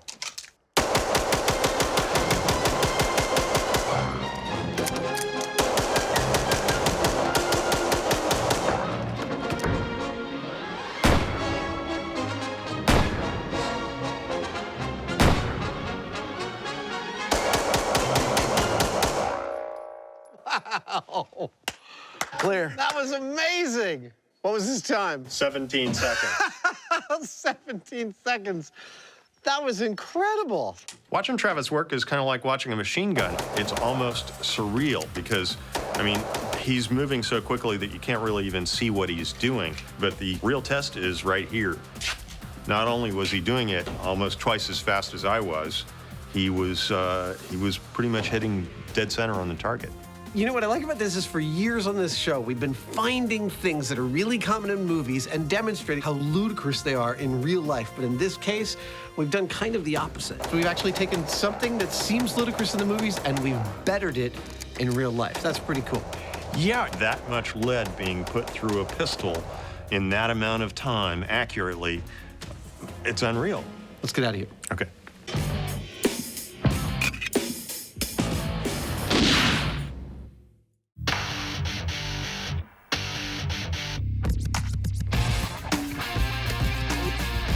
After a truly abysmal game of golf, Jamie and I went off to get some training. Him by a video game. Where's my caddy? Me by a person. Now we've come back to the links at Pebble Beach, and we're going to put those potential skills to the test. Remember, this isn't about whether machine learning is better than person learning. It's about whether learning from a video game has any efficacy at all. Whoops.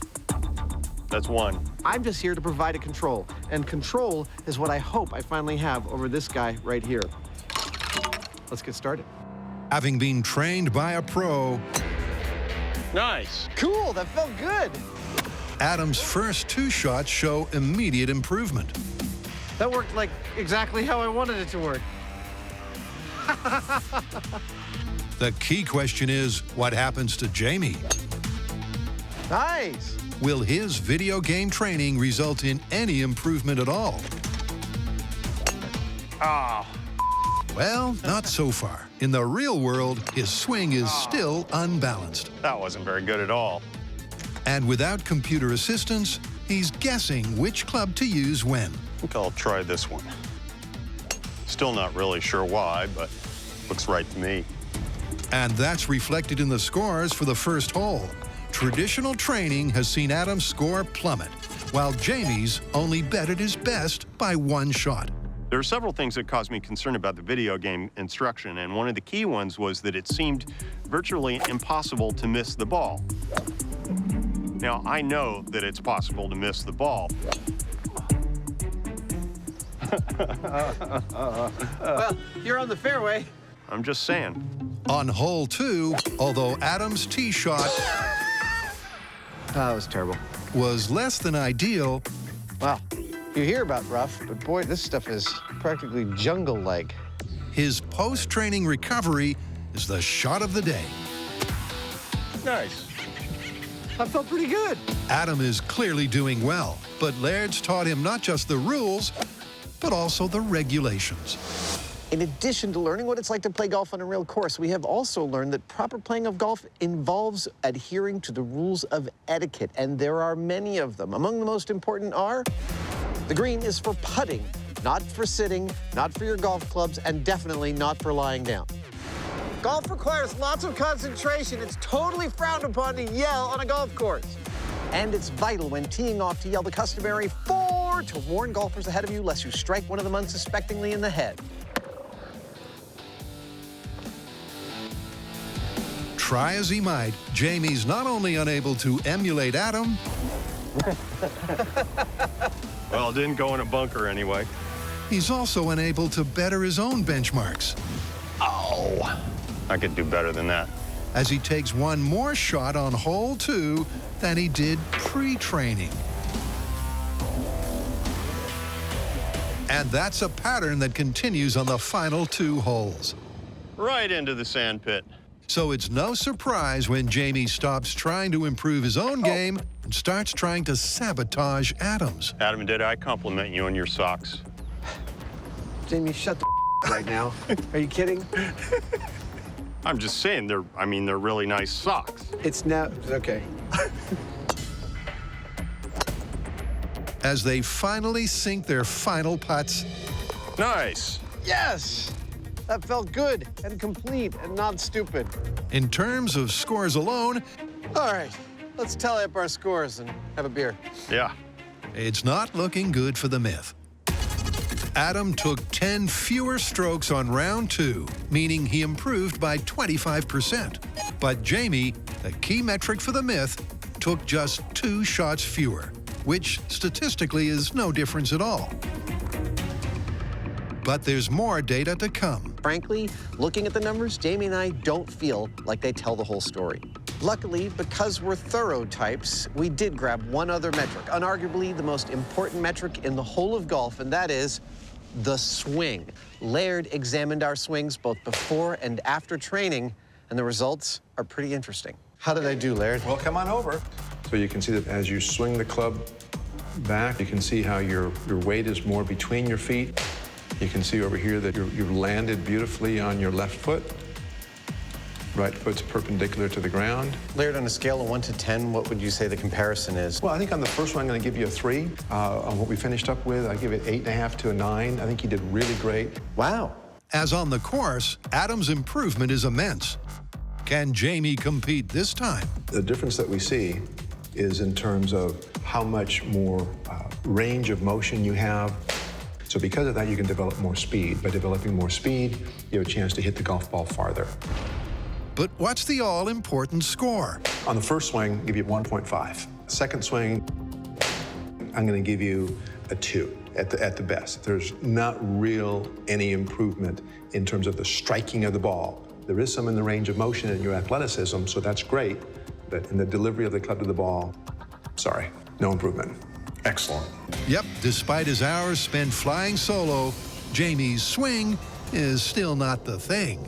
As far as I'm concerned, while the video games did offer some guidance, they seem to be more focused on entertainment than instruction. Well, this is actually kind of fun. So where they have any real help, not half as much as coming out here and just playing golf. So what do you think, Game Jockey? You think we've answered the question as to whether video games can make you better at real-world games? I think we have. And that answer would be? No. That's pretty definitive. Shall we play another round of real golf? Sure, it's nice out here. I agree. I've learned some things about my swing I could show you. Oh, shut up.